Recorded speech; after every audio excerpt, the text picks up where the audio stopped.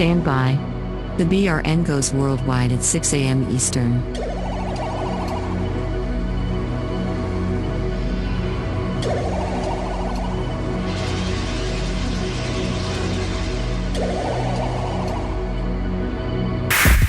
Attention, BRN affiliates. Showtime in 90 seconds.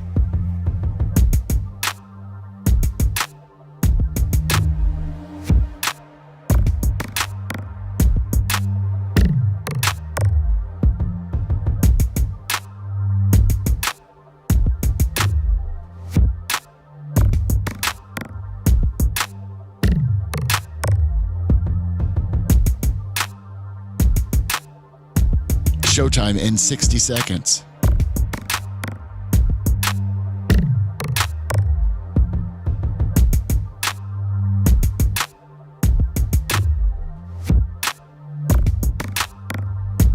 "45 seconds.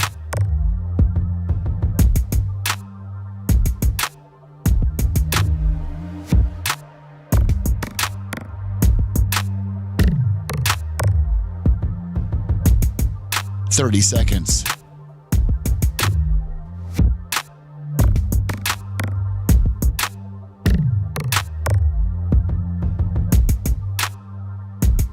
The show will start in 15 seconds, and this is your last audible warning.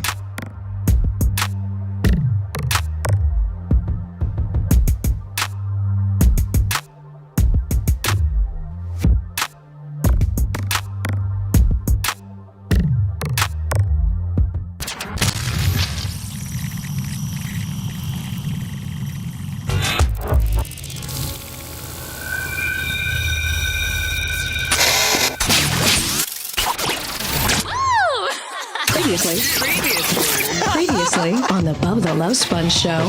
A groan of scaredness? No, that was a grunt of, I'm sorry, I didn't hit my cough button and my back felt like it just blew out.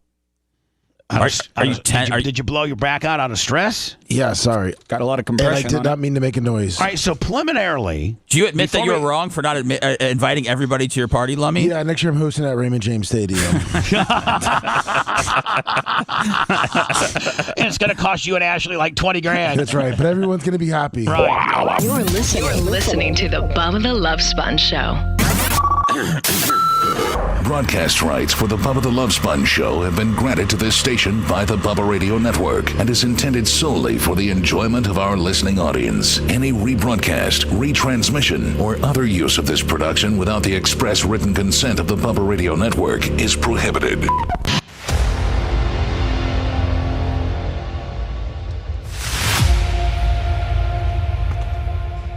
The longer this music plays, the less I have to talk today.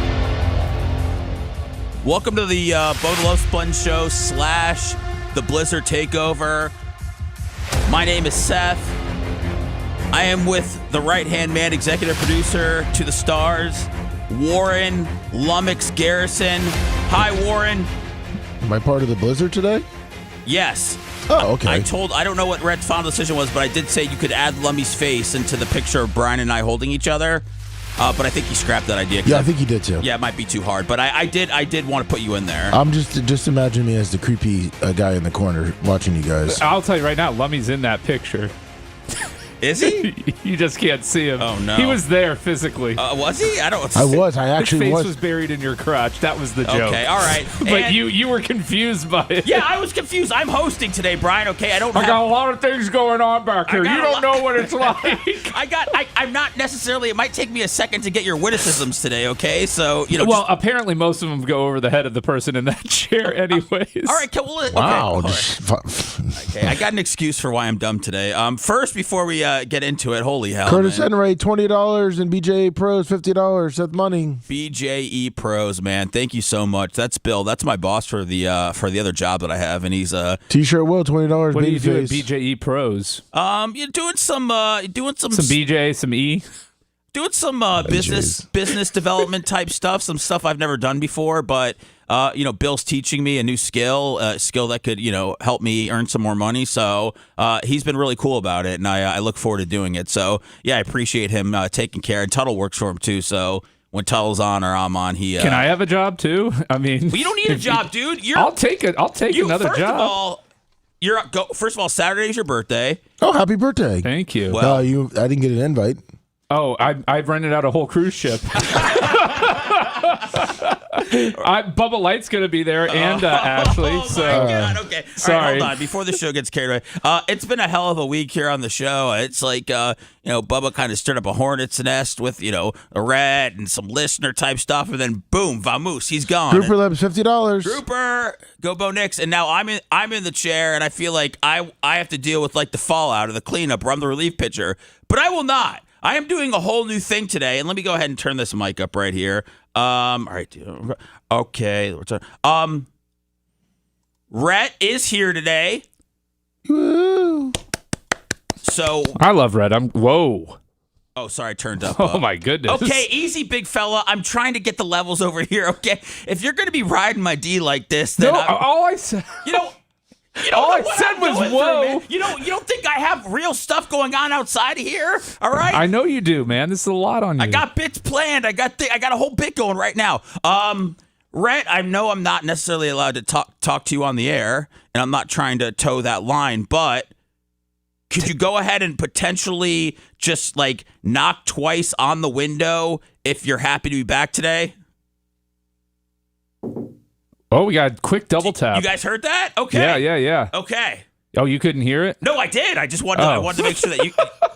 This guy's Balummy. Get this guy out of here. All right, I'm gonna Just please. I mean, I need him today. But I need him too. My second job, I got I'm selling landscaping for Average Joe, so I got to talk to Babyface about Are you really selling? Are you? Yeah, I got a sweet deal for him to take over his whole landscaping deal. In my community? That's right. Oh, okay. Well, he has. Doesn't he have a service? Let me. Yeah, Average Joe's service, and we're gonna beat his price. Oh boy. Are you looking for a new service? Do you have a contract? We're Brian? always in the market for new vendors. The problem for my community is it's only 69 homes. Oh, I know. And so a lot of the bigger vendors we're too small for them. They don't want to be bothered by us. But as Average Joe said, no one's too small for, especially That's what my wife says too. Thankfully, a great baby face. Like Bubba Army helping Bubba Army out. Absolutely.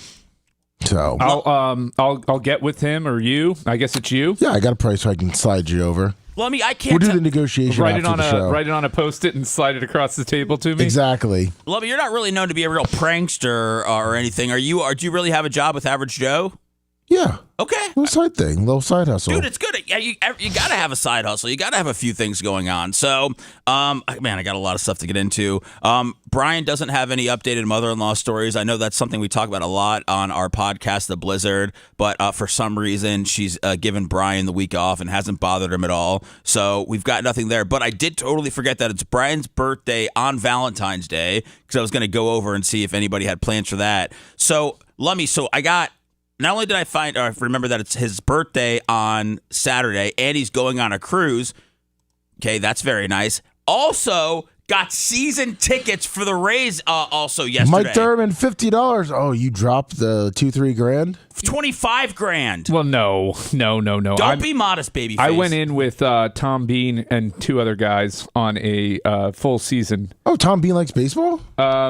We like where it's located. Yeah, Tom Bean likes sports. He and a group have Lightning season tickets as well. Oh, okay, nice. So be honest, babyface. Just right here before we get into it, say that you're in it for the resale game. I'm in it for the resale game. Okay, all well, right. I'm in it. One, it's going to be hard to get a ticket. Yes. If you were one of those Rays fans that's like, oh, I'll just wait until the day of the game and scalp tickets for $5, that ain't happening this season, my friend. There may be a couple games that you can get in for $20, but you need to be prepared to pay $50 and up. And for people that don't know, the Rays obviously were a bit displaced because of one of the hurricanes. I can't remember which one. And now they are playing at the Yankees minor league stadium, which is a very, very nice stadium. Now, the Rays weren't overflowing with crowds when they were in St. Pete, but the max at Steinbrenner Field was what, 10,000? I think like 13 or 14. Yeah, Oh, really? Okay. I can Because go they up have to standing room only and stuff like that. Yeah, I think it's 14 with standing room only. They were charging standing room only 100 and some odd bucks. For standing room only. Where are your seats, Brian? Did you get the behind home plate deal? No, those were the $25,000 gimmicks. A piece.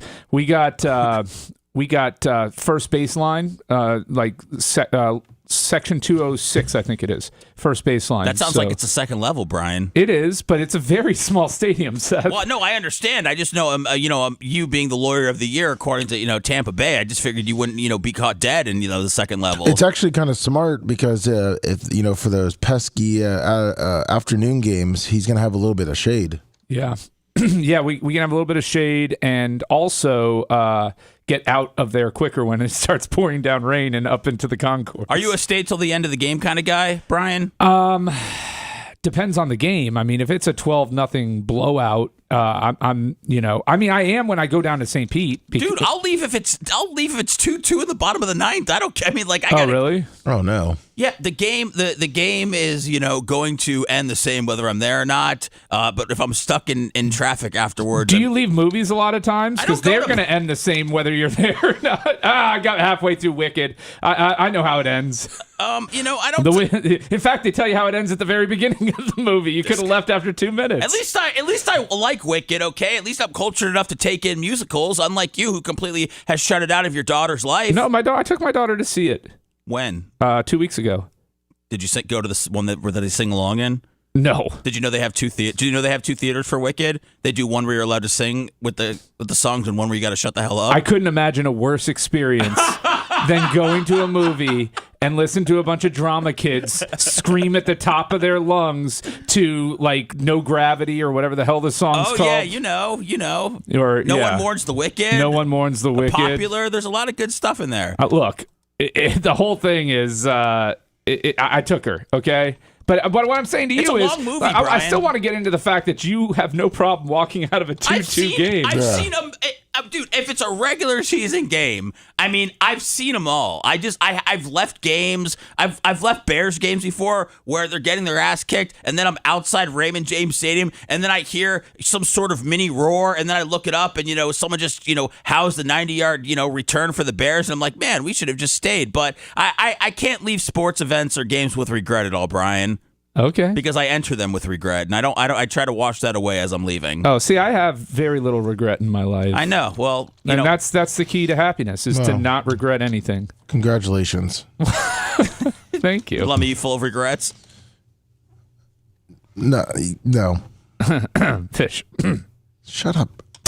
We're good. No, yeah. Let's get into good. that. No. I'm just Lummy. A very special blizzard. I think Lummy, you have regrets about people you've trusted. Ryan, MBSC, $20, Blizzard Brigade, and I forgot the Mike Thurman, $50, and Babyface's mother-in-law's bingo fund. She does love her some bingo, I forget, man. dude. There's every time we tell a story about her, I end up forgetting what it is because we end up spawning off into like 3 or 4. By the way, Ryan, thank you very much. Ryan's the man. He's a big Atlanta Hawks fan, so I'm sending him whatever their first round draft pick was this year, Zachary Shire or whatever. What a disappointing class. Nobody's into basketball cards this season. Well, there's some good players, man. Like Zach Edey, Dalton Connect, God, who else am I thinking? Jalen Wells, Jared McCain was good. Yeah, they're really moving the needle.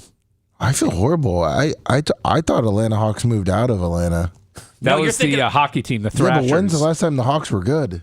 Oh, it's been a hot minute. When Dominique Wilkins was there? I think they made maybe the Eastern Conference, maybe the second round, third round or something. They were playing the Knicks a few years ago, and I remember they went to go interview all the crazy Knicks fans, and the Knicks fans said that Trae Young's hair looked like his dad's pubes, and I've never been able to. That's when I realized just how ruthless New Yorkers were. Oh, they were in the conference finals 2021 and lost to the Bucks in 5. The Hawks were? Or 6. Okay. Yeah. I think that's. And they were in the conference finals in 2015, lost to the Cavs in 4. They got swept. And then it was 1969 against the Lakers. Cheap Charlie 215, $20, getting ready for the parade. Go Birds. But who can forget when they lost in the NBA Finals to the Celtics in 60-61? Oh, yeah. I remember that. There's hair on this board up here. Do you think that's my hair? Do you think this is like Bubba's hair? How big is it? They're short hairs. Not pubis-esque hairs, but definitely that of maybe like that would maybe come up the head of like Elon Musk's son or something to that effect. Short hair, Willie. Yeah, I don't. I'm just asking. Lummy's up here more. I just want to know the hair situation because I haven't been up there all week. I'm going to try to work around it. I mean, the odds are that it's Bubba's hair. Okay. Yeah. The odds are lower that you've lost hairs on that keyboard already. In 13 minutes? Well, Bubba too has the gel too, so I don't know if that if that keeps everything in place or when you have to kind of like stroke it through your hair if it ends up knocking any out. A couple things that we did not get to yesterday that I want to cover throughout the show today. Josh Allen from the Bills, Josh Allen from the Bills thanked a few people when he won MVP on Saturday, and he thanked one of the dudes in the mailroom, and I'll get to it in a little bit. And they interviewed the dude, Slick Rick, and he was he was brought to tears. It was borderline beautiful. I'm not going to lie, to see the impact, somebody like Josh Allen can have by mentioning Slick Rick's name. But Brian, I was thinking, man, is there any way that any regular person would ever have the forum to announce somebody that's helped them throughout the way that would make them as emotional, as it made Slick Willie? Or is that just stuff that only athletes and, people with those, massive platforms can have that effect on people? I think you got to have a pretty big platform to have that big of an effect on someone. But I think you can, in like a family event, raise a glass to somebody and say something that's very impactful. All right, so I'll get to it right now. So so Josh Allen thanked Slick Willie in the mailroom. Slick Rick. Yeah, Slick Wick, Slick Willie, Slick Rick, Slick 'em all. And he got interviewed a couple days after, and man, this is good stuff. I don't know why Bubba didn't play this yesterday. Am I on TV, by the way? Okay, good. All right, there we go. Sitting there watching, or watching, because like I said, when I left work Thursday, I said, if Josh doesn't get MVP, I'm going to cry. I said, I'm going to cry because he deserves it. I mean, he's that important to our team. So basically, when I was watching the awards, when he went on stage, everything, I was happy that he had won it, and it went from joyful to crying because when he mentioned my name, I just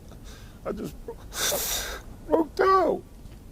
I broke down because I'm just an average person. I mean, but when he mentioned my name, it was like, oh my God, he just mentioned my name on national television, So it was like, I was just crying. I was crying. Then I started getting phone calls from friends, and I was crying on the phone to them. It's still like a dream.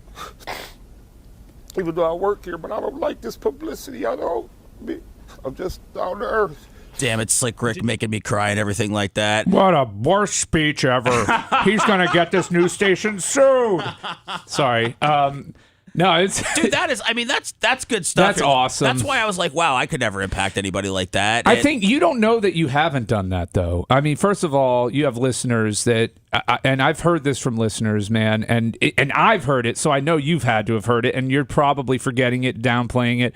But they've come up to me and said, "Oh my goodness, you guys have no idea how much the show means to me, how much you guys being on every day means to me. You help get me through some stuff." And you don't realize sometimes the impact that you have on somebody. This guy's just a dude working in the mailroom at the Bills headquarters there, and he made enough of an impact on Josh Allen that Josh Allen recognized him at his MVP award announcement. So you don't always know the impact that you're making on somebody and the effect that you could have on their lives. And that's one of the things that I learned at when I worked for the Lightning is that a lot of people just think the team is the guys that go out on the field or the guys that take the ice, and then that's it. Those are the champions, but it's an entire organization of promotions and sales and marketing and ticket takers and janitors and everybody, and they're all a part of the team. And I think Josh Allen was drawing the point that it's the coaches, but it takes everybody in that building. And I'd imagine if he's dealing with the guy that runs the mailroom, that he's giving Josh Allen a ton of fan mail and everything like that, and probably interacting with some of the players on a more regular basis. So I thought that was really cool. And what, to be honest, Brian, it was probably just a fleeting, just came to his head. I don't think it was planned or anything like that. And I saw this yesterday. I would like to be able to make an impact that Josh Allen made by just saying this guy's name. But let's think about this. Clearly, Slick Rick made a similar impact on Josh Allen, right? Because Josh Allen's thinking of everybody to thank from the Bills, and his name popped into his head. So there may have been a day where Josh Allen was feeling down, had a bad week, was doubting himself, and something that Slick Rick said or did, or some interaction he had with Josh Allen changed his mood. Yeah, maybe Slick Rick keeps all the hate mail off of Josh Allen's who's plate. writing hate mail, Lummy? It takes so. I mean, it's much easier. Really? Have you been on Reddit, dude? No. No, but hold on. No, he's talking hard mail. I'm talking about hard mail. Yeah, I'm saying hard mail. I don't know if people are sending hard mail hate letters just because of how easy it is to send it online without having to purchase a stamp. Yeah, but I think people are still sending that hard mail. Yeah, there's some bat-ass crazy people out there. What do you think? Slick Rick's opening up the letters, pre-reading them, and then just throwing that? I mean, he probably made a deal with Josh Allen. Josh wants all of his stuff opened before it's brought. Yeah, man. Okay. Which, to be honest, I think they have to do it because I remember doing a tour and stuff. Yeah, I remember doing a tour of the Bucs Stadium, and all the mail and all the letters were all opened when they were. Well, don't they have to screen mail when it's just being sent in the first place? What about regular people? Now we're only screening mail for football guys? Yeah, we're screwed, Seth. What's wrong with this country? Who's screening my mail? Phoebe. No, I go and get the mail every day because I think I might have a card or something like that in there. You don't want her seeing it? No, it's a race to the mailbox. It used to be bad, Brian. When I was really deep into it, you were jonesing for it. No, but I mean, there would be days where you'd order stuff on eBay or Breaks, and they'd all show up on the same day, and you got 5 or 6 packages, and then I mean, there's no way not to look like a degenerate. And then I'm trying to show, this box was I got a deal. This one was $4, and then I won my money back. You got to explain it all. Yeah, I won my back. I'm lying. Clearly, I lost all my money, but yeah, that was back in the day. I got a little scared, but it's not like that anymore. That's when you were buying into Breaks, though, right? Yeah, I was not. Yeah, that can be a rough endeavor. I was not doing it the right way, but I think I learned how to do it, and I'm having a great job right now. As far as I'm having a fun time collecting and wheeling and dealing and everything like that. Brian, we talked a little bit. I think it was off the air about child developments, about what's going on, because we talk a lot on the Blizzard about our families and stuff like that. This is kind of a more ruthless place to let your personal stuff out. But I said we've been talking about my daughter playing basketball and if I'm going to coach, and I thought last week was going to be the week that I made the move to ask to coach, and then I said that I had something going on, and then you said that you had a development going on with your daughter. Yeah. What is it? So they're doing a basketball league that's K through 1 co-ed. So nice. I'm signing her up for that one. I spoke to her last night, and she said or yesterday, and she said that she wants to do it, and so she will be in a K-1 basketball league. Because my reluctance was signing her up from a 1st to 3rd grade level. Yeah, oh yeah. So a K-1 co-ed to me is better than 1st to 3rd grade girls. Because she has no business being out on the basketball court with a 3rd grader at this point. No, listen, I think that's great that she's going to be in it. I agree. I put Sam in a basketball league that's for 7 and 8 year olds, co-ed, and she's 7, and she's only one of 3 7-year-olds on the team, and she's a girl, obviously, so she's a little bit smaller, but. I got a little worried when an 8-year-old boy blocked a ball into her face last week, and I was like, wow, I'm starting to see the difference here of males playing with females. You can see it even a little bit earlier. You were very happy for that Title IX change. Listen, you're like, thank God. She wasn't. She shook it off, which was fine. So I went to the game last Saturday, Brian, and what was the final score? 6-2. This was a little closer, Lummy. It was honestly like 20-16. Whoa! But wow, offensive explosion. I know, but let me tell you, man. I also think the scoreboard keeper, she misses a lot of stuff. The referee has misses or adds on to it? No, misses. I don't know if she's missing or adding, but the referee has to blow his whistle at the scorekeeper. It's like a 15-year-old girl to get her attention sometimes because she's just daisy. Probably on her phone. Yeah, she doesn't. She's not paying attention. Well, I don't blame her. Who'd want to watch this? I barely wanted to watch it. But why is she there? If she's getting paid, right? Brian. That's well, right. Probably a DEI hire, wouldn't you say? Yeah, 100%. if you're gonna do a job, do it. Do it right. I don't get it. Yeah, I don't get that. Like volunteering or getting paid and doing a job and just doing terrible at it. Well, I think they're probably looking at, a 15, 16, 17-year-old going, this is a bunch of 7-year-olds playing basketball here. We're not playing for a championship because playing at the YMCA is not all about winning and losing. Yeah, but Degenerate Lummy's got money on that game. I know. That's right. Okay. That's why I was wondering what the score was. I gotta see whether I'm doing over and under on the next one. He's got the Soccer Shots betting app. That's I right. don't think I called Lummy. I said, dude, our team's going to lose again today, man. Put the money on the Spurs, dude. No, I put it all on there. He's already got Sammy point shaving. Dude, trust me, you don't have to shave points with this team. All right, so let me tell you this, Brian, and this is going to be classic overreacting parent and all this stuff. So last week, my parents went to the game, my brother, and I was really excited for her to play. So They have 10 kids, so they essentially have 2 teams that they rotate in and out. So it was Sam, another girl, and then they were with 3 boys. So I know this specifically in the second half. In the second half, which was 16 minutes long, neither girl on that team touched the ball. Oh, that's problematic. There was a 2-man game that the boys were playing. They're also very small. They would come down, dribble into the corner, have 3 people on them, do a double dribble out of it. They're running around. I was passive aggressive and I yelled out, there's girls on the team. And I was ready for some pushback from the fans, but they didn't give me anything like that. And then I was talking to my dad after the game because I go, why? I said, I don't know if I can handle this. I'm mad. I want my daughter to learn something, And I was like, she's not learning anything. Just watching these boys jack up these horrible shots that are going to end up being 5-7 anyways and end up, not playing past high school. So my dad goes, well, you need to just tell her just to take the ball. And I said, what do you mean? They're not really allowed to steal. He goes, no, take the ball from her own team. I said, Dad, I don't think that's really something that I should teach her right now, is to just go ahead and steal the ball. That's probably not the best way to go about it. I like my dad's old school mentality. Lummy, I don't know if that would have been the advice that you would have given. No, probably not. But that's when you got to step up and be the coach. Are you going to just tell her to get under the boards and get the rebounds? She'll get the ball. Yeah, listen. She's down there, Brian. Oh, yeah? She's down. I tell her every time just to go right down and by the rim. Because I go, if you get the ball on the key or the free throw line, you're not doing anything with it because you can't shoot from there. So I said, be right by the basket so you can put it in as soon as I give it to you. And they don't pass it at all. And but she can't. She hasn't been the recipient of any terrible air balls that she caught? There's nothing. She's not the strongest rebounder right now. But you want to improve her game. Work on the rebounding. Teach her to box out. Teach her how to throw, clean, dirty elbows, as I call them. This is like when people make Jew comments and then they blame me for reading them and not the people for saying them. What? What? You're saying I'm being anti-Semitic right now? No. I'm saying you're blaming my daughter because they're not passing the ball. No, I'm not blaming her. You. I said it's terrible, and I agree with your frustration in that.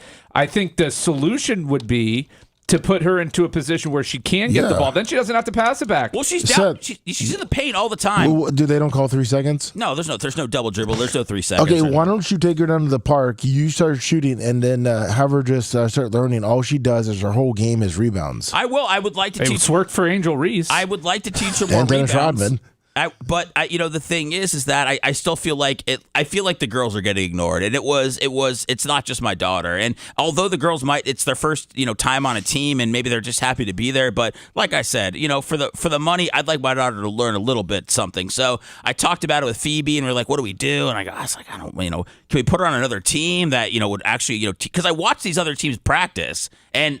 They have a bunch of coaches, and all the kids are getting coached up, and no one's left out or anything like that. And she's like, I don't know. There's only 3 games left in the season, so yeah, I would let this season slide. Yeah. And I would use it as a lesson and for her. Trade. I would say, hey, you see what it's like when you're not involved in the team, and if that's not cool, right? So we're going to get you on a better team next season, and things will be better. Yeah, throw her in the transfer portal, and you can just show her how to do it. So when she gets to college, she's used to that situation. So here's what happened yesterday. I got a text message from Phoebe during the show, and it was like I got kicked in my beanbag. Like my heart sank because our coaches had canceled practice on Wednesday because, I don't know, kids were sick or something like that. Yeah, he's lazy. Yeah. See, exactly, Lummy. You see where we're at. Yep. You never cancel practice. I never. I mean, see if another dad's available, see if some kids. But so Phoebe responds, and she's like, okay, cool, no practice. Do you think that you can have the kids work on passing the ball next week to some of the girls? And she sent me the screenshot, and I said, are you asking for approval before you send this? And she goes, no, I already sent it. So I just buried my freaking head.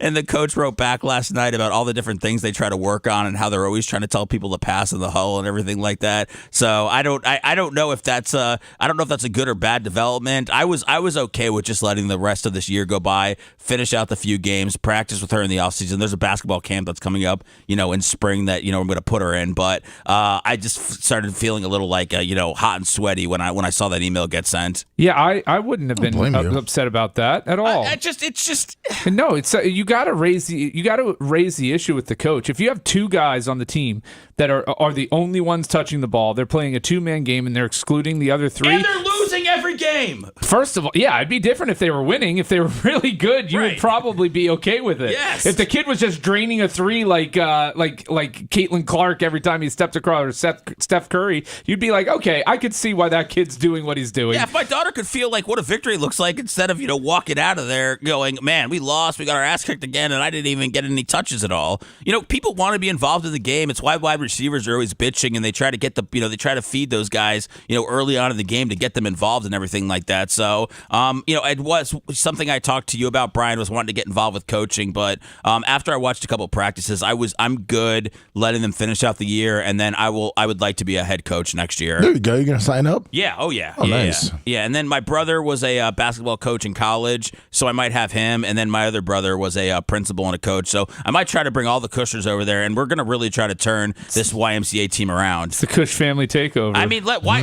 We got to do something, Brian. I don't want to just bitch about it. I want to make things happen, but I just didn't think I could make things happen with the squad that was laid out in front of us. It's hard for me to coach my daughter, so it's better if somebody else is doing it. Would you get mad? No, I don't get mad. I just don't. I feel like she listens better to a coach than she would to me.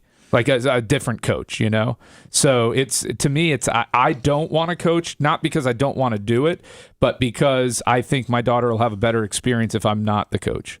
Yeah. But you haven't tried it yet, have you? No, we did. We coached her soccer team, and well, you're no soccer guru. My you don't wife even know about the Premier League. No, my wife. I know about the Premier League. Oh, you don't know about Tottenham Hotspurs or Ted Lasso? Tottenham. Yeah, whatever. Liverpool. Okay, Mbappe. Liverpool's the team this season, by the way. What about Barcelona? That's not Premier League. But Manchester United. Yeah, what about them? They're having a terrible season. Who cares? They We still fired know their about them, coach. don't we? They're buried down in the standings. They're in the middle of the. All right, this guy could be lying to us about soccer stats. I'm not. Right now. You can go look at it. Okay, so you coach Let me soccer. fact check me. What was your offensive strategy for soccer? Get it to Henry or Alistair.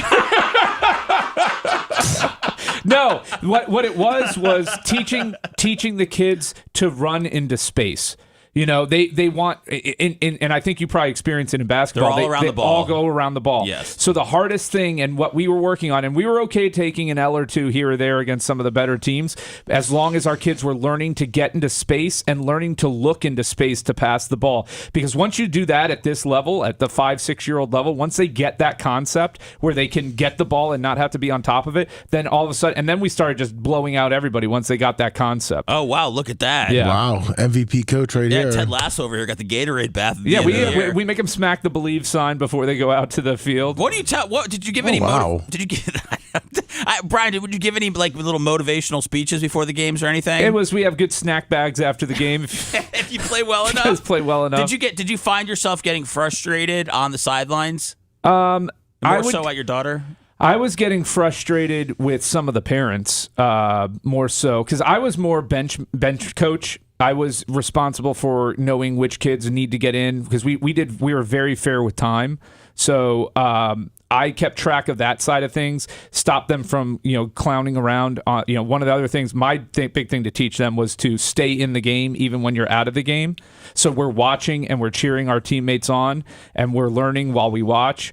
And so that's good because my daughter ran up to me during one of the games and goes, "Daddy, we're going to lose again." I said, "Get back on the bench. We didn't have a bench coach." Yeah, a bench coach is helpful, I think. Yes. So having and to keep the kids in the game, like just working on focus beyond 30 seconds, which is difficult at that age. So, but then so we had a kid who, one of our kids turned the ball over and pretty much got an own goal, and a parent from the other team cheered it. Oh. And I'm like, what type of POS do you have to be? Were they confused? To cheer No. Okay. No, not this parent. No. he was very loud the whole game. He was a he. Okay, I got you. Oh, man, it was bad. And I was just befuddled by it. I'm like, this is 5-year-old soccer, and you're cheering an own goal? I mean, you have to be... Just that person just needs to be taken. We don't need him in society. Don't you feel like? Wow. No, take him out. That's death penalty stuff. You think that's cheering a 5-year-old own goal? You don't need to be around the rest of us. You've got problems. Did they count it? Well, I mean, there was no official scorekeeper. Oh. Well, that guy definitely counted it. He had his own books. That's why, Brian, I don't want to yell from the sidelines. I don't want to yell from the bleachers. I don't want to yell anything. I just want to cheer. But, it's hard when you see your daughter. This is, again, I'm not trying to develop her into a Caitlin Clark. I just want her to at least learn the basics of basketball. She'll get there, dude. I know. She'll get there. No, she does. I mean, I love going out and practicing with her and everything like that. She really has, a true joy for it, and she likes watching John Morant and Wemby with me and everything like that. So, see, I would have gotten the number for the other girl on the team and gone out with her dad and worked on some things with the two of them. Yeah, I think the thing is that I don't really want to work with other kids right now. Yeah, but your daughter would like it, and all right, Brian. What? Sometimes it's not about you. Dad of the year over this here. This guy is dad. He's making you feel bad. By the way, and you already volunteered for next season as a coach. Yeah. So. By the way, Lummy, I like how he was like, "Oh yeah, we were killing everybody. I was the best coach." Let me find out he's a bench coach. I mean, he's not even pulling the strings right I there. didn't say I was the best coach. You kind of did. Sounded like you were a head coach. No, my wife was. You said you were. Oh, she really was? Yes, we were the coaching duo on the team, and we had. Husband and wife duo. That's intimidating. Not to toot our own horn, but we had parents come up to us and say that they've had other experiences in other leagues before, and they just loved the way we ran everything. And we, look, if I'm going to do something, I'm going to do it right. Did you butt heads with your wife at all? We had some issues. This is so great. We talked to Brian so much, and I talked to Brian so much off the air. He's on the air every week, and there's always something after you just dig a little bit that I didn't know he coached the soccer team. I didn't know his wife was on the team, and now to find out that there were issues, man, I'm getting goosebumps. I'm so excited. Yeah, we definitely had a couple of public ones. It wasn't never got that bad, okay. But it was stuff that I got talking tos after the game.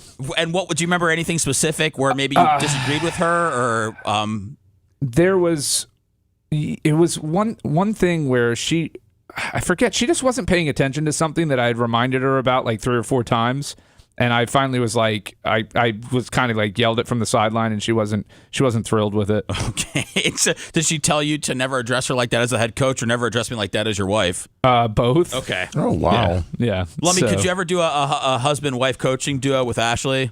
No. Okay. No, thank you. Yeah, I don't think I could. I don't think I could do that either. Are you going to be doing that in any other sports, Brian, or is that just a one-time deal for soccer? I'm hoping it's a one-time deal. I'm hoping not to coach any of my daughter's teams. Like if I feel like I'm having to coach, it's because I just need to find a new league for her. That would be my mindset. Do you think? Yeah. Do you think there could ever be a day, despite us living in different counties and my daughter being 1 year older than yours? Do you think there's ever a chance that you and I could combine and have them play together and be the most unstoppable coaching duo, like Steve Kerr and Phil Jackson together? I think that's the only thing I think about. That's what gets me through the day. Lummy, this guy's a freaking dick. Lummy, do you have any kid developments right now with Walker? Is everything cool? You're not yelling at any coaches or? Well, no, we took him out of baseball because of just the pathetic coaching. Really? Yeah. See that, man? We took him. Like Brian said, took him out after the practices when the fourth coach. Actually, one day I had to coach, like Brian said, and I didn't want to really coach him because he doesn't listen. But yeah, I had to step in. Walker or the other kids? Walker and the other kids. Okay. And then I'm like, I'm not paying to come out here and coach these kids. But this is like another Kenny Powers. It could be like a Kenny Powers spinoff where it's Lummy and he has to go coach a bunch of little leaguers. Yeah, I mean, I don't know. I don't know what I'm doing. So what made you want to pull him out? So it was the final string when we were sitting there watching this one coach. So it was then the 4th different coach we had. He was late. And when all the kids were getting up and this one kid was struggling with his hands, where to hold them, and he told him to hold his hands backwards. What? And to hold those ways. And then a parent shouted out, "You're telling him the wrong way." And he goes, do it this way. And then it's T-ball. And he decided that he was going to just do slow pitch to the kids, and no one was hitting it. And then he's like, "All right, well, let's just go in the outfield and run around." I'm so MAGA, I won't let my daughter play T-ball. Yeah. Yeah, that's the pussification of America right there. Yeah, great. I'm ball. glad. Hey, listen, Trans ball. Hey, you want to talk about boring? Watch 12 kids not hit a single ball. And then when they do hit it, every kid runs to it in a dog pile to field it. Yeah, exactly. But but the coaches weren't coaching; they were just kind of throwing them out there. So we were like, yeah, you know. And It sounds pretty terrible. Let me. So you're telling me that he was in a t-ball league and they were practicing by pitching it to him. Yes, it was a $300 league too. So then we complained to I9. We complained to their place, and they just pretty much said, well. Did they give you a refund, Willie? No. Yeah, no, they didn't give any. I think Anthony's not giving out refunds. Yeah. How much do you think? 10 parents complained, and they said, well. I-9 is a franchise thing. Yeah. So you've got people pay for regions. And so you've got one group there, and they're in it for the money, man. That is their business. And let me, what's your deal? You're not trying to. I mean, you would like it if Walker turned into the next Shohei Ohtani or something like along those lines. But at this age, 3 years old, you want him to just learn a little bit. You want him to have some fun. And Correct. And when he's not hitting anything, and the coach doesn't know what he's doing, you're just like, what? And telling him to use different hands, and then also put gloves on the wrong hands, and just. I mean, you played. I mean, you were one call away from being in the majors. I mean, I was one call away from maybe being a bad boy. What did your agent tell you though, Lummy? What did your agent tell you? The wrong information. But what did what did he say? To stay next to the phone for the next 2 days. That's right. And nobody called, did they, Lummy? No. He punked you out. Yeah, he sure did. I saw Michael Vick get drafted by the Rockies before me. 43rd round, I think it was. That's when I went outside and I knew I wasn't getting drafted. That's what Lummy knew his career. Man, well, the Rockies should have used that spot for you. That's what I said. Yeah. But then I found out that some of my paperwork didn't get turned in, but I still don't think that was a reason. Whose fault was it on the paperwork front? Head coach. Do you see yourself coaching Walker in baseball, Lummy? No, not really. Okay. No, I don't want to coach. Because I feel exactly the same way Brian does. I feel like another coach could get more out of Walker than me trying to coach Walker. I feel like he wouldn't listen to me as much. I feel like if it's done the right way, and I don't know what that way is, I feel like your kid could respond to you more than somebody else. But yeah, you're going to learn what it's like to coach your own kid. I'm looking forward to those stories. Dude, you didn't do.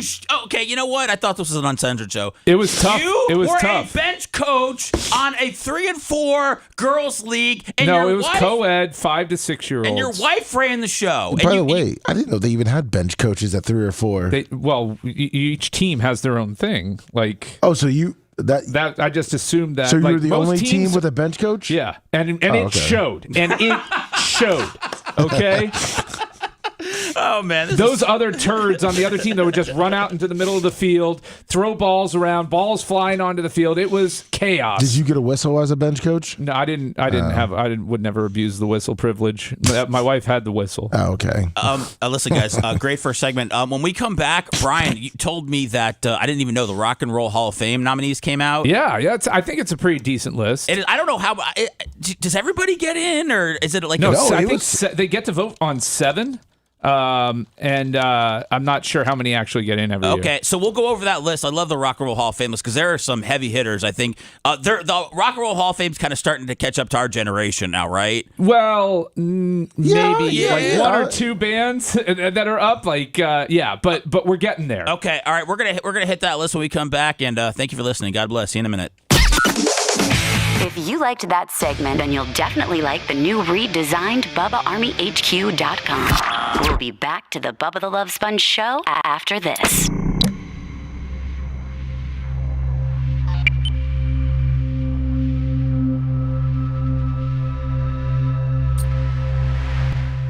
That it has to go through with a bid and everything.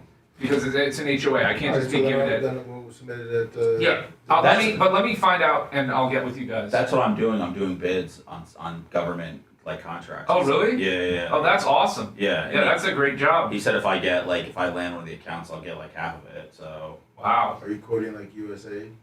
Oh, what's that? USAID? No. It's like we were doing I'm working on one for PSTA, the bus authority. We do a lot of tree trimming stuff, so it's kind of a new thing that he's doing. Dude, it's such a fucking racket. If you can get one of those contracts, Bubba knows a dude I think that makes $1 million a year mowing the areas where the electrical poles are, like where the wires run. Really? And he mows all underneath it, and there's huge contracts to be had for that. Huge. Average Joe's picked up half the airport. I'll be right back. Wow, that is half the airport's a massive contract. One of the guys he listens to the show. Wow, that's awesome. That's how he got into the whole thing. That's really cool. But yeah, like the government, selling food products. Yeah. To the government. Oh yeah. You might as well just walked into the government, just write your own check. There was companies that you never even heard of that had all the contracts. And What's up, XXL? They would send out lists of products that they needed, and they're like, bid on it. And we're like, well, we're going to be a little high. And they're like, doesn't matter. Doesn't matter. If we can't, we're going to have to come to you. And oh, my goodness. Just bid whatever you want. We have our markup. We know what we can. Yeah, it doesn't matter what it is. Yeah, we're good. Yeah. That's funny. I mean, my mother-in-law actually just gambled on the sports. She didn't participate. Hey, Lummy, I'm gonna need some obnoxious techno music for a segment. Okay. Like royalty-free, right? Yeah. Is that something Macho What's up, Place? SB? What's up, Grouper Lips? Thank you all for listening. Thank you all for contributing. We're glad to be here doing a show. You won't have one tomorrow because let's just face it, we're using all the star power and firepower today to get through this show.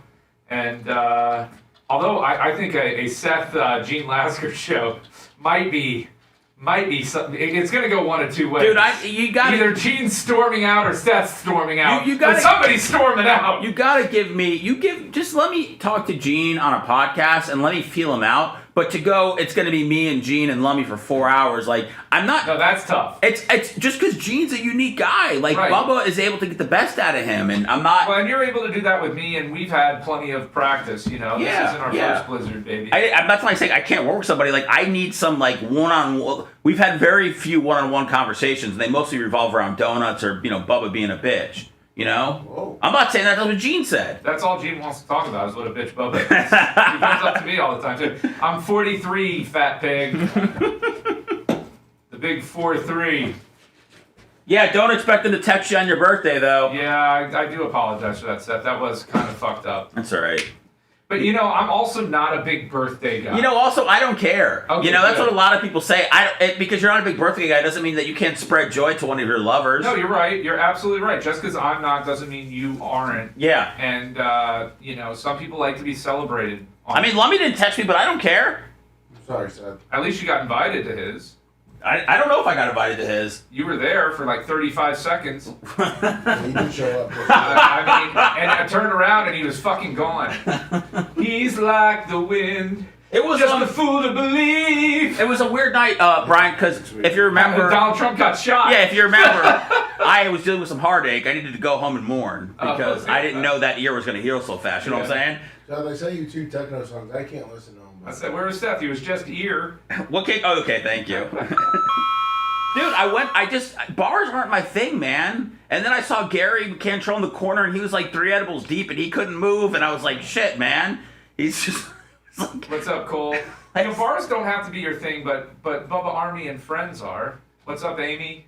And Gary Cantrell paralyzed. Yeah, Gary Cantrell is paralyzed, and not that frightened. Gary's such a good dude. He is, but I was always wondering, how is he going to get back home? How's he going to get back home? He's not your responsibility. He is. Oh, he is? Yes. He rode with us because he stayed at the house. Did he jerk off in boxers and leave them in your closet? Okay. No, but I woke up. I love that story. Yeah, it's a great one, isn't it? It's a great one. I woke up and he was in his underwear eating a cupcake. That's a sight to see.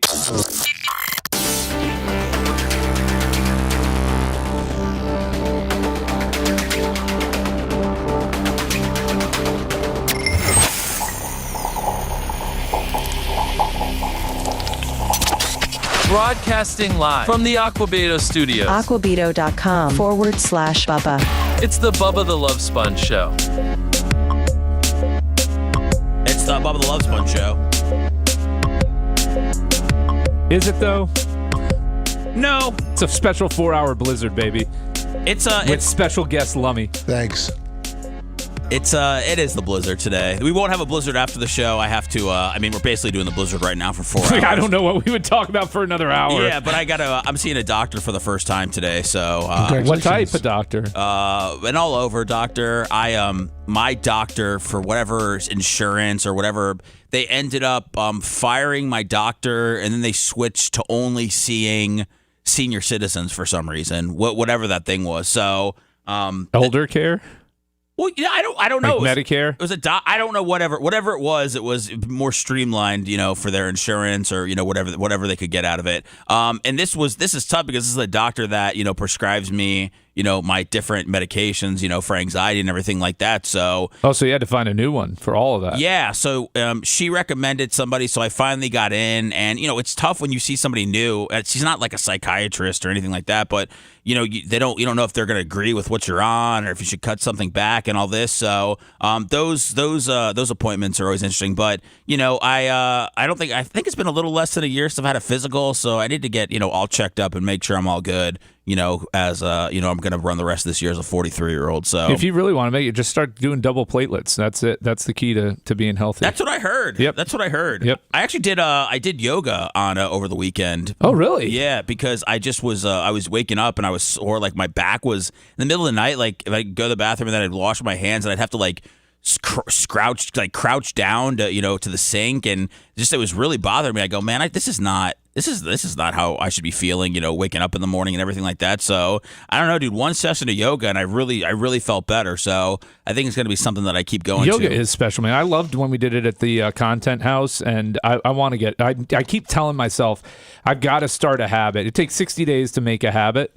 And I've got to find what it's going to take for me to get into the habit of doing it every day. Do you want to be a yoga bro with me? Because, they do free yogas in all the parks. I mean, it's mostly ladies, but, you and I'd love to go. And, I'd love to make that a thing where we can get to at least once a month, if not more. If you got in the tabletop position, could I ride you? You can do whatever you want with me when I'm in yoga. When I'm in yogi mode, it's all bets are off. Lummy, you ever done yoga outside of the Content House?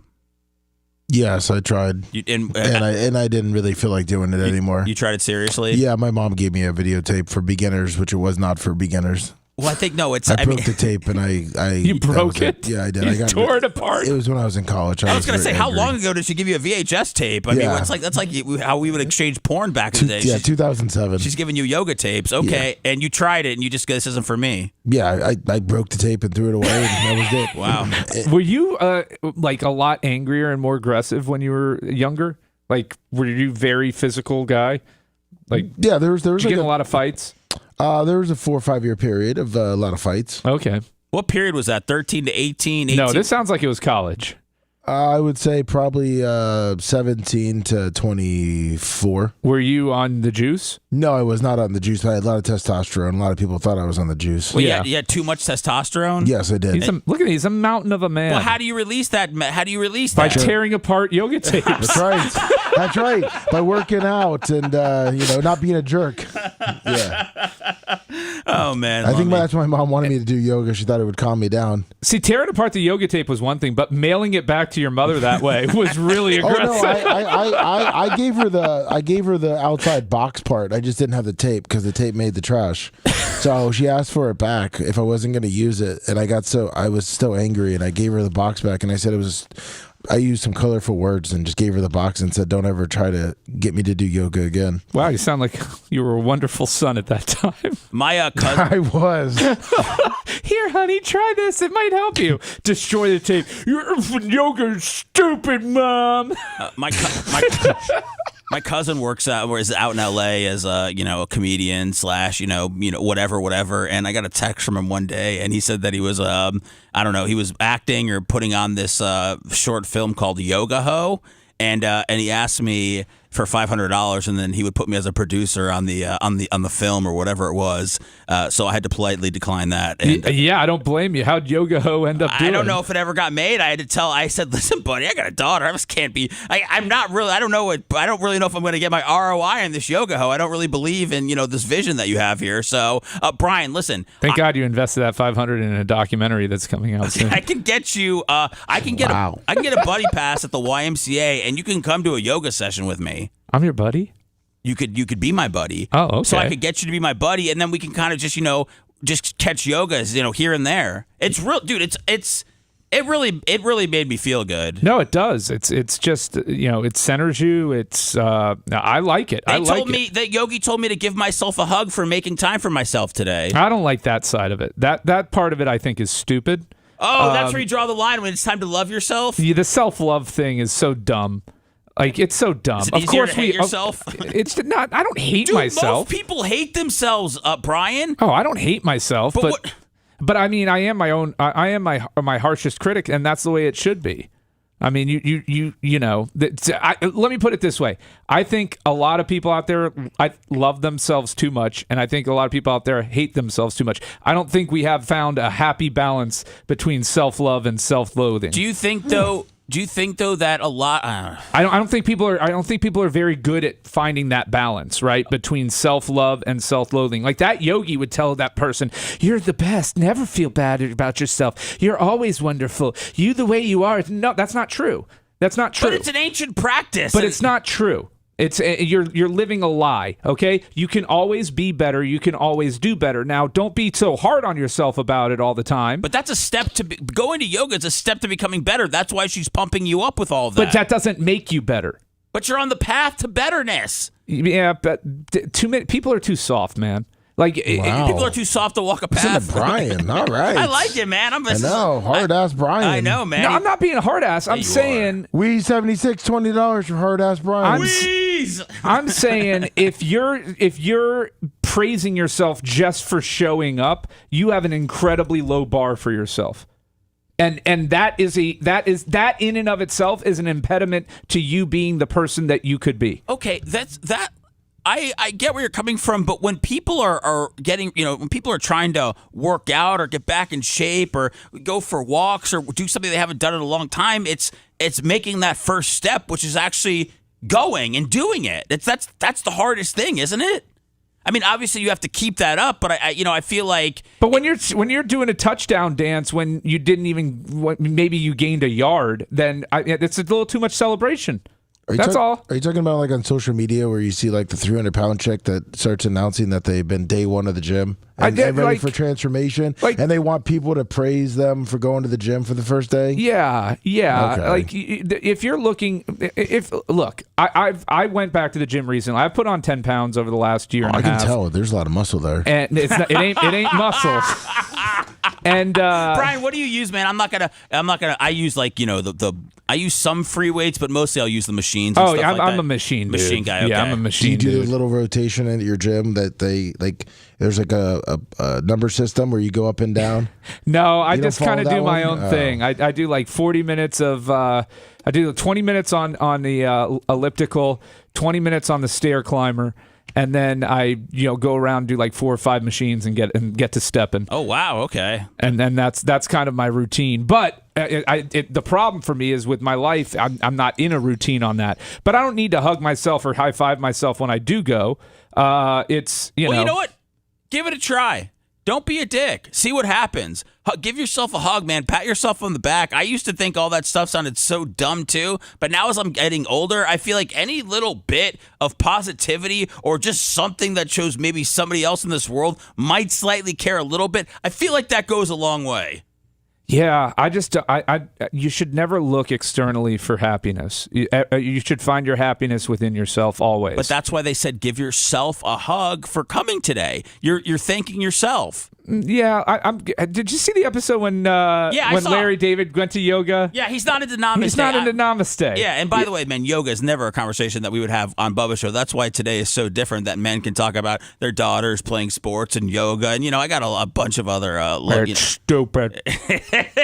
I will say that was the highlight of the weekend was when Bubba fell face first doing the yoga. And I totally forgot that we did yoga then, but I've tried to block a lot of that, out of that in my memory. Well, I understand why. Why? Because how it ended? Because of how it ended. Yeah. It was a happy ending. Yeah, it was a happy ending, except for Gary. It ended with. He has that scar on his hand that he'll never get off. It ended with semen-filled boxers. That's the name of our band. Whose band? We're going to start a band, too, along with yoga. And we're just going to hug ourselves and say we're good musicians. And lie to ourselves because it's fun. No. The tough part about how the content house ended was Bubba pretty much saying we were never going to do it again, and I had all these hopes and dreams of going to Philly and Charleston and Charlotte and all of these places where people listen. But it would have been nice, honestly. If I'm being real about the content house, when Bubba tried, it was good. When Bubba didn't try, it was bad. Warsaw was in the state championship. We couldn't get Bubba to do a karaoke. I mean, that's what the people want to see. Like, it's fun, Seth and I doing it and you're doing it, whatever. But it's not the Blizzard. It's not the Blizzard content house. It's the Bubba the Love Sponge content house. Don't forget we had Merch Crick with her. That was great. All of that was good. That was when Bubba was locked in his room. I mean, if I'm being intellectually honest, I will say that it could have been better, and there's a few things that could have happened to make it better, and people that could have made it better. And I understand that he was dealing with something else. This bitch is talking right to me right here that I didn't have enough ideas to fill up the time. No, we had ideas. It was getting the right people to participate at the right time with those ideas. That was a challenge. And look, I appreciate that Bubba bought into the idea and spent the money, and I appreciate the team here going and buying into it and everything like that. Yeah, of course I think there was things that we could have done to make it more exciting. And it sucks that at least the vibe was that this isn't going to work to ever do again. But I still think that things along those lines are what we're going to have to keep trying to do to build the show and everything out of here. Not every piece of content that we create from the show is going to go viral, so it's important to do some sort of other things that can maybe break through. I was ready to do a belly flop contest with Gary Cantrell. Absolutely, another genius idea. And what you do is you create a schedule where people can know when you're going to be doing these things and expect them. Yeah, which is what I was begging for before the house started. Yes. I said we have to have, only because I wanted there to be structure. I wanted there to be expectations. I wanted there to be, because when you have expectations, you have performance. If you do not have expectations, you do not get performance. And that was the issue for me. The stuff that was planned went great. The stuff that wasn't planned, the time where there was just open watch football time and things like that, that is when it fell on its face. Yeah, the Saturday idea of we're going to sit around and watch college football was not ideal, because that was about 6 hours of trying to figure out what the hell to do. But listen, here like I said, I appreciate it was something I pitched. I know that a lot of people said that it was sucked and it was boring and everything like that. I know some people enjoyed it, but my takeaway wasn't necessarily that I sullied the great hand of Gary Cantrell forever. It was that we might not do it again, and what could we have done to maybe make it something that we're able to try out in another city. So I think it was a great idea. I think there were parts of it that were very well executed. I just think that a little more structure and expectations. That's it, and that would have made it a little bit more successful. Whether or not it would have been successful enough to do again, I don't know. I still think it was good. Yeah, I'm not sitting here taking a giant shiz on it. No, I know. I mean, I've known what it was and what it is for a long time. It just it came up to him. We discussed it, and I don't think we said anything that was unfair. All right, to stay on time. I mean, a Bubba belly flop. You know how nuts people would go over that. I know. He doesn't. Yeah, but I don't know. I mean, it's Bubba. He's not going to be doing belly flops. I don't think Bubba wants to be the stunt boy, the big joke. Yeah, I don't think that's the case at all. I mean, yes, it would have been brilliant. I would have done it. I would, whatever. I mean, if everybody's doing it, I'm doing it too. Let's get crazy. Yeah, because I was worn out from singing karaoke. All right, when we get back, I could sing karaoke all day. I know you could. I love it. I love having amazing. a drink and singing. There was one song, Brian, I actually wanted to do with you for karaoke. I'm going to have to go back and see if it's something I favorited on Spotify. Hungry Eyes? No, it was something I wanted to do with you actually on the show. Maybe not today, but maybe at some point when Bubba's here to regulate it. I'm going to look it up during the break. But when we come back, Brian, we'll get into the Rock and Roll Hall of Fame nominees for this year, all right? Sounds good. All right. Hit that. Okay. If you want to deep dive into the Bubba the Love Sponge show from the past, go to BubbaArmyHQ.com. We'll be back after these words.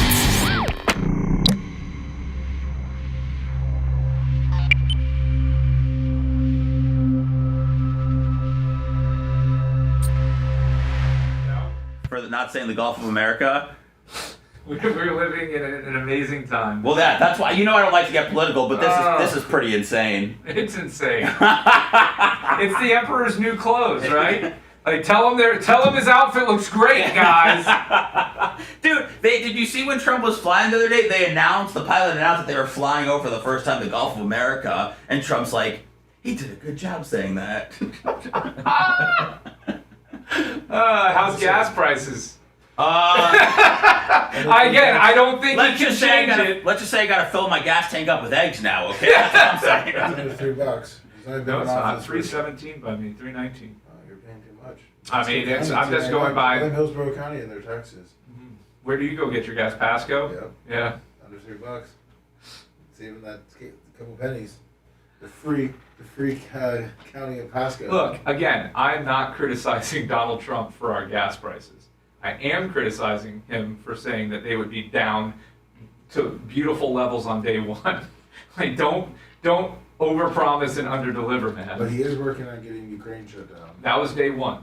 Yeah, but you know what? Sometimes that was day one. He said. In fact, I think he said. I think he even said at one point that he wouldn't even have to be president. He would just have to be president-elect. Would you rather at least him get it done? Hopefully. I'm all for. Look, I'm cheering him on. I'm just saying, if you look at what he's said versus what he's done, not all of it is congruent, and I think that it's fair to hold somebody to their own words sometimes. I know. Hey, you guys getting the vibe anybody's liking the show today? I mean, we've got money. The great Chris Constructo said diesel is down quite a bit, Brian. He said real men use diesel, so they know. That was on Twitch. Thank you, Chris Constructo. So we're not really knowing if anybody's liking the show. No. Tell the. Are you guys liking the show? I mean, I don't care. I was just asking. I didn't know. Gene. No, everyone likes the show, Seth. Shit, man. Everyone says you're doing a great job. You stop it, Lummy. I don't need any of that. I love myself. Hug time, huggy. Hug. I looked up at the screen and I said, yeah, what are you worried about what other people think about the show?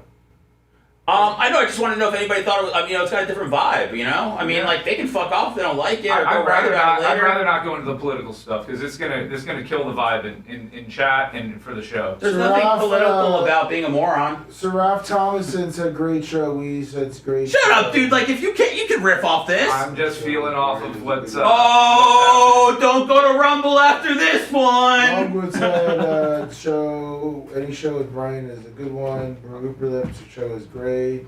You're doing a good job from B. Fennel. The show is better without Bubba. Lummy sounds great from Wayne Reed. Oh, thank you, Wayne Reed.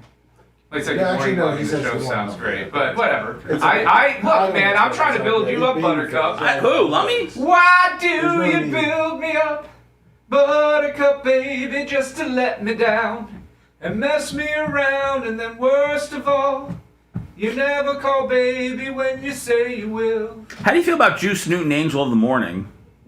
What? Angel? Just call me Angel of the Morning, Angel. Just touch my cheek before you leave We're gonna draft them, so. We made it a thing to go to every opening day with Walker since he was born. Oh, really? This year might be a little tough. So we're Well, is he still a lap kid at these games, or he has to have a ticket? We only have 2 seats, so I don't even know if I could. Well, I wouldn't want to Oh. No, I wasn't asking to like. Oh, okay. I appreciate your offer, but I was just saying. I was just because I made it before, and it would be the first time. Just if I was coming to say hi, but is he a lap kid though? I don't think the Rays allow it. Yeah. Oh, you say he's 2? He's massive. No. I'm saying he used to, but like at Monster Jam, he wanted to be on the lap. No, I meant, do you have to buy a ticket for him? Well, it depends. I don't know what the Rays are. Yeah. The Rays weren't. They had so many seats. It didn't, Yeah. But like at USF, we have a seat for him because he wants to sit in now, but we don't have to. Gotcha. Raymond James, the minute he popped out of Ashley's vagina, we had to buy him a ticket. Babies? Yeah. Require a ticket. Yeah. That is we fucked never bought up. a ticket that was, because the gay people didn't know because they changed the rule. The year he was born, they changed it to everybody has to have a ticket. So he was like 1, but he had to have a ticket. Wow.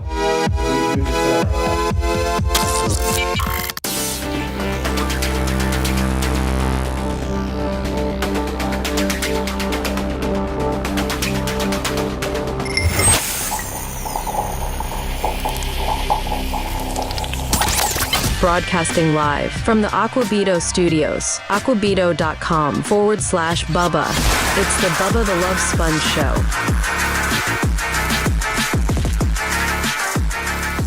Bubba the Love Sponge Show being taken over by the Blizzard. My name is Seth with Babyface and Lummy, the producer to the stars. We have the triumphant return of Tap on the Glass Rhett now. Oh, yeah. Hold on. Everybody, because I know it's been a big topic of discussion. Everybody's formulated their own opinion based off of no information, just off of their, educated guesses, which most of them have been wrong. Rhett is here. I am, Rhett's, we're going to ease Rhett back onto the air. I have really no say in any of that, but I just wanted to say... it's a new and improved Rhett with 75% fewer zingers. Yeah, there he is. Wait, hold on. Be quiet. Wait. That's Rhett, guys. That's Rhett. He's in the house. He works here. Everything's all good right now. Well, I don't know if everything's all good, but everything's better than it was. We're going to take care of Rhett. Everything's all good, and love yourself, Rhett. Give yourself a big hug for making it in today. Rhett loves him. You did it, buddy. Rhett, listen. Rhett's a good dude, and Rhett puts in hard work and everything like Rhett. that. And I know. Jeez. I know what. What? I love him. I love him. He's grown on me so much. No, he went through the ringer, this week, and he's been through it. And like I said, I've talked to him, everything like that, and I've been in his position before. When I was on the show with Fisher back in the day, I'd go into the boss's office and he'd be like, you talk too much today, and I was like, wow, that is really horrible feedback because I'm supposed to talk. I'm the co-host. So then the next day I would just go on there and I wouldn't say a word. Is the next gen up? That? Yeah. Yeah. Why? That's not playing. Never mind. What, do you need something planned? What's happening? Let me just tell me. Just wait. You hear something? Not yet. What are we trying to hear? That's not playing. Never mind. Were you trying to do something? Yeah.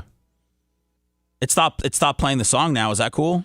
Yeah, but for some reason that drop's not playing. But now it's just like the pointless. Oh God, gee! I mean, what? I don't want to mess up, Lummy. Let's recreate the moment. Let's go back and I want to make you happy, Lummy. And now you're frustrated. I went, No, I'm not frustrated. He was playing that Gats Get Fish. Yeah.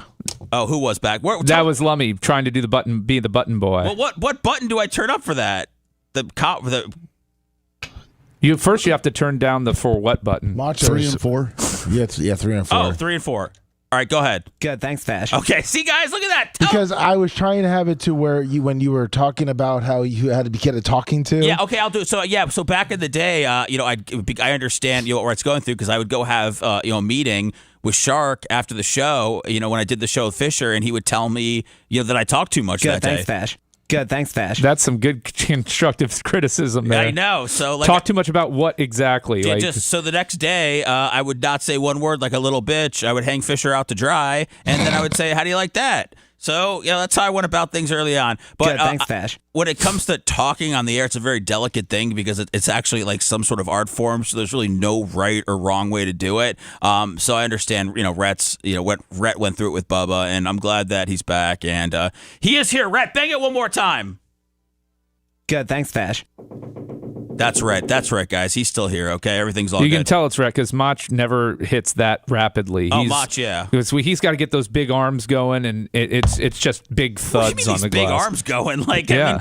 He's like a bird trying to take off? I mean you want to go rub oil on him back there? It's hard for guys with huge traps to rapid tap you glass. have been working out, so I know how it is, man. Yeah. I know how it is. I love myself. All right, I guess this is politics. It's from the White House. I just thought it was kind of funny, more so than political. Brian, we're going to get into the Hall of Fame nominees because I know you have those. Here is what is it? Is this Caroline Levitt, Lummy? Is that her? Not her name, the press secretary? Yeah, Jim Levitt's daughter. There was a lot going on. She choked a reporter from the AP. For some reason, there was Did they boot? Now, Brian, this is what I heard. Did they boot a reporter from the Associated Press because they didn't recognize the Gulf of America? Yes, they're spreading misinformation by calling it the Gulf of Mexico. Okay, still, and this is them addressing this at the press briefing. That's good. All right, here we go. Oh, Jesus. All right. The reason that the AP was barred, which they said was because they're not using the phrase Gulf of America, they're using Gulf of Mexico in line with their standards.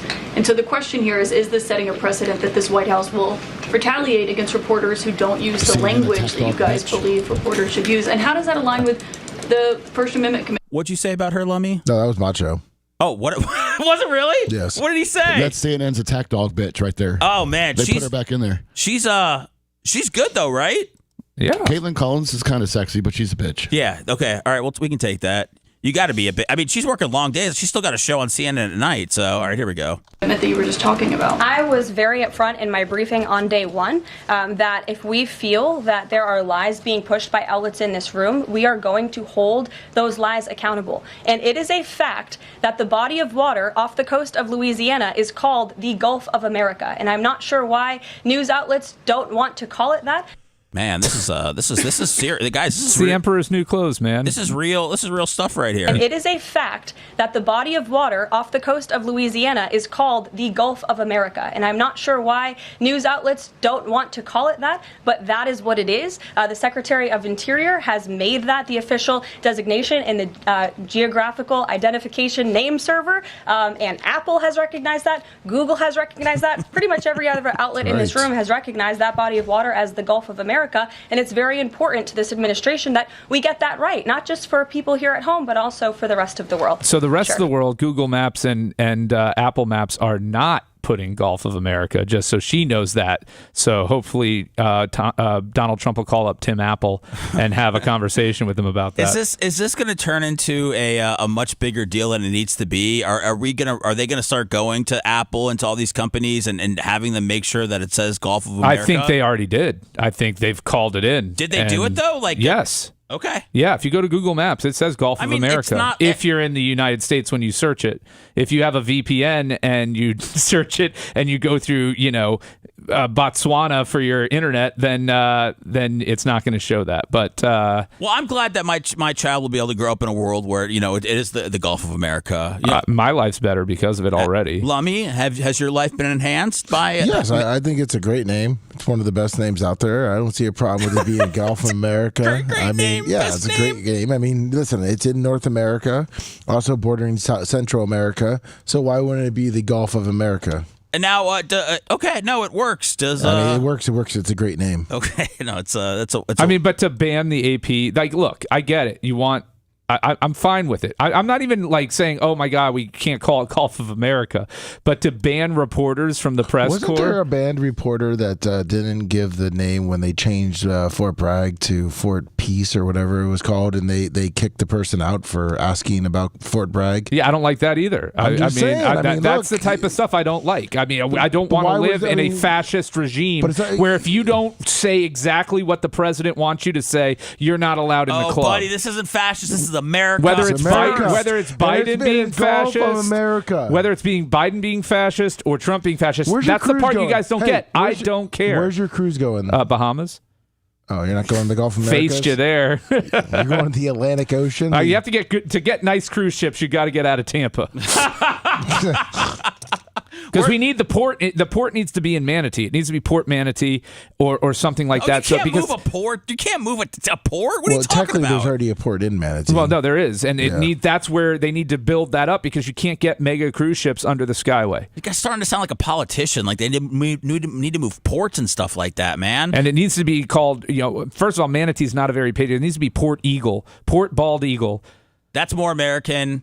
That gets you more. That's more American. Yeah. And we're going to start changing the names of everything around here. What's American about a sea cow? Nothing. Nothing. Okay? Nothing. What's American? All you need to know about America is looking at a bald eagle, and you can tell looking at its eyes, that's everything this country represents. Right. The turkey, if Ben Franklin had his way, the turkey would have been our national bird. He wanted the turkey to be. That is very true. Yeah. Brian, I wanted to show you, I guess still got the Rock and Roll Hall of Fame. Trust me, it's not going to be a show-long tease at all. I'm really ready to get to it. But I saw this. Everybody's standing by with bated breath. Yeah, I know. Well, they could just look it up online, but we'll talk about it. So my daughter woke me up at 3 o'clock this morning because had a bad dream or something like that. And so then I went into her room with her, and then I ended up not falling back asleep. So I was just on Twitter, and I saw this video. And so this video is somebody that a car pulls on front in the train tracks, and instead of backing, there's a train coming, and instead of going forward or backing up, watch. All right, watch. There it is. We see the car. Wait, were they hit? They were hit. Okay. Were they hit? Yeah. Okay, let me see that. Watch right there by the Dodge Oh, Ram. yeah, you're right. Okay. Yeah, it was pushed in. So look, what? This is the weirdest thing. A little backup Willie, but they're still on the track. Why is he not backing up more? Just wait till you see the train coming, man. Maybe they're concussed, Brian. Oh. They just get out? Yeah, look, there's a train. Oh, that looks like insurance fraud. Is that? Oh, that's a good point, Brian. Yeah, I mean, that looks clearly like you could've just insurance drove fraud forward. to me. You could have just drove forward at that point. Yeah, I mean, there's so many. They could have done so many other things, unless when he got bumped, it messed up the transmission. But they're able to back up, and then it's like when it hits the gates, they just give up. Those gates will break. Do you think? Well, yeah, but look at forward, Look, Brian. he keeps going. Yeah. That's the thing. It's like, do you think that he was under the influence of something? I think it reeks of insurance fraud, except for the rear ending by the truck. I don't know, man. That is odd. How do you make a decision in just that moment where I'm going to commit insurance fraud? He already Maybe got it was hit. a plan. Maybe it was a plan with the Dodge Ram. Yeah, maybe it was a plan with the truck to say, "Oh, I couldn't do anything about it. I got pushed out." Guys, you think that they're doing heists with a Dodge Ram, or Well, I'm going to hold hit on. the Think Jeep? about this. They may not have known there was a camera right there. Yeah. They were like, all right, let me make it look more believable. Well, do you think they were in court? Do you think they had contact with the train conductor too, and he was in on this? Well, whole what's thing? interesting is the backup there to make sure like the car wasn't all the way out, but it was so that it would be so that it was still a little bit and out. then I see how it went forward, Brian. Yeah. You saw it went forward, so that means the transmission's good. Yeah. Duck and run, still enough time to I go mean, and not forward. even a big runaway. No, but there was no urgency to that walk. It was 5 seconds. I mean, it was 5 seconds from when he got out of the car to when the train hit the You know car. what? You know what, Brian? You remember you said just enough on the train? Maybe they were like, if we leave it too much on the tracks, then it could mess up the train, and if it's found out, we could get into a lot of trouble. So they left it just enough to not mess with the train. Somebody said maybe he was fired by Amtrak and this was his revenge. Guys, there's can't you just put something? Just park your car on the track and just leave or something. Well, no, that's too obvious. So Yeah. now you're getting criminal charges. That's why this right here is like, okay. Oh no, I got pushed out. And you think the guy behind him was in on it? It had to have been. Hold on. Do you see how he kind of walks slowly by the truck, almost like, hey, buddy, thanks for pushing me out? Yeah, look where does he go off screen? Let's see. Watch him. He starts slowing down There we after go. the run. Like there's not even really a run. No, yeah, It's barely a brisk walk. Can I tell you that that's the thing that is the oddest about it to me is how casual he was. Yeah. I mean, maybe he's had a car get hit by a train before, so he knows what happens. But by the way, do you think he could have survived that if the way that it hit the car? It would have been problematic when he hit the pole next to it. That that's true. combined spinning, turning plus abrupt impact into the railroad crossing pole. They're surviving that though because it's passenger side impact. Now they're likely surviving unless they had some sort of pre-existing condition. What's the train driver? What's he? It's called a conductor. Yeah, no, I know. I thought the conductors are the ones that just they have the big hats on and they go out throughout the all the trains to make sure you're okay. That's a ticket taker. Yeah. Oh man, I got fooled. He told me he was a conductor. You think That's it's why the guy- slept with the That's conductor. when I gave him my number. Yeah. Do you think it's the guy loading the coal? I mean, Yeah, I mean, it's what can this guy see that he's on the tracks? that's why he's walking. No, can the train conductor Yeah, see? that's why I see the lights. Well, the lights mean. He's stuck on the track.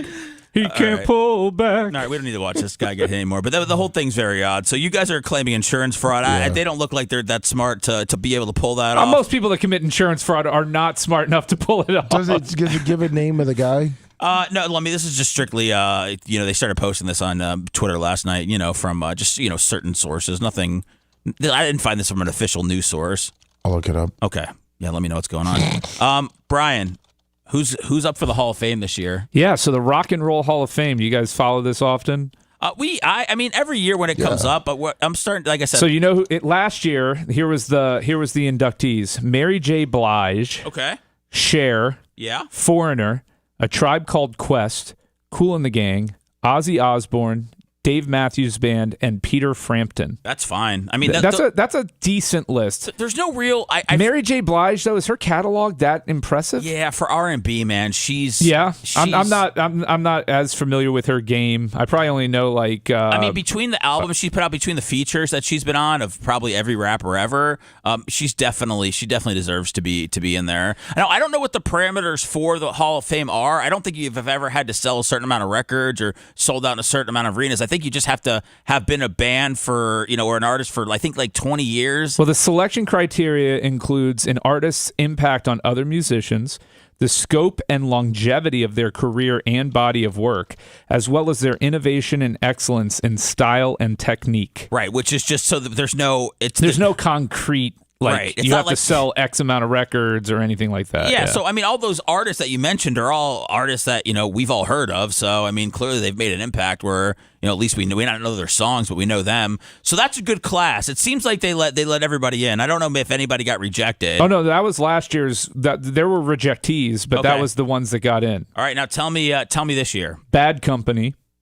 The Black Crowes, Mariah Carey, Chubby Checker, Joe Cocker, Billy Idol, Cyndi Lauper, Joy Division / New Order, Mana, Oasis, Outkast, Fish, Soundgarden, and the White Stripes. Oh my man, whoo, okay. Is there a limit to how many can get in? Because I think each voter is allowed to vote for up to 7 acts. All right, so and there's 1,200 voters. All right, I'm gonna say Outkast, which would be great if they could perform together for this, but they might not. Oasis, right? I mean, yeah. Brian, Oasis. I want to hear your 7 that you would vote for. I'm just trying to remember who. God, so Bad Company, The Black Crowes. You said Mariah Carey. Yes, Mariah Carey, absolutely Mariah Carey. Chubby Checker. I mean, I'm not putting Chubby in. I'm not Shake. Twist again. I know his like catalog. we did last Guys, summer. I know his catalog. I'm just he didn't affect my era. I wasn't dressing like him, back in whenever he played. I guarantee you did the Shake. I got Outkast, Oasis, Mariah Carey, Joe Cocker, Billy Idol, Cyndi Lauper. I sent you the list. Oh, okay, good. Yeah, just so. Thank you. So I don't have to reread it 35 times. All right, you know what? Geez, Brian, I'm just asking if you could just do a little heavy lifting for Big Papa Kush today. Sorry, Seth. I was just trying to help out. No, it's Lummy okay. helped out. All right, Fish is definitely in, right? Fish. People travel. Where were you on that, Lummy? I was getting him his list. Good, thanks, Fash. Good, thanks, Fash. Good, thanks, Fash. Okay, so I got Fish, Outkast, Oasis, Mariah Carey, Soundgarden, White Stripes. I mean, you got to put the Stripes in. I mean, do you? I mean, what, they have 2 songs? They had a couple albums, but I mean, it spawned Jack White, dude. But then maybe Jack White should be in. But maybe Jack White would have never been if it wasn't for the White Stripes. Yeah, but is that Rock and Roll Hall of Fame worthy? Dude, they were like the biggest indie band in the 2000 and everything like that. Were they though? They had like 2 Brian, songs. I worked at the alternative station, man. I know. Seven Nation Army is, it's one of the all-time best, one of the all-time great songs. I get that. There's Dead Leaves in the Dirty. The hardest button to button. There's Dead Leaves in the Dirty Ground. There's Fell in Love with a Girl. There's a whole bunch of stuff there. They had the whole thing about, is the drummer his wife? Is it his sister? It was his sister, right? No, it was just like maybe an ex-girlfriend or something like that. But yeah, it was. I don't want to keep arguing about that. Billy Idol, right? Billy Idol to me is a no-brainer. Cyndi Lauper to me is a no-brainer. So wait, hold on. So is that your 7? Yeah, I think I got my 7. All right, what's your 7? Good, thanks, Fash. Okay. Hold on. I was gonna write down Seth. Can you go over it real quick so we can go? Yeah, absolutely. Mariah Carey. All right. Billy Idol. I had no paper, so I'm sorry. Oasis. Yep. Outkast. Okay. Fish. Yep. Soundgarden. Yep. White Stripes. I don't know Mana. I know Joy Division and New Order. I know Joe Cocker. I know the Black Crowes and Bad Company, but you gotta. That's not tickling where I need to be tickled. No. No, and didn't Kid Rock do a cover of Bad Company? Yeah. I feel like making love. Feel like making love. Yeah. Which is like really, I mean, they don't have a lot of song hits. I don't think. Wow. Now, they're up for an award now, and you're just trashing them. Yeah, man. I can't believe it. I guess they're not in your list. Huh? Who's your list, Lummy? Oh, my list is easy. Yeah, let's hear It's it. all the good ones. Chubby Checker, number one. The Twist. I mean, come on. That's a classic. And Twist Again. And Twist Again. That's right. It's a classic. Does this, Lummy, do anybody in their 20s or 30s know about the Twist? They will once when there's a TikTok about it. I guarantee he gets in. I mean, are you familiar with the Twist? Yeah, I'm familiar with the Come Twist. on, do the Twist. But I'm wondering what else I need to be familiar with for Chubby Checker. I mean, hold on. It was wasn't it one of the longest number one songs in the country for a while? It was a dark time in music, Lummy. There weren't a lot of options, you know? It was whoever was banging the record rep got the deal. Hold on. So you're saying that Chubby Checker, his talents really didn't take it over? Do you want to hear his hits? Oh, Let's Twist. Okay, good. The Twist. Yep. Slow Twistin'. Yep. Twistin' USA. Okay. Let's Twist Again. Okay. Is this serious? Yeah, it's serious. All right, That's why he's brilliant. And then he had, I guess, a German one that he was on called Der Twist Beneck. Okay. Lummy, you can't put him in, man. Hold on. I just sent you the song. I don't know. You might be forgetting just how it overtook the whole entire country for 20 He had one called years. The Slop.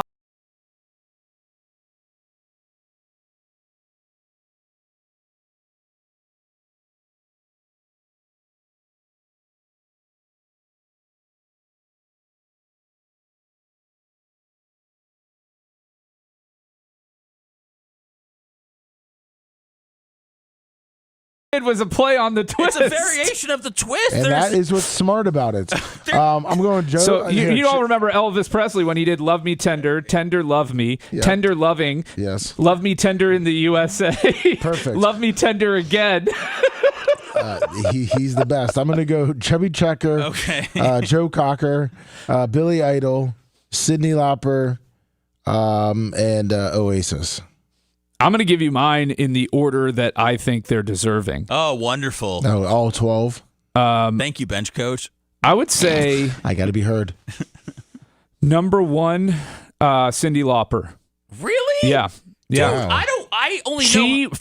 So when you think about Cyndi Lauper, pop culturally, she actually is one of the big reasons why the WWE was able to make the transition into a mainstream sport.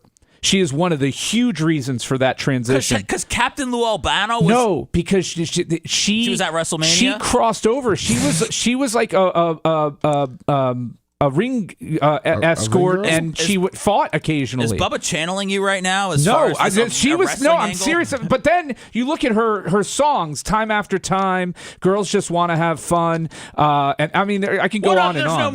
There's no more. That's all. No, there's plenty more. Hold on, you named 9 Chubby Checkers. You fought against No. him, I'll name more Cyndi Lauper. They're just not coming to me. Girls just want to have fun and time again. No, time after time. Girls just want True Colors. All Through the Night is so good. Give it to me. What does it have? All Through the Night. No, that sucks. That's out, man. And then She Bop. She Bop was great. Dude, Brian, what are you? I can't tell if this is serious. No, or I'm not. serious. She's not. No, she's not. Cyndi Lauper, pop culturally, that MTV generation, she was an icon. She's an icon. Okay, she's not first. There's no way. She's first. I'm giving you my list, sir. Your list is wrong. Okay. Billy Idol's number 2. 50 million albums sold worldwide for Cyndi Lauper. Okay, we don't need your facts, Lummy, okay? We're just as big. Hold on, that's not even that much, is it? Yeah, that's a lot. But Billy Idol. It's a lot. Billy Idol, White Wedding, Rebel Yell, Eyes. First of all, Eyes Without a Face is his best song. Well, he was in Wedding Singer too, wasn't he? Moni, Dancing with Myself. And he remained very cool looking over the years. He still looks cool, and he's like 74 years old, 69. Cradle of Love is a good one. Is Oasis? Am I overrating them just because of how him and his brother hate each other? Oasis made my list. My list was. I have not done. I'm only 2 in, and you guys have given me crap on at least one. Well, of them. I mean, God, I want to hear a Mariah good one. Carey's number 3. There you go. Yeah, she's probably number 1 for me. She should be number 1. And then I would go next with, Outcast. The Black Crowes. Oh. Number 4. Isn't that guy a real dick? Yeah, him and his. Yeah, Number 5 would be Soundgarden. Okay, now, okay. Number 6 for me would be Oasis. And then number 7 would be Outkast. So, okay, so number 1 is Cyndi Lauper is the most deserving, and Outkast, they're barely hanging on for being the greatest rap duo in the history of music. Are they though? Who would compare? I don't know. Criss Cross? I'd say The Jump was right there. No, Outkast is amazing. But did they have more than one album? Yes. That was good. Yeah. Didn't all their hits come off of that one album? They had, what is it, AT-Aliens or something? No, and then they did the double album where they each did their own thing, man. I mean, good Lord. Oh, yeah, So Fresh, So Clean. No, you're right. Outkast is further up. I'll put Outkast number 3. Okay, all right. And then adjust everything. No, Mariah Carey, look, all right, I'll change my list. You don't need to. No, as I'm rethinking it, it will be Mariah Carey 1, Outkast 2, Billy Idol 3, Cyndi Lauper 4. You guys convinced me on Lauper, but I still think her impact on pop culture was tremendous. All right. Well, Brian, the thing is, we're the same age, and she was like a shade before my time. She was a shade before your time, but you're not understanding her impact on American pop culture. Did you not put Fish in? I thought people give up their... flippin' hate Fish. I know, but don't people give up their lives and follow Fish around? More reason why I don't like them. That's true. Yeah. Don't they go and they play like 7 nights in a row and people do the mushrooms and they all make out? It's a whole thing, isn't it? But it's the same 45 people. It's not. No, but it's great to have people following your bus, isn't it? I mean, it's a little creepy, but yes. I can't tell you if I've even heard one of their songs. What's their lead singer's name? Trey Anastasio or something? Maybe I'm wrong, but I don't know. I thought Fish is a lock. So wait, you're only on 5 still? No, I gave you 7. Okay, good. I had Soundgarden. Well, you changed your list up. So I just changed the order. I didn't know if you wanted to throw Chubby Checker in there. Chubby Checker is not making my list. With his 250 million records sold. I don't care how many records. First of all, he sold records when there was only like 3 songs out. You know, he's the only artist to have 5 albums in the top 12 at the same time. 5 albums? Mm-hmm. You mean records? No, 5 albums. 5 separate albums. So 5 albums that he put out. Yes. It's easy when all you're doing is variations of the same How many song. albums were there back then, though, Lummy? I mean, maybe like 7. Whatever. You guys just hate. Hate. This is a good. Listen, there's a lot of good acts. I don't. Again, this is clearly based off of. This is all opinion here as far as who goes in. You don't have to look. There's no hard stats in music like there are in sports. So we will see. What's Fish's best song? They're a jam band, right? I mean, they are. They are like a terrible long 45-minute jam band. Like you have to be on drugs in order to enjoy their music. Well, I mean, that's their. To me, that's not fun. You don't go and like to enjoy a nice Smirnoff Ice when you're going to see something corporate, you know? I mean, come on, But when dude. I'm drinking a Smirnoff Ice seeing something corporate, I don't want a 45-minute drum solo. I got stuff to do, man. A bunch of barefoot guys doing six. They're doing shrooms, listening to the same song for 45 minutes. I'm sorry, they're just not. And what's Fish's like? What's the appeal of Fish? Call in 813-90-BUBBA. Tell us why Fish is good. Well, we have a caller on line 1 so far. Okay, Fish. It's 518. Yeah. It's probably Troy Anastasio. Is Lummy talking to them or no? Babyface wanted calls. So. I'll do it. I'll take your call. Okay, we'll take it right now. Hey, you're on the air. Morning, guys. Hey, what's up? Hey, Super 5 Bubba Light. Hey, man. Hey. Oh, how you guys doing? Hey, Lummy, when you get a chance, message me when if you guys are gonna do a nerd content house, and I'll buy this professional karaoke machine for you. It's called a Sing Tricks, and then it was on the Shark Tank guys and the show, and then but if you go on YouTube, you can probably pull a video up on it. It does like all effects and all the stuff for you. Oh, okay. Yeah, we'll do it. Like senses what you need. I'm looking at it now. You can program it. You can do like different voice effects for it.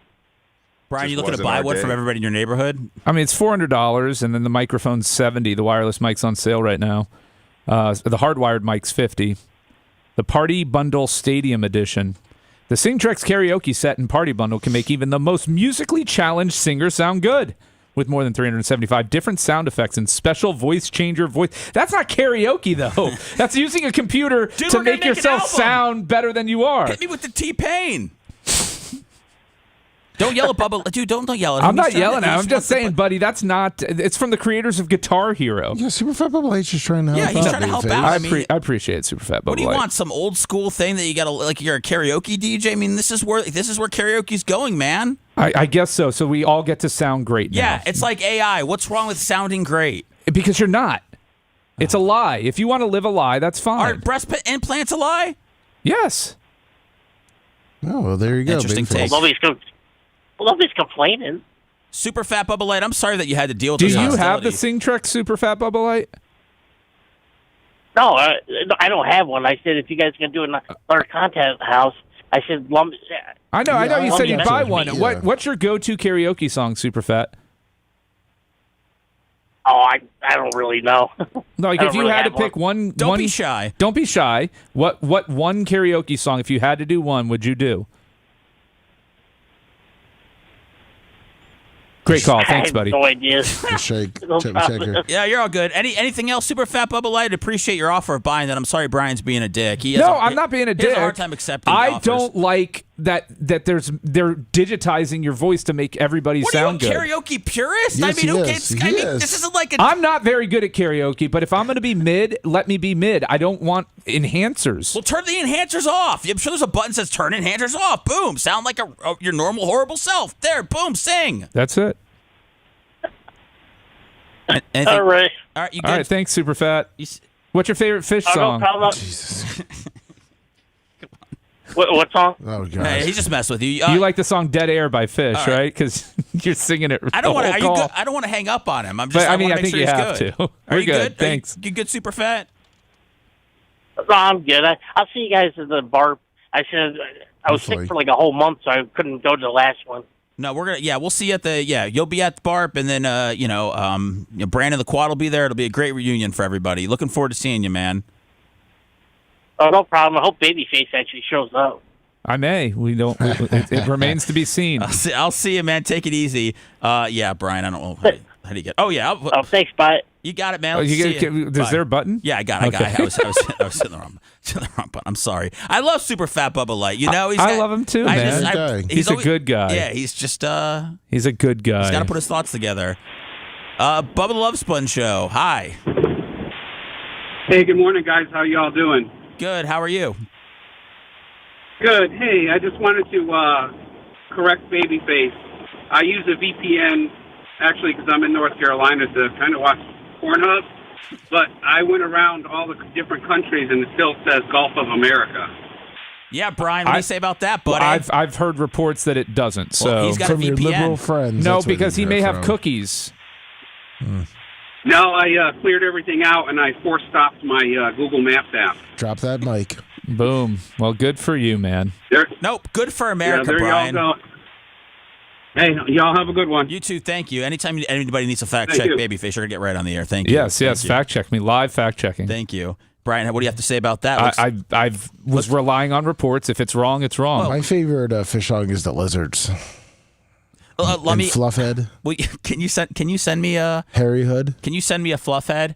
Coming back. We're gonna take a quick. I really do want to hear one Fish song real quick. I just sent you the top 10. All right, we'll play. Jeez, the top 10. We'll play Fluffhead when we come back. I've also got Travis Kelce talking about how sad he was that they lost the Super Bowl. So here's what is real quick. But I know you're. I'm sorry. Oh, this little bitch. Users outside the United States are seeing both Gulf of Mexico and Gulf of America on their app, not just one. So users in America are only seeing Gulf of America. No, if you access, you will likely see both Gulf of Mexico and Gulf of America listed, while users in Mexico will only see Gulf of Mexico, and users in America will only see Gulf of America.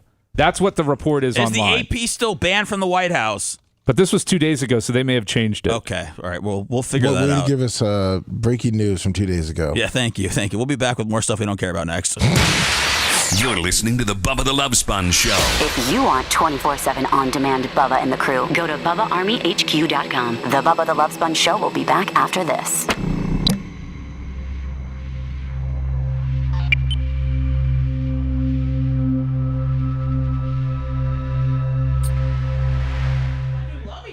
but I didn't know if Banana Sucker over there did. Every time you come in and you're just sucking your banana, you stare at me. Hey, Babyface, will you send me your... Did you do that on the bench to the kids? Is that why they got mad at you? You can't eat a banana like that in front of children. If you eat a banana like this in front of kids, they'll watch the game. Those eyes will be locked forward. That's a good point. What I need to send you? Your address. Oh. I'm trying to make it, save you some money. You're the president, right? No, I appreciate it. You're the president, right? Yes, I'm the president of the HOA. There you go. Thank you, sir. Amazing. All through the night. I'll see you later today. I'll be at your house. Karaoke. Is that all it's going to take? I'm not getting sensitive. Hey, a fancy karaoke machine lands that account, huh? Yeah. I can't be bought. Yeah, right. How about 2 karaoke machines? I don't need any. I definitely don't want that one. Everybody gets to sound good. What is this, participation trophy land you're all living in? Yeah. Some people can sing, some people Did you give can't. all your kids every week a snack bag? If they played bad or I didn't. There was a parent assigned to each game. You should have kicked that parent right out of the league. Ban them from the field. I'm very excited for baseball this season. I think that the Rays have the best rotation in baseball. 100% if they can stay healthy. And if they can stay healthy, they can make some noise. I think the offense still worries me a bit. I'm not going to lie, but I think Junior Caminero will take the next step. I think they're going to bring up the speedster Simpson at some point. You know what they're going to go back to, which I kind of like, because they're going to have, obviously, a lot of speed, the pitching. They're going to add some speed, but they're going to bring back the small ball. I hope so. Are you guys talking about the Rays? Yeah. They got rid of the, a lot of those guys, the Spanish guys that they traded, were just all for trying to get power. Yeah. Just get it up there.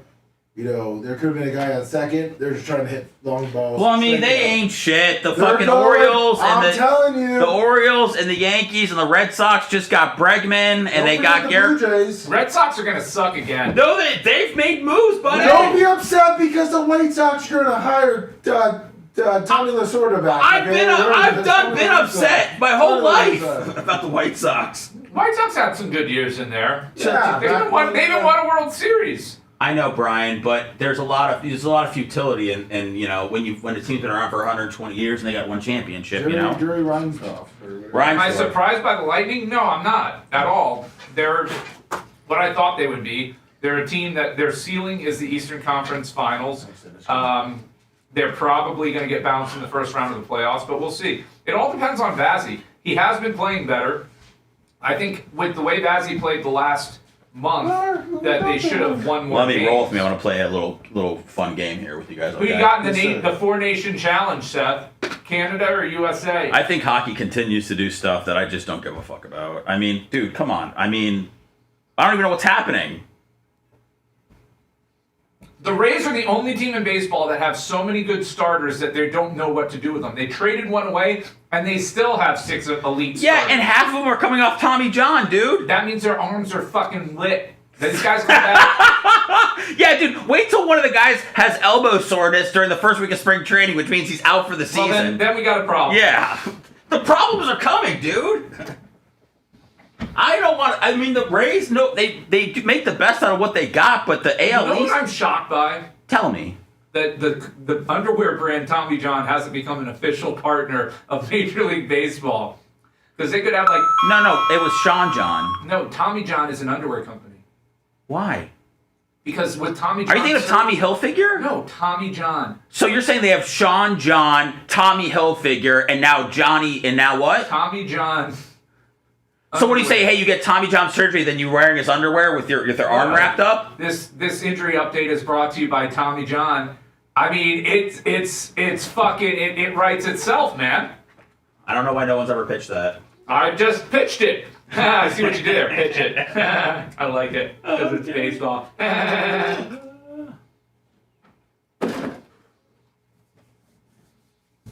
Hey, Brian, I'm doing in-house. In a house. Yeah, you ready? In a house. Where's Lummy? He's coming. I hear him.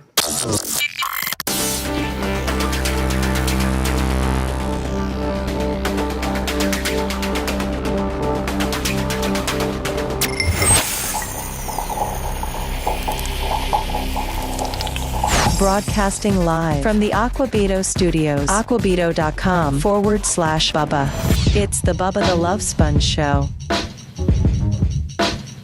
It's the Blizzard Takeover for the Bubba the Love Sponge Show. My name is Seth. Babyface Brian Matroni in the house. And is Lummy back? Lummy's here. Okay. He's not always there, but he's always on time. You know what I'm saying? Are you? I had to run to the back real quick. I'm sorry. No. I just saw you run out just right before. I just want to make sure everything's cool. Of course. Are you guys taking me off the air or anything like that? Not at all. Okay. Bubba woke up and he's like, "What the hell's going on?" I wake up and I hear Cyndi Lauper singing. This has got to be. You're ruining my show. This has to be the last thing on his mind. Trust me. Although I'm sure he believes it's in good hands. Maybe not. But you know what's interesting is I was fielding calls as a surrogate in between, go between Bubba, for people trying to get on the the VIP list last night at Bubba Raceway Park. What? Yeah. Really? How did that happen? I had a listener call me that I've done some work for his family on my cell, asking me to ask Bubba to get Tony Stewart's dad and a +1 on the Pit Pass VIP list for last night. So, because they dropped Tony Stewart's dad, did you get right on it? Apparently his name's Nelson. Okay. I called Bubba up and I'm like, dude, it was right after the show, and we had a good laugh and talk because I was in with Regina at the time, and but yeah, that's what I spent part of my day doing. Yeah, you're always down to help out the team, man. I am. That's what we love about you. You're a hell of a team player. I try. All right, I got a little something I'm about to do with the guys here. There's a pretty much everything I see on a daily basis is what we talk about on the Bubba the Love Sponge Show. Everybody hates. It's irrelevant. Why are we talking about this? You suck, blah, blah, blah. So I have taken a game from my inspiration, Sacha Baron Cohen, Ali G. When he was Bruno, it was a little game that he used to play called In or Out, where, he throws out something and you have to say if it's in or it's out. And I decided that today would be a day that we would do that so we can finally see what people, are talking about and what people aren't. Hold on, here we go. Rhett's Wisecracks. Lummy, you think you can do this with me? Yeah. You sure? In or out? In or out? Lollipops. I got to get my German on real quick. Guten Tag. In, out. All right, there we go. Lollipops. Why he literally? So real quick, hold on. I'm in character, Brian. Please. In order to do his German accent, he heiled Hitler. Yes, he absolutely both hands. Both hands. He literally heiled Hitler in order to do his in or out. Lummy. Lummy. What the hell, dude? Was it a Roman salute? Yes, it was a Roman salute. What excuses are we making for 9? I didn't say 9. No, I'm saying 9. It wasn't a Roman salute. Did you buy Kanye's swastika shirt? I don't believe in any of that stuff. What? But he did. So in. He did. Okay. All right. Lummy. No, I was expressing myself. The video don't lie, man. First off, that doesn't mean that I'm even close to what you're talking about. I'm not saying you're a Nazi. I think in order to channel your inner German, you had to do the Heil Hitler, which is insane to me. Like a lot of people go to a word. Like if I do my Bernie Sanders, I go to look. Guten Tag, and I'm pointing toward my inner German.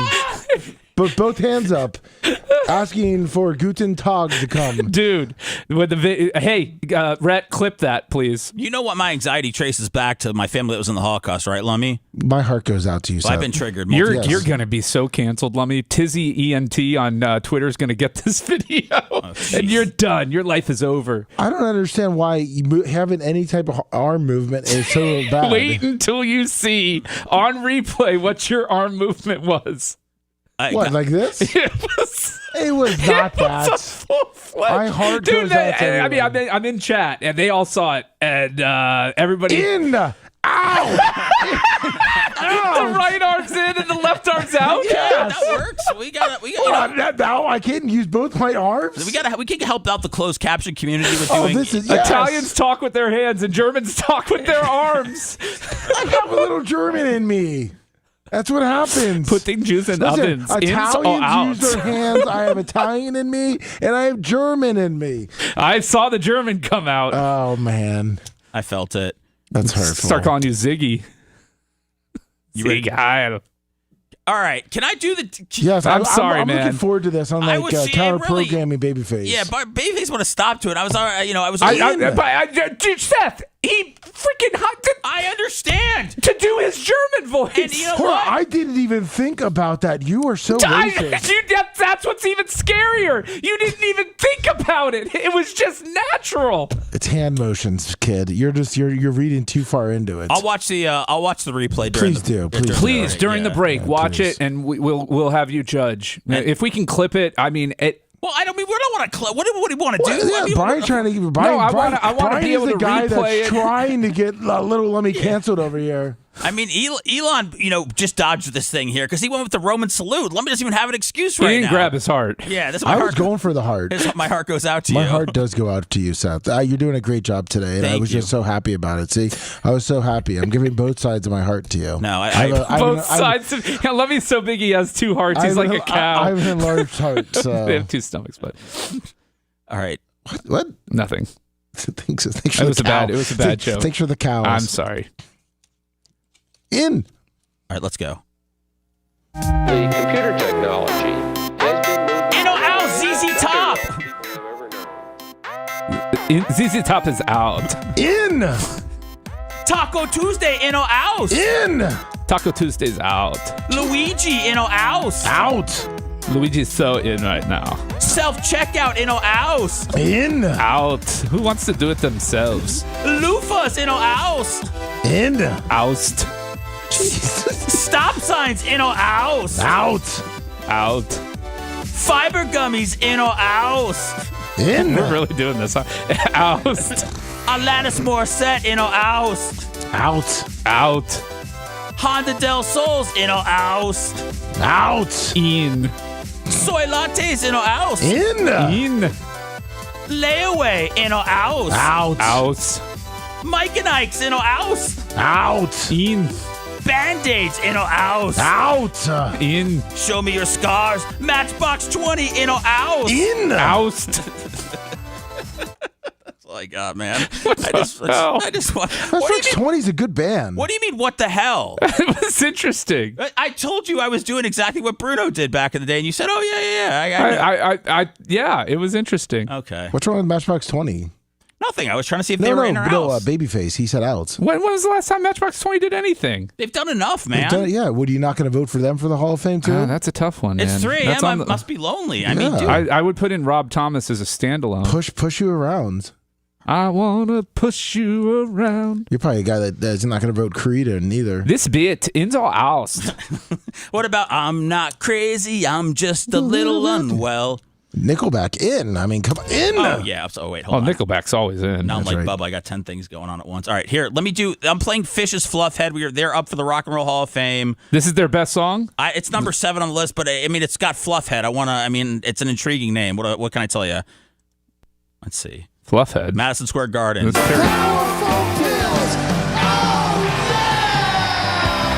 Let me move it. That's probably the high spot of the song. The end. Oh, no.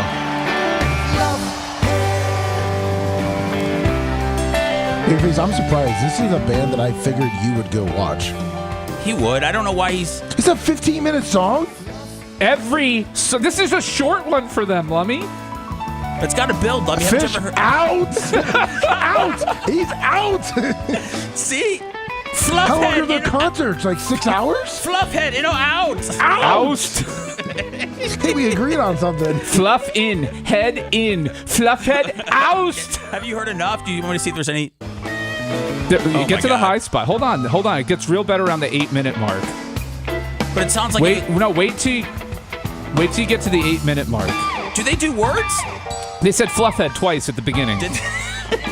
Are there no lyrics to this? They are terrible. Like, they're good musicians. It's just Madison Square Garden, though. I mean, they're not playing, the Rec Center in Largo. Look at this. You've just gone through it. It sounds like this. I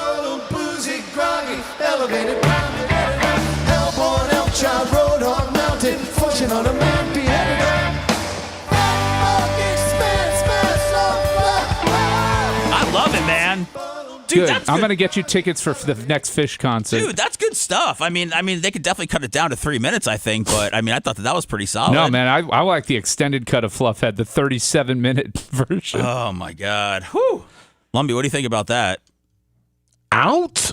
Oh, fluff it out. All right, here we go. Okay, nothing's playing on the internet. I saw this guy came out yesterday. I know that Travis Kelce is out. But this is Travis and Jason talking about the Super Bowl loss. And I actually have not heard what Travis has said about it. They did say that he is considering retirement.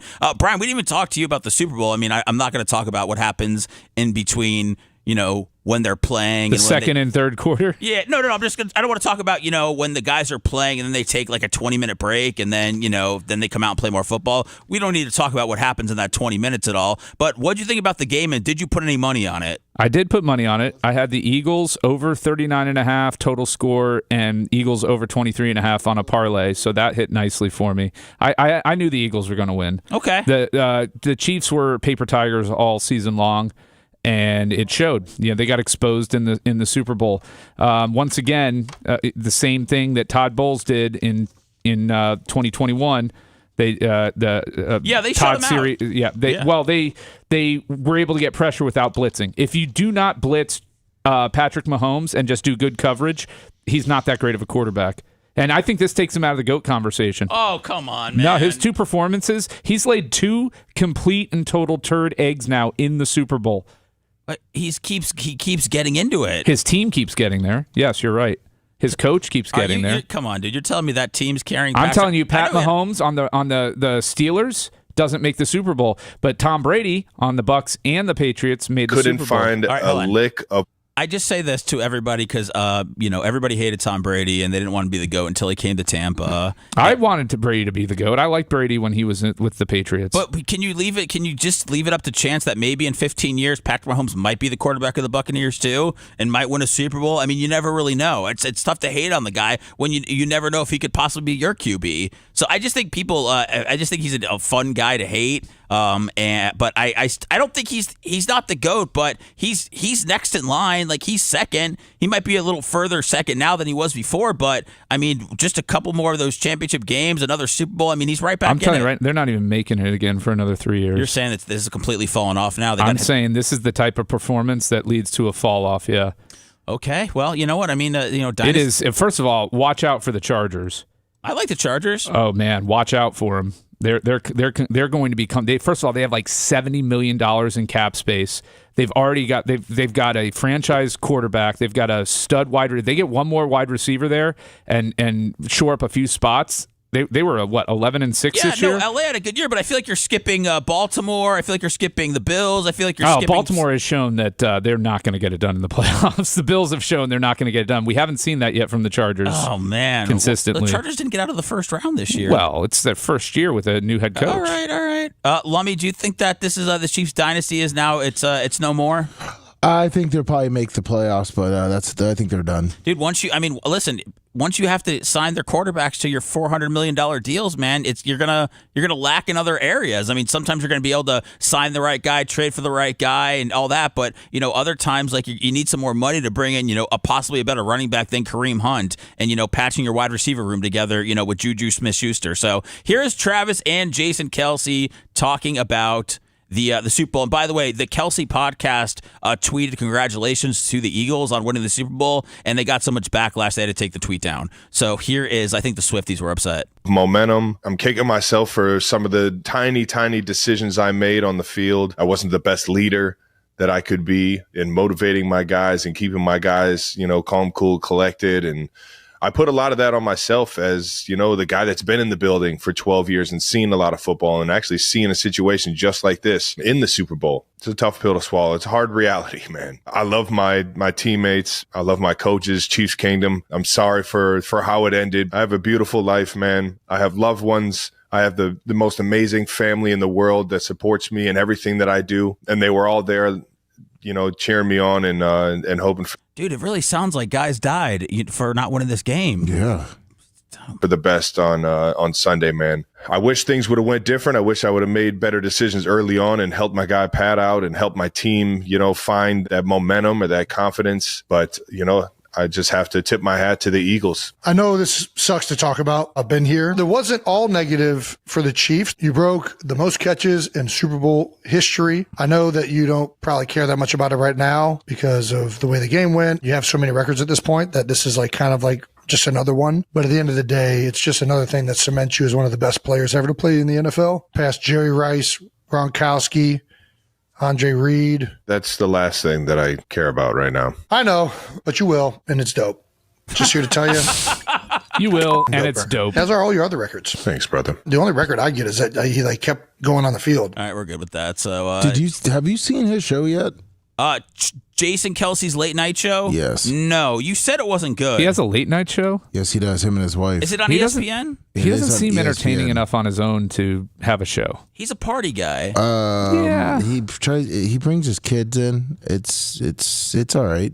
I just didn't know if you watched it yet. Lummy, is the Kelsey late night show in or out? Out. Okay, I mean, there you go. I sent it if you want so to see it. this is the late night. I like his wife a lot, by the way. I think is it Kylie or something like that? Yeah. She's so hardcore Eagles, she would talk about how she couldn't wear anything Chiefs whenever she was going to watch Travis play. So I'm actually wondering if she's happy. She's probably really happy. I don't think we just kind of do it. Ask for permission later. Anyways, the show obviously needs its own mascot. Am I right? Yeah. We need our own. So we went out and got the perfect design team for the job. Take a look.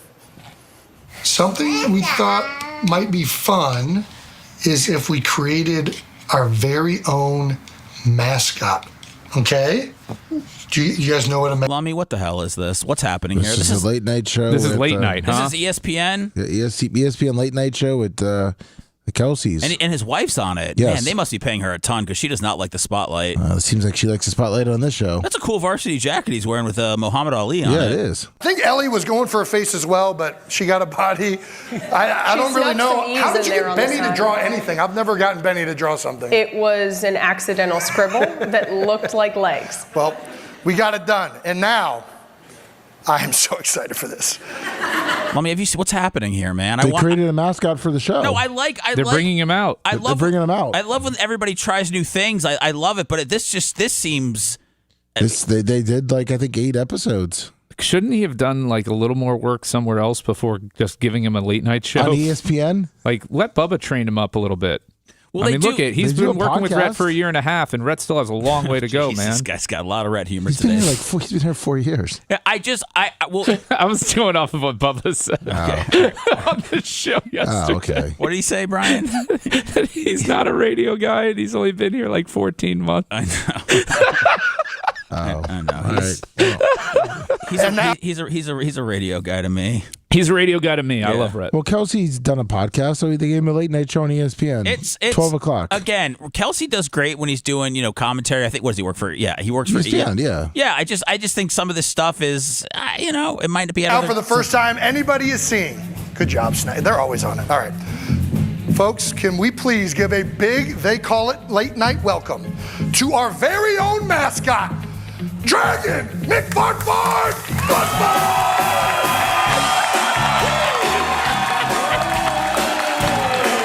It's got boobs.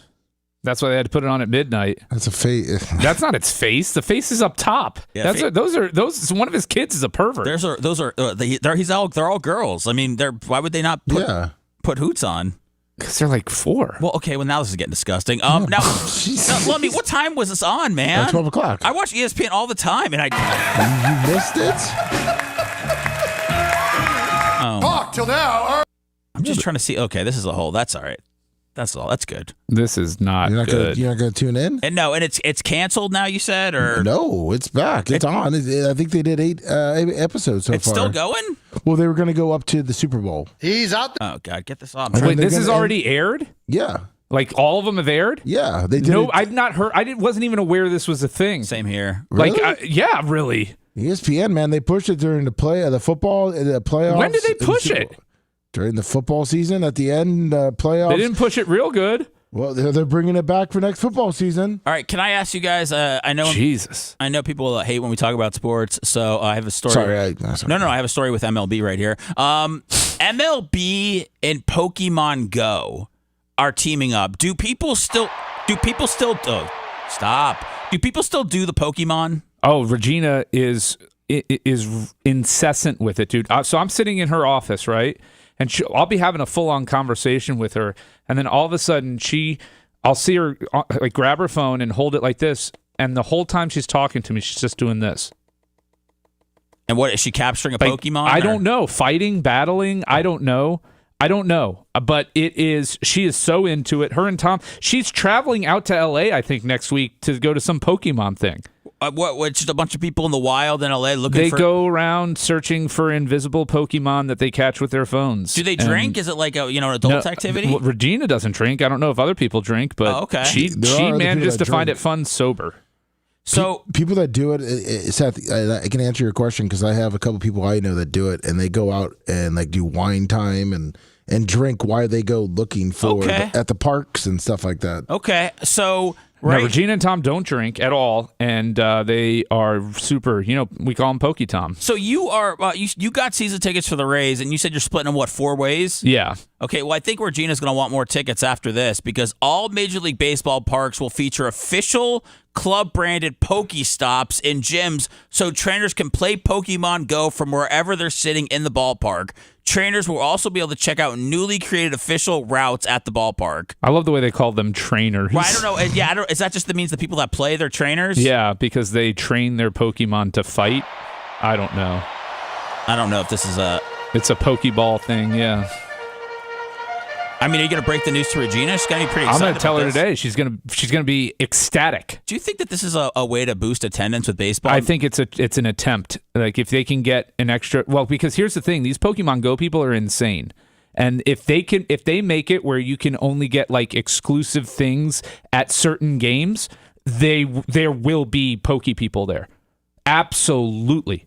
100%. I guarantee you Regina's going to look at if they have Pokemon like giveaway drop things at the, for the app, she'll do anything she can to get to those games so she can get those special whatever it is. Pokemon. Pokemon. All right, so coming up, when we come back, I want to play something that we didn't get a chance to play yesterday.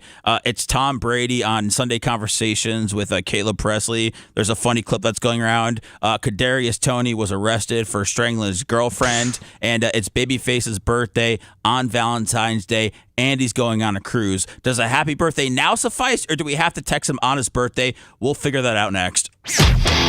If you love that segment, then check out BubbaArmyHQ.com and do a deep dive on past shows. The Bubba the Love Sponge Show will be right back.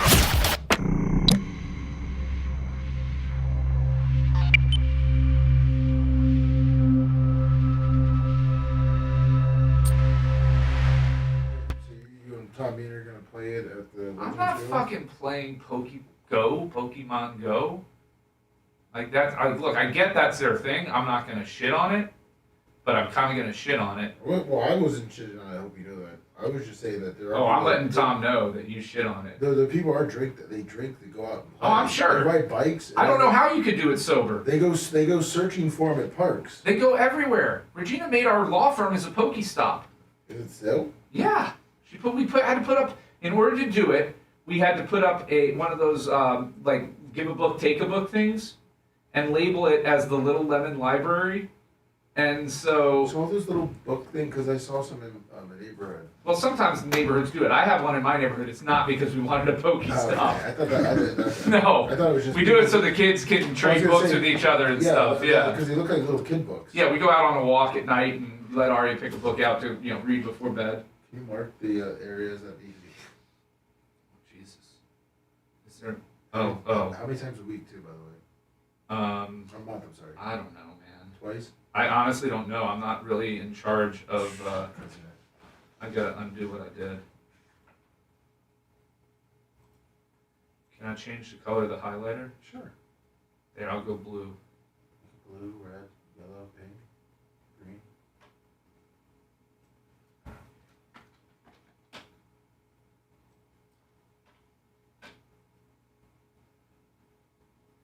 Yeah, the drone delivery did work flawlessly. I can't believe fish songs are all 15 minutes long. At the least. Yeah, fish is strip here. There. Oh, thanks, man. Appreciate That's, it. I mean, it's a decent indication of what it is. It's just, okay, I got it. Yeah, you did it great. Pretty much around that little circle, though. Yeah. Yeah, the pond.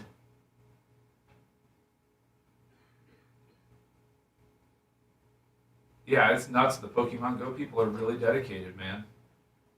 I mean, my hat's off to them. I guess it's no different than following around a sports team or something like that. What, fish people? No. No, Pokemon Go people. Oh, okay. You really think it's like that? The fish concerts are Pokestops. That's how they get people to go to them. Camper Scott says he collects ex-wives. He said, Yes, sir. would you go to a Rays game even though, like, with pretty much always know it's going to be a sellout? Like, what's your feeling on that? Would I go? Yeah. Well, Does, like, being a sellout make you kind of in... Oh, no, because you know, Lummy, because my my grandfather... I don't want to go to games when it's full. Well, my grandfather and now my uncle always had, since the beginning, they've had season tickets for the Yankees spring training, which those are games are pretty much all sellouts anyway. So I've been there when it's been bussin'. So, and even when it's bussin', it's not overwhelming. It's not bad, no. They spread it out enough. But yeah, no, I'll go this year when Brian can't sell his, Royals, Rays tickets on a Tuesday night. I'll go, hang out for 10 minutes and leave. Tuesday at 4 o'clock? That's actually perfect for me. Well, yeah. Yeah, well, guess what? You get the White Sox games? What? You go? I don't know if I imagine they're coming. Oh no, the White Sox, and they always come during the week too. I like to dress in a full baseball uniform when I go. Yeah, I've seen. I want to see in July with you wearing baseball. You bring your pants glove and and you wear cleats. Wear a cup. Wear a cup. Well, always. That's a given. I always have a cup on. I mean, you really protect yourself at all times. I mean, honestly, in life, if you think about it, it probably wouldn't hurt to wear a cup at all times. Would you wear a jersey with Seth, Brian? No.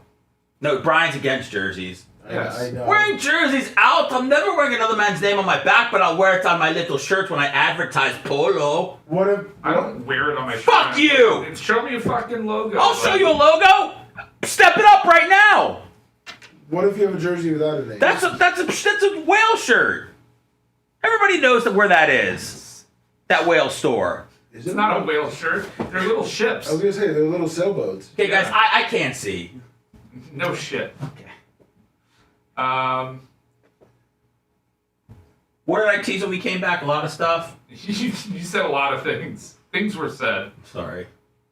Let's see. Still looking for those White Sox. There it is. July.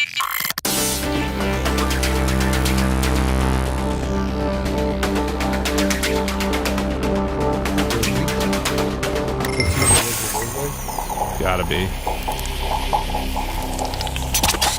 Broadcasting live from the Aquabedo studios. Aquabedo.com/Bubba. It's the Bubba the Love Sponge Show. Hell yeah, the Blizzard Takeover for Bubba. He is at the track doing track things, manly things, gearhead things, things with tools, things with mud.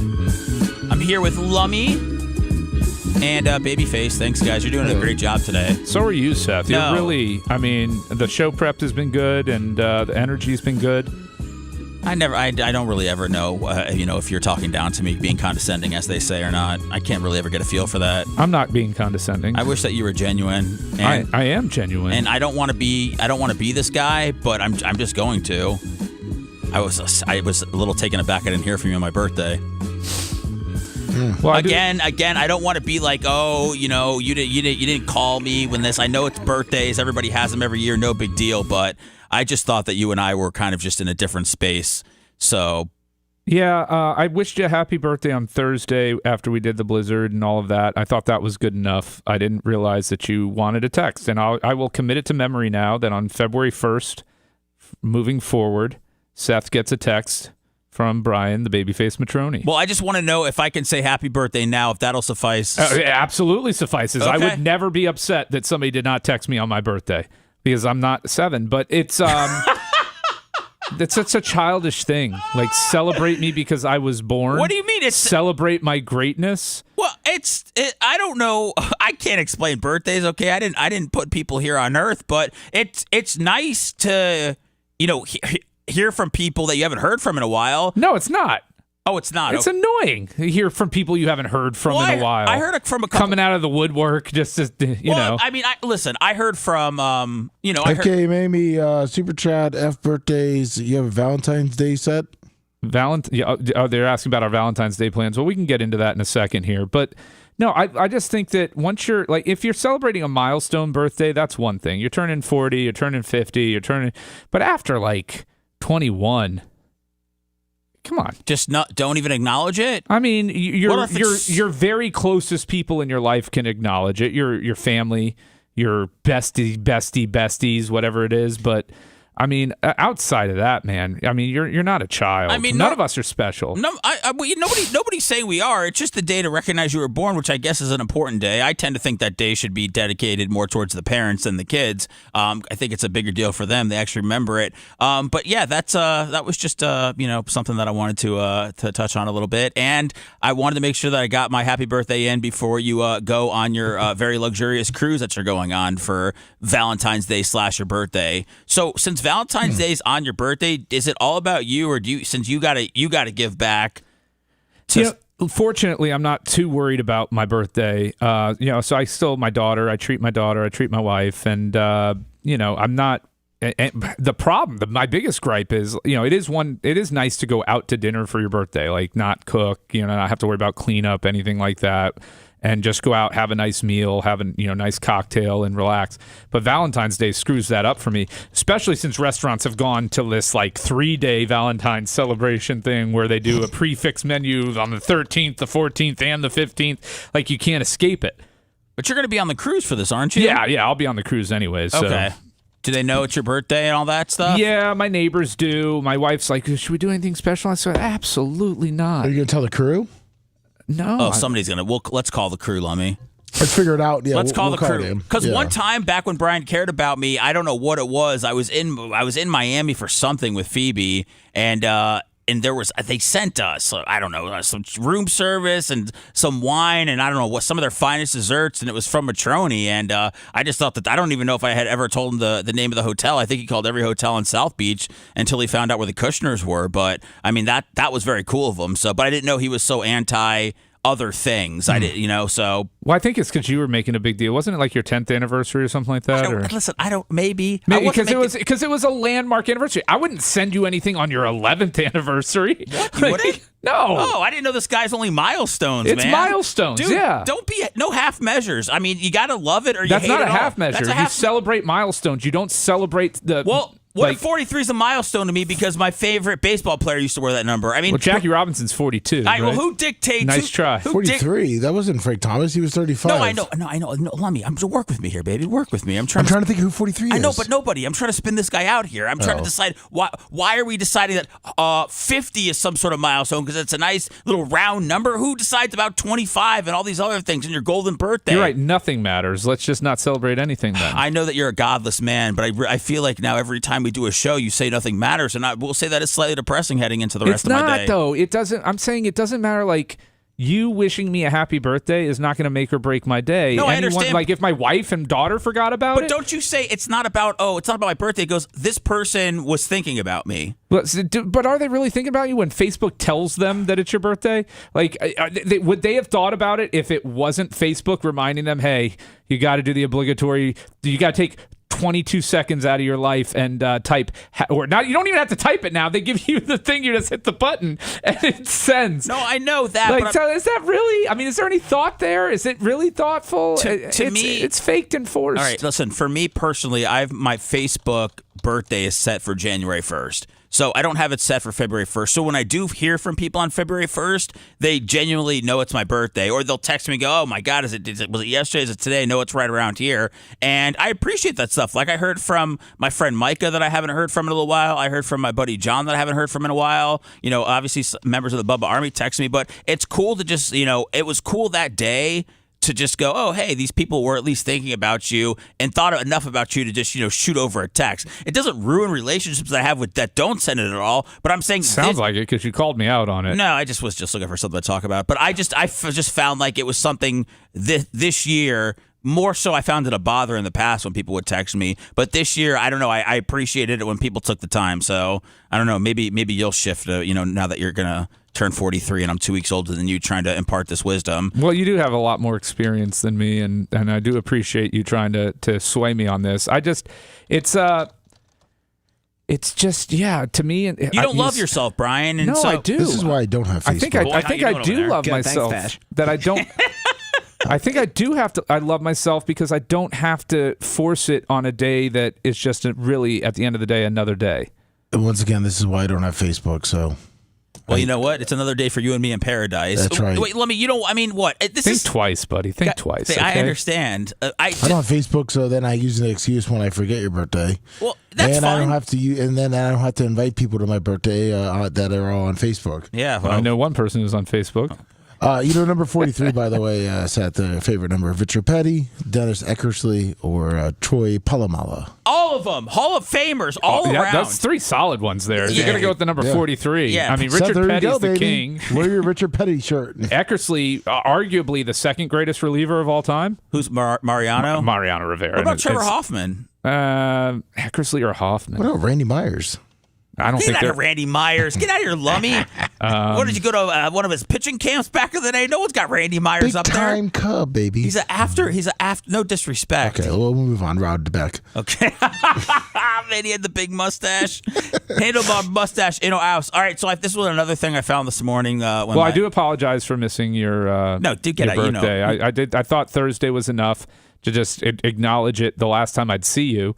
Before your big 43rd birthday, what'd you get? I think I saw some hobby boxes or something. Oh or yeah. International blasters. Yeah, Phoebe took me to the card store and gave Sam the money, and I whispered in Sam's ear what I wanted, and she would go up to the card guy and go, "Can I get 2 2024? What was that? 2 2024 Prism blasters of basketball," and then they would grab them, and she would say but they brought out at the hobby store, they brought out the whole box that they have and let her pick. Yeah, they let her pick the ones out of there. So how'd she do picking for you?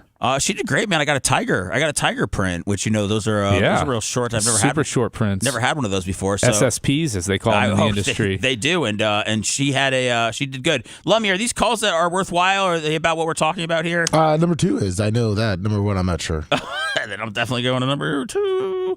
All right, let's see. Bubba the Love Sponge Show. What it do? Hey, yeah, just chiming in on the conversation you guys are having about birthdays. So if somebody calls you on your birthday and wishes you happy birthday, do you return the call when it's their birthday and do the same? I mean, are people actually calling? Or texting? I say no. There's some very, very close friends of mine that I didn't hear from at all, but when I know it's their birthday, I'll still hit them up. I used to be petty like that, go birthday for birthday, but I'm trying to free my heart and show my greatness, so I'm letting it go. Brian, what do you think? I don't know. I mean, I try to reciprocate. I try to be reciprocal. Okay, this guy is living an empty, godless life over here. You could tell that really he's very miserable. About he believes in nothing. He believes in don't celebrate birthdays. It's just another day. You got kind of digitized in my ears. We are all kind of digitized. Are you picking that up? That's from the call. Yeah, that's from the call. Okay. All right. Yeah. Anything else, sir? That was a good question.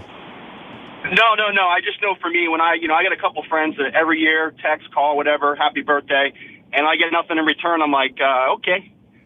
Well, yeah, just keep a mental checklist of that. One day it might piss you off to where you don't want to text those people anymore. But just keep note of who's not responding, and then maybe in a couple of years we'll figure out another plan of attack. How old are you, sir? Noted.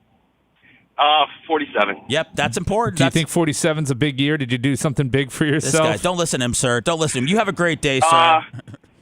Thanks, guys, for taking my call. Have a great day. Happy birthday early to you, man. I'm sorry Brian's having to do that to you. I would hate to be so miserable that I'm sitting there keeping a list of people who wronged me. What the hell? Do you mean your list? That's a miserable existence. That's your existence. It's a list. I don't sit here and keep tabs on who righted and wronged me. Because your list is 1, and it's your mother-in-law, and you have no room for any pettiness because your whole body hates her. I don't have that hatred towards everybody, so I can have a little bit of space in my head where I can keep who's not texting me on my birthday, and if I want to send them a text. Yeah, I just, Lummy, agree with me. I'm 100% in agreement with you. Thank you. I'm making a lot of sense. You're making All right. a lot of valid points. Is one worth? Is one should I go to?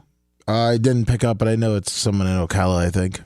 Okay, well that's great. It may be Bubba. He's calling from the calling track. us from the track. Bubba, is that you? Hey, fellas, Nash One checking in. It kind of is. What's going on, man? Just having a great time, man. Captain Ron just showed up. Hey, Captain Ron. Sure. Captain Ron, he just got here. Are you guys starting Are you guys starting the partying now? Oh, we did last night. I was gonna say the last night was big. Did you meet Tony Stewart's dad? No, not yet. Not yet. He was there last night with a +1. I don't know who the +1 was, but Captain Ron's nice because I always get I $40 saw him in the office. I saw Tony Stewart's dad in the office. Okay, good. I'm glad he made it Is in. that Nash too? Who was No, that? that was Colton. Oh, okay. Hey, how's Captain Ron? How's Captain Ron doing? I realized I didn't see him at BARP this year. Hi, because I took him for $40. I've done that 6 years in a row now with the Panthers back because he's a huge Panthers fan. He's doing great, man. Ron's doing great. He's here ready to party. Good. He's got the grill, so. Wait, you guys start drinking at I just wanted to say. You guys start drinking now at like 8:30 in the morning? Are you having like mimosas or Bloody Marys? What's the deal? Oh, the real men, they drink beer. I'm sure they'll pop off here shortly. I mean, you never know. Some days are mild, some days are wild. What's on the menu? Let's see. We got chicken wings in the refrigerator. I'm soaking up some seasonings. I think Ron was bringing some sausage and peppers. I know we were picking up a bunch of chicken. Big Red's bringing up a bunch of chicken as well. Awesome. I like. By the way, we're doing good, man. We're doing good. Just wanted to say, hey to all you guys, man.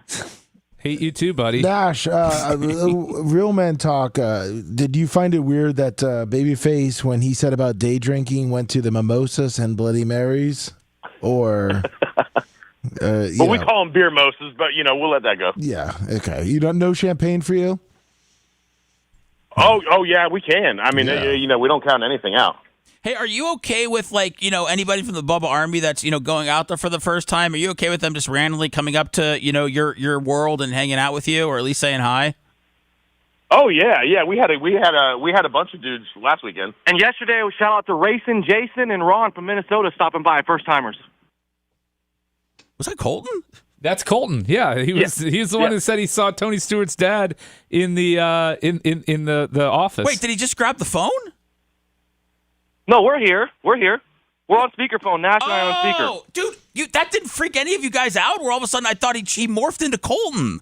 Well, I heard him earlier. Because because Lummy goes, "Is that the other Nash?" And he goes, "No, it's Colton." Okay, he said it real quick, but you were talking. What's up, buddy? I just sent you guys some photos. I want you to take a look. I wonder see if this is good showering conditions for Are you guys Oh, filming dude. Saw at 12 there at the track? Because, oh my God. That looks like a room you'd lock somebody up in and torture them in. Have you taken you take showers in there? I'm about to jump in. Colton just got out. I hope you guys have had your tetanus shots. Do you guys wear shower shoes?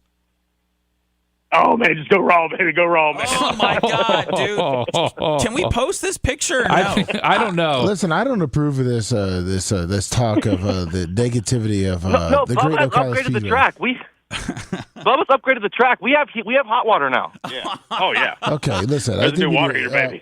Someone's breaking up there on the phone. Oh, here. should we get? Should you Yeah, feel like they're hang up on these besmirching the? You feel like they're besmirching the showers? He's thinking Bubba will get mad about this, about us showing the shower facilities. The troll is here. Let's just move on. I just think Colton, get some shower shoes, okay? I know the Nashes are real men. But I'm going to show this on the camera there. Don't show that much. I'm very concerned about you, Take him Colton. off. Definitely get your tetanus shot. Nash, no, dog it. Well, good show, boys. We just wanted to check in and tell y'all we're here at the track for anybody to come on up. All right, thanks, guys. Have fun, and I'm sure you'll be meeting a lot of weirdos this weekend. It's going to be awesome. Hell yeah, brother. Love y'all, man. Love you. Hell yeah, brother. I don't know. That tripped me out for a second. That shower, woof. Guys, where's the grossest place you've ever had to bathe, Seth? That's a good question. God, I'm trying to think when our water was off or something. Went the hurricane? The hurricane? Yeah, the flooding? Yeah, I think I had to take. Oh, I mean, nothing crazy. I've had to shower recently. I shower outside. Oh no, I don't know what happened, but I had to take a shower outside and so I don't know what was happening with our water, but I did that. Like with a hose, or was it a shower setup? I used the hose, and I wore shorts, and then I soaped up my. Next time, film that for the show, buddy. That's content. Well, I'm sure every Ring camera in our neighborhood had that. I was trying to hide behind my Ford Fusion, but I mean, there's only so much you can hide. I think ours are power out, and I just wanted to go outside and get cold all of a sudden. But yeah, why? Do you have some sort of this? What's that place people stop at on the road? The Flying J. Yeah. Truck stops. Those I've heard they're actually they're very clean and very well taken care of for the most part. Because you got to pay to. Yeah, you pay like $3 to shower. Oh, I think it's a little more than that. Actually, I heard $7. But yeah, Colton told me that they're actually very nice. I'm not really a man who showers on the road too much, so I've never been in a pinch where I've needed a bath or a quick bathe. But you've never sharded while you're driving down I-4? Oh, come on, man. I'll tell you this: before I would step in that shower, I'd hose myself off with bottled water or just anything I could find before I would get in there. I would I would take plastic grocery bags and wrap them around my feet if I didn't have shower shoes. Yeah, and even then, I don't even know if that's. Lummy, have you showered in there before? In that thing? No. Okay. I've never showered in that thing. No. What is that area? I don't even know where it is. It looks like a shed out back but they did put a water heater in, so they do have hot water there now. Man, these are some wild real men's. It is. They are. And they're out there for like 4 days straight. That's the thing. It's the. Listen, Babyface only showers in pristine places. He doesn't get dirty, so. I try to shower in pristine places. I mean, sometimes you can't help it. I understand that. I'm wondering what type of situation I would have to be in to willingly step into a shower like that. Well, sometimes in a hotel or something, I'll put that thing on as hot as I can and let it run for a little bit before I jump in there. I never know how well they clean it. I want to wash the filth off. At least do a little something before I get in there. Then I'm washing down doorknobs and everything with the Lysol wipes. Oh wow, you're just like doing your own clean on hotel rooms, dude. You washed off your fruit during COVID. I mean, come on, you should understand. Yeah, packages, fruit, everything. Yeah, I spray everything down. You were cleaning off Amazon packages and stuff. That's right. We were getting bad intel from the government. Oh man, I adjusted once I realized you couldn't spread it on surfaces. I didn't keep doing it. I'm not insane. Oh, that's a positive. Yeah. I realized last night how fascinated I am by volcanoes, and then I just started looking up a bunch of stuff in volcanoes. Did you guys know that one it's currently erupting in Hawaii? It says it's releasing lava at a safe distance from nearby settlements. The eruption is setting lava fountains up to 100 meters with high volcanic emissions. So I just found this very what do they call this? Very pleasing to watch. Yeah, it's very beautiful. Listen, the grounds are grown in Hawaii. The grounds are grown in Hawaii? Yeah, lava creates. I mean, a lot of the islands out there were created by volcano activity. What's up with volcanoes, man? What's the deal with them? Outs. Oh, sorry, that's not this segment. I don't know. I just don't. Do you think that there's an ultimate purpose that it serves? A purpose? It's the it's the innards of the earth. Of the earth. Yeah, it's cracks in the mantle. Well, I'm just saying, isn't that scary to see what's in the earth? No, we know it's there. Yeah, that's the point of it. I just think it looks fearsome. It doesn't look as friendly as I'd like it to. Well, that's where hell is. Well, do you want to spend all life there? Stop jerking off into boxers and leaving them in closets. I thought you don't believe in hell. What? I thought you don't believe in hell. Jewish people believe in hell. Well, you? No. Oh, me? Yeah. Of course I don't. Okay. Now, he doesn't. Lummy, he believes in nothing. You really don't believe in anything? I believe that children are the future. I don't even think he believes that. He doesn't even like music. Did you hear? I mean, Fish, a classic band that has 18-minute songs. Hey, go back into it. The same song's still playing if you left it on. You would never know. You would never know. All right, so this is. I just wanted to show this. I thought it was interesting. I'm not going to read along with it at all. So for those of you not watching, YouTube, he's showing some lava flow. You don't need to. I'm doing the show strictly for the streaming people. I don't. I can only do what? No. Am I leaving the radio people out? I mean, I gotta show stuff. I mean, that's the world we live in. Yeah, no, we're a visual. Flip platform. on YouTube. Look at this, guys. Woo! It's like the fountains at Bellagio. How close can you get to that? How close would you want to get to that? The smell, the toxic, what is it, sulfur? that comes up and stuff, it will definitely prevent you from getting too close. Man, that is something. I don't know. That is something, man. Listen, dude, I get it. I've had some mornings where that feels like that's what's coming out of me. I get it. I get not everybody's into volcanoes, okay? But I just thought that would be something cool to play. Volcanoes are cool, man. Right, nobody hates on. I've never heard anybody hate on a volcano. Okay, well, volcanoes are stupid. I feel like it was underwhelming. But when they say a volcano is erupting, I mean, don't people need to know about this? What happened? What was the Bastille? Honestly, I think it was a poor music choice to play with that. I think if it was something a little bit like, more like more fiery, more a little like dramatic. Yeah, a little more drama there. Yeah, I get that. My apologies, guys. I don't think you picked the soundtrack. Okay, guys, for it. I picked a bad piece of content. Let's see if I can come back with this. I sent this to Bubba yesterday. This guy, Caleb Presley, is absolute brilliant. I love his character. I mean, the way that he's grown into actually being able to interview some of the people he's interviewing is phenomenal. And I don't know. Are you familiar with this stuff, Brian? He's the one that left Barstool, right, and did his own thing. I think this is with Barstool. I thought it's still with Barstool. Oh, he's still with them? Yeah. Oh, okay. I thought he was leaving them and doing his own thing. No, I think he's always been in good standing with them. I don't think he ever gets caught up in any drama or anything like that. Oh, okay. I think they leave him alone. I think they just let him do his thing. Let me see here, because Rhett, do you know Caleb Presley? That's a yes. That's a yes. All right, there. See, Rhett's back. All right, so here is a clip of him interviewing Tom Brady, which I probably watched this. Have you seen this, Brian? No. I probably watched this 3 times in a row when I originally saw it. Is GoPuff a weed company or? I don't know, man. I don't know. They usually it's just Prime that I see next to people when they're doing podcasts and stuff. But GoPuff is it's something. Maybe they bring you cereal. Oh, let's see. Oh God, everything. I know how Bubba feels now. It's all muted. All right, get on my game here. Oh no, that's not muted. Oh, that's not okay. That's it. All right, stand by, everybody. Stand by. I got this. It looks like GoPuff's like a delivery service. Oh, okay. For food. Where's my A? Oh, there we go. Oh, we got volcano music still. Oh my God, it's all falling apart. You did so well. It's usually around 8:38 that Bubba loses it too. Oh man, I thought I was doing great. What were we going to talk about? Let's see. Here it is. Okay, I got it, guys. There we go. Deals on here. Former friends or your current friends use the TB12 method? Gronk was a big advocate. Julian was. Wes Welker was. A lot of my teammates. Moss was. Did Bill Belichick follow TB12? Nah. No, he's a big, carb guy. What about his girlfriend? She looks as young and healthy as ever. Sounds like it. I don't know. I don't follow it, too much. If Bill Belichick's girlfriend needed it, would you rent a car for her?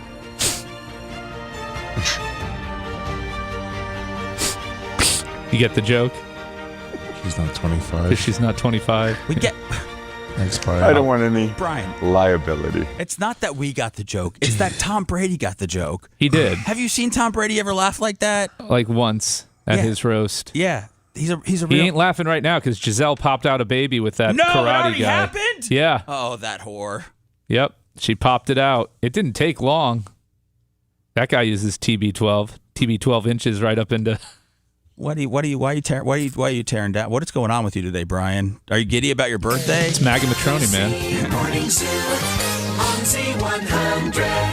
This is an awesome character. This is an awesome interview that he does. And I saw one that he did with Grady Dick and just some of the questions that he was asking. If you don't know him, he's a basketball player and a rookie last year and completely went along with all the jokes. So I love how he cannot keep it together here and how it just sinks in after a second. Girlfriend, she looks as young and healthy as ever. Sounds like it. I don't know. I don't follow it, too much. If Bill Belichick's girlfriend needed it, would you rent a car for her?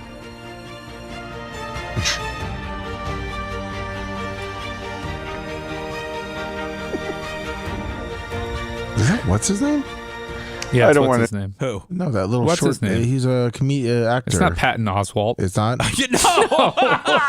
I knew who he was. You know what though? I did know who he was talking. I speak Lummy. I don't want any. It's not liability. He didn't go back far enough to see Patton's 2-second cameo in this video. So it was him. No, it's not him. Oh. Who is it? Nobody knows. It's provocative. Oh, that's not him. No, it's definitely. It's never him. looks like him a little bit. I don't know. I haven't seen all of Presley's interviews, but this guy he's normally just sitting there laughing, or they'll have him dressed up as, like have him wearing the same uniform that the guy wears or something like that. So he doesn't say much. He just sits there. I haven't really seen him say much. What's his name? Lummy? I don't know. It's so great. Sorry, I love that. Yeah, I don't sit there with screens. Yeah. He just sits there and agrees with Caleb the whole time. It's cool. It's cool. It's cool to see. I'm messing with you, Lummy. I love you. It's cool to see Tom Brady, being a. Good, thanks, Fash. Jesus Christ. Oh man, it's almost over. It's almost over. No, it's not. We have another hour and 20, man. That's okay. It's all right. I feel like we're slowing down on the backstretch. This is babyface for you. I'm not slowing down, dude. I'm still going strong, man. You know what? I'm playing this again. Did you know you were going to get a shout out? And no, no more Slick Rick. You know what? You don't like Slick Rick? No, we did it already, dude. Did it at 6:00, man. What's the big deal, dude? You know how this game works? People aren't watching for 4 hours a day. I don't know, man. I think most of the people here are watching for 4 hours a day. I'm in chat. This video from a Seattle police officer's body-worn camera captures what sounds like a callous disregard for human life. I think she went up on the hood, hit the windshield, then when he hit the brakes, flew off the car. But she is dead. Oh my goodness. That's the voice of SPD officer Detective Daniel Otterer. It's recorded January 24th, one day after a woman, 23-year-old John V. Kundula, was struck and killed by another officer's squad car while that officer was responding to a call.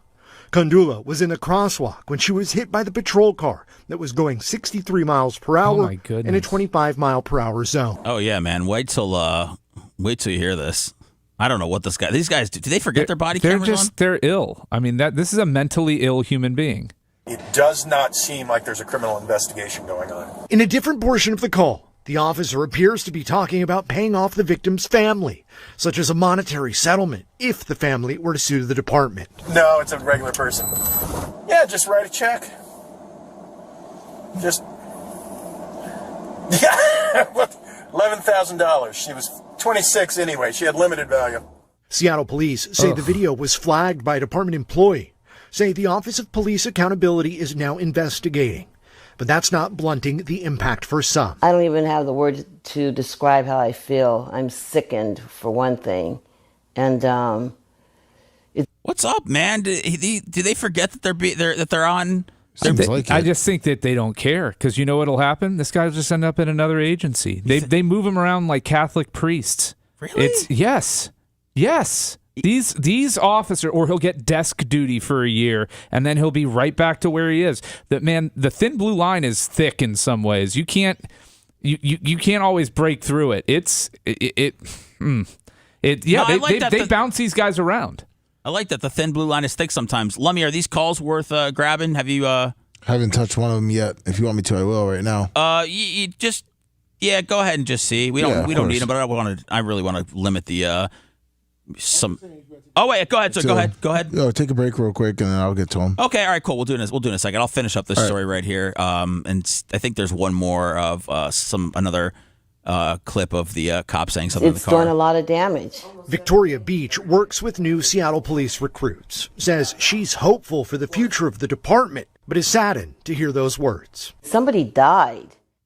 How do you laugh and joke about something like that? Whether you agree or not, keep your mouth shut if you have comments like that. And especially you're an officer, we don't need you.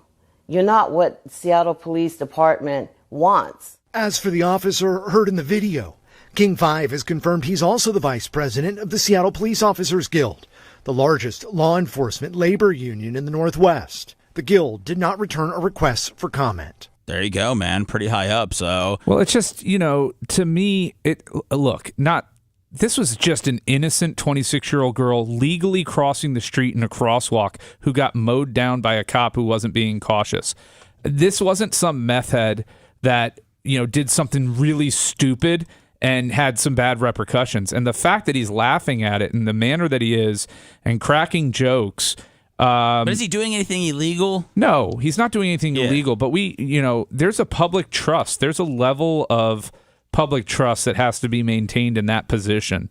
And how can you, as a member of the public, trust that this guy's looking out for you and he's going to protect and serve when he's saying her wife was worthless anyways. Just cut her a check for $11,000. Yeah, that's tough, but I got to imagine that kind of stuff, happens a lot as far as, you're just going to see some death, when you're a cop. So, maybe I don't know, maybe that's how they judge lives by, how much they're worth. I'll just go to these. Okay. Bubba the Love Sponge, what's up? Hey, what's up, guys? What's going on, man? Nothing. It's Pro Wrestler 91. How's it going? Hey, I didn't know if Lummy got my message. It looks like Bubba might be finally getting redemption against Hogan since Hogan's beer's being sued. For what? Did they sponsor the halftime show? No, apparently at some event, he was tossing out the beers and hit some lady in the head or something like that. I'd saving it for Monday, but yeah, I mean, it's probably going to be a nothing lawsuit. You got to pay attention when you go out to an event, and somebody's chucking beer cans. Yeah, I mean, yeah, I just didn't know if you guys saw that or not. We're gonna cover that Monday, sir. We'll get all of Bubba's thoughts and more on Monday. That's our teaser to keep you hanging on through the weekend. Right. Have a good one. All right, you guys are doing great. Thank you. Bubba the Love Sponge, what it do? What's up, guys? It's Lord Stanley. Hey, what's up, man? Hey, so you guys got to find one of the GoPuff interviews with Tom Brady where they're explaining a Super Bowl losing gameplay called by the quarterback that with 9 seconds to go, and Brady says they explain the whole play situation to him, and Brady's like, well, that sounds like a very bad call by the quarterback. And as they keep talking about it, it clicks in his head that they're talking about one of his plays. They're just basically talking smack to him, and then he just like, you can see in his eyes it clicks, and he just starts laughing. He's like, oh, well, yeah, maybe I made a bad call. Yeah, I mean, those kinds of interviews are so well planned out and thought out, and, they have to do just to see what jokes work and what doesn't. I'm sure they cut out a lot of stuff, but, I thought Brady was a good sport about that, and I'm definitely going to check out the whole thing. Yeah, it was funny. I watched it yesterday. But, all right, love the show, guys. Talk to you later. All right, thank you. I think all the callers get so scared that we're going to get tired of it. They just run the hell out of there. I like it. I like say your piece and move on. Yes. I like it. I like having order. Got to skip the pleasantries. This was a couple nights ago. I'm going all over the stuff that. Is this when the Mavs kicked everybody out? Yeah, the Mavs were kicking people out that were, chanting Fire Nico, that had Fire Nico, their general manager that traded Luka. They were booing. So I guess this is the governor who was going to his seats the other night for, I believe, their first game back without Luka. And here, let me make sure I'm a little due. Okay. And here's the crowd reacting to the governor going to his courtside seats. 2 shots.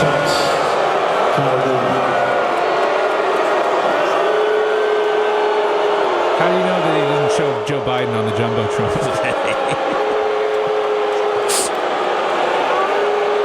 Is Cam Newton with him? He goes to the mayor. That's the mayor of Dallas. Is that the mayor of Dallas? Yes, with the hat on. The one that Stein's always messing with? Goes after, yeah. Oh, dude. That's why I recognize them. I'm sure Stein would love Stein wanted to go. They were doing like a whole organized Fire Nico thing where they were supposed to chant it during the timeouts last night. But Dallas ended up winning thanks to an insane performance by Kyrie Irving. I didn't see, but I know that this was people were saying this was really going to be bad for their fan base to start kicking people out for voicing their own opinion. I think you got to let people just get it out. I understand some of the protests and all that stuff out front is obnoxious, and yes, these people, I know the Mavericks and Luka's a big, part of their, sports life, but it's probably time to move on at this point. The trade's not going to get reversed, so I think that these guys that are mad about it would eventually stop all this booing, but the way that they're now kicking people out and it's being recognized and recorded and put online, I think this is only going to get worse for the people that are in charge of the Mavericks. Yeah, I mean, if I'm a season ticket holder and I'm mad at the Mavs, I'm organizing stuff. They're not going to kick out entire sections. But I think they can. I think they've. The NBA is going to step in at some point, though. They can't have that happen. And then they're going to move from Dallas. That may be the move. No, they're not moving a team out of Dallas. Right, moving to Vegas. Not this team, not Dallas. The NBA would give Vegas a team. They would expand before they. The owners want that expansion money, man. The fees that those teams pay, that goes right into the owners' pockets. Oh, does it? They love. Oh yeah. Oh yeah. They love expansion. They bring in another one. Well, did you see Alex Rodriguez and another guy? They were approved to go forward with the Timberwolves purchase. Yeah. Lore or whatever his name was. Yeah. We're going to see Alex Rodriguez sitting courtside, man. That's going to be very exciting stuff. He's going to try and slap the ball out of the player's hands like he did the baseball with Boston. Did he do that? Yeah. He tried to slap it out of the catcher or first baseman. The catcher threw it to the first baseman. He tried to slap it out of his hands. I never knew that happened. A very actually. feminine slap too. It was not very masculine slap. Well, listen, we don't, we don't have masculine slaps around here, Brian. But I can. That's why I can be a judge of it. I know what a feminine slap looks like. I mean, we're a lot of people think we're betas, but we're sigmas. We're sigmas, baby. And what are sigmas again? Lone wolves. We don't follow what everybody else does. We do our own thing. Lone wolves, baby. All right, let's see. Coming up, I got more stuff we'll figure out. Thanks for listening, everybody. We'll be right back. And there. If you want 24/7 on-demand Bubba and the crew, go to BubbaArmyHQ.com. Right now. The Bubba the Love Sponge Show will be back after this.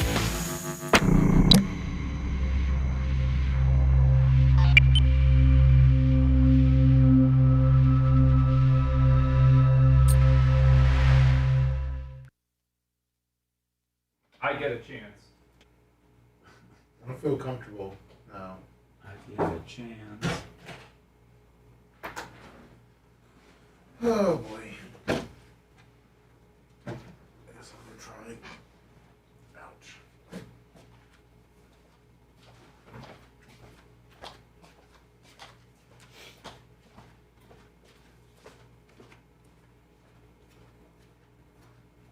Hey, watch.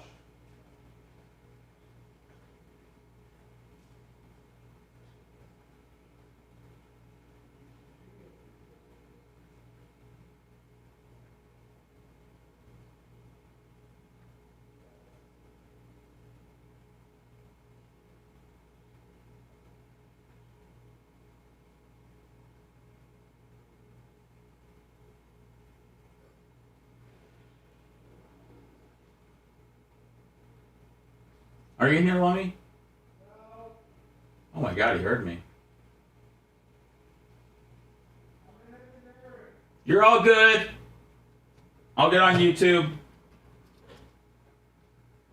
Can I host the next segment? Yeah. Bring us back from break and everything. You go sit in my seat and I sit up there. Yeah. All right, we'll do it next after the next break. You guys just show me the 3 buttons I gotta hit. Okay. Use kayak to compare hundreds of travel sites at once? That would be fun. Now? That would be good radio. Are you doing that now? The next one. Okay.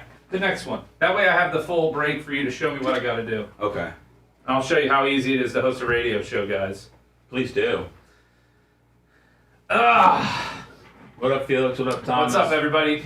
What up, Lon? You guys came out of the gate really, really strong with the appreciation, with the financial appreciation. We appreciate that. Have you checked the PayPal, Seth? I don't have any access to any of our. Why wouldn't Bubba give you access? What's he afraid of? Oh man. Thanks, Xerxes. We try. I'm kind of a Debbie Downer, but Seth's done a good job of keeping the energy up. Good morning, Gilson.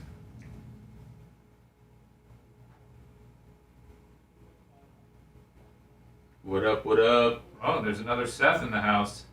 What's up, Bart? Good morning, Michael Ramos Sr. Great show. I think we're doing good. I mean, it's a show. Ray Jennings says you're kicking ass, Zeth. Preaching Travis. Thanks, You're not at the Ray. racetrack, Trav? What up, Travis? Good morning. Did I tell you about the bunk bed that me, him, and Lummy put together? Oh, Lummy had to bring Trav over? Oh yeah. I didn't tell you about that? No, let's hear about it. Oh man. Did you talk about it on air already? I don't know how much. What's up, Johnny Z? Lummy was an hour late. We had a lot of the hard shit out of the way. But Lummy is a hell of a like putting stuff together. I think is like in his DNA or his brain. Yeah. Seriously, yeah. Like he was like he looked like a fucking scholar, reading the instructions. FJ, I'll give you $15 for it. Thank you, Jeremy. His Ding Corner Bobby Witt Jr. auto out of 50. What's up, Thompson? I'll give you $15 and an autographed babyface white privilege card. That's a present from Nick. What's up, Group of Nick Lips? the gun guy? Yeah, happy early birthday to Babyface. He won't return the favor, but birthdays don't matter. Actually, no, I did give you a happy early birthday. Birthdays don't matter except Brian when he's going on a cruise for his. No milestone there, just number 43, Troy Polamalu. Lummy is a hell of a hand. He's a good guy. He's great, man. He invited me to his birthday. Love Lummy.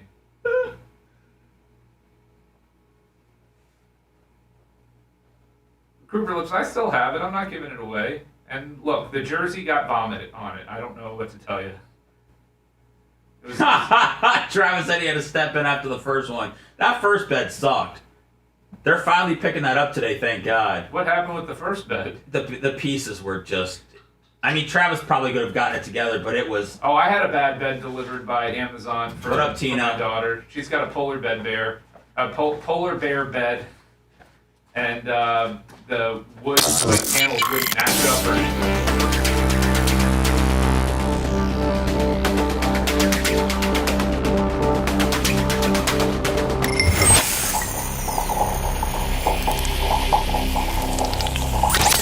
Broadcasting live from the Aquabito studios, aquabito.com/Bubba. It's the Bubba the Love Sponge Show.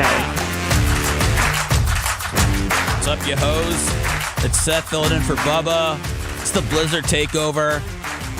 One of the hottest 9 new podcasts on the BRN network.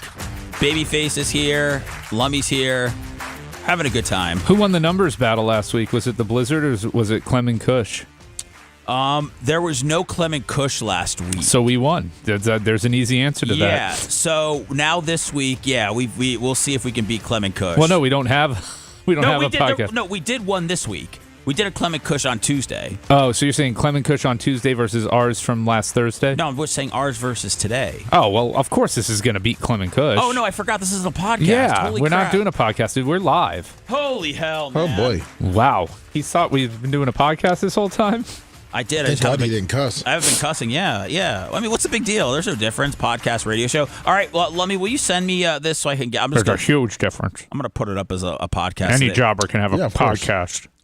Only radio savant can have his own show. Is there anything else that you want to say about Bubba while he's not here to make you? I was just saying. No, I'm just saying. If you want, I mean, You're diminishing his craft. Podcast, radio show. What's the difference? I think was the exact quote. I mean, what? I mean, you tell me. What market's thriving more? Are people trying to get booked on radio shows, or are people trying to get booked on podcasts? I love radio, man. Shout out to the affiliates, man. I don't quite know who they are, but thanks for broadcasting us. 820, I know that. Yeah, if they are, maybe Florida Man Radio in the Panhandle. Maybe they pull the plugs when Bubba's not on the air.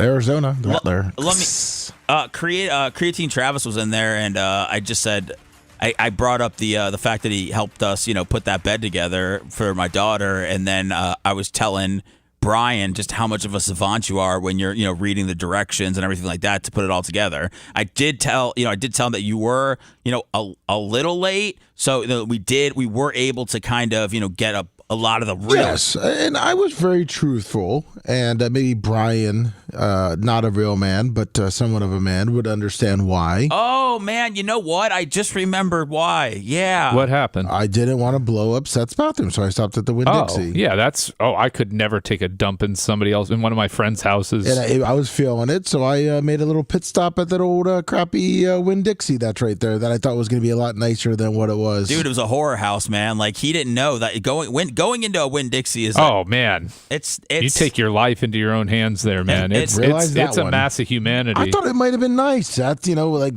where you're at, that area. I'm like, oh, it might be nice. No, I said grocery stores. Even Publix doesn't even have a nice bathroom, so... Yeah, no, I mean, it's okay, the Publix bathroom, but...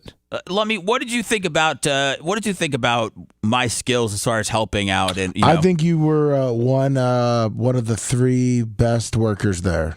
I was really trying to be Johnny on the spot because No, you were. Was Sammy helping too? No, she was not. So everybody was calling, because I didn't know this, but now I'll act like everything's numbered. So they're like, I need a 9, I need an 18, I need an 11, and I'm just in the hallway, just ripping through everything, ripping off the packaging, ripping off the stickers, trying to get to these guys, as quickly as possible, like I'm on a pit crew. Oh, so when you're setting it up, you put them in an order and in a sequence so that you know exactly where to go. Okay, listen, buddy. There's an order and a rhyme and a reason to assembling furniture. We don't all live in mansions, okay? And sometimes mansions. The rich people that have to put together their own furniture. It's a limited amount of space. Okay? Okay. Look, Creatine Travis, selfless sweating his ass off and running around. You're damn right. How many bedrooms do you have, Babyface?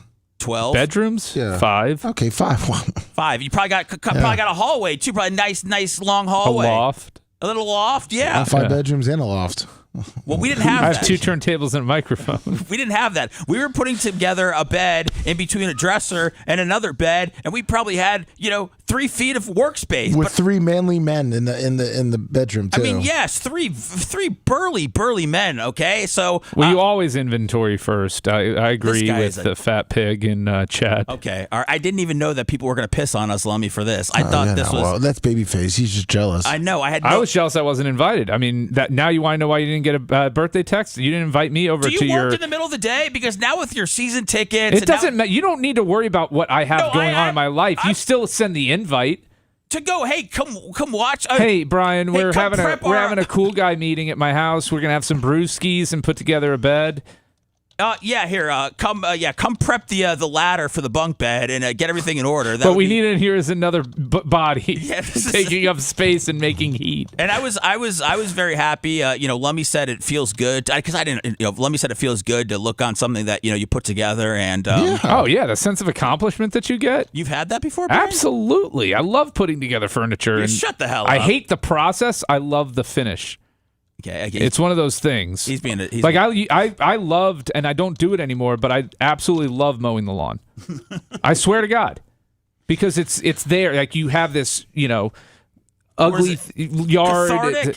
There's a level of instant gratification, seeing your work immediately pay off that I absolutely enjoy. Yes. Yeah, I understand that part of it. Yeah. Just, This coming from the bench coach. Yeah. For a 3 to 4 year old soccer team. Hey, I put together my daughter's bed on my own, carried it up the stairs on my own, so I don't even want to hear it. Yeah, you know what? I just heard you say bed. I didn't hear you say bunk bed, okay? It's another story, buddy. And when you're getting it from China, it's a double another story. I got mine from China. Hold on. I got mine from China. I had to assemble it, and assembled it completely, and it was missing a piece, and it was broken, and I had to get another bed and assemble it completely. We put it together with the Chinese. We were reading the Chinese directions, and we still nailed it. Seth, and you know what? The mattress was already up there, so he carried it up himself, Babyface. So what do you got to say about that? That's awesome. Yeah, exactly. Yeah, mic drop. This guy's never put together. Come on, Lummy. He hasn't put together a bed. Yeah, no kidding. I absolutely have. His wife put it together. I put together like 5 beds in my day, 6 beds.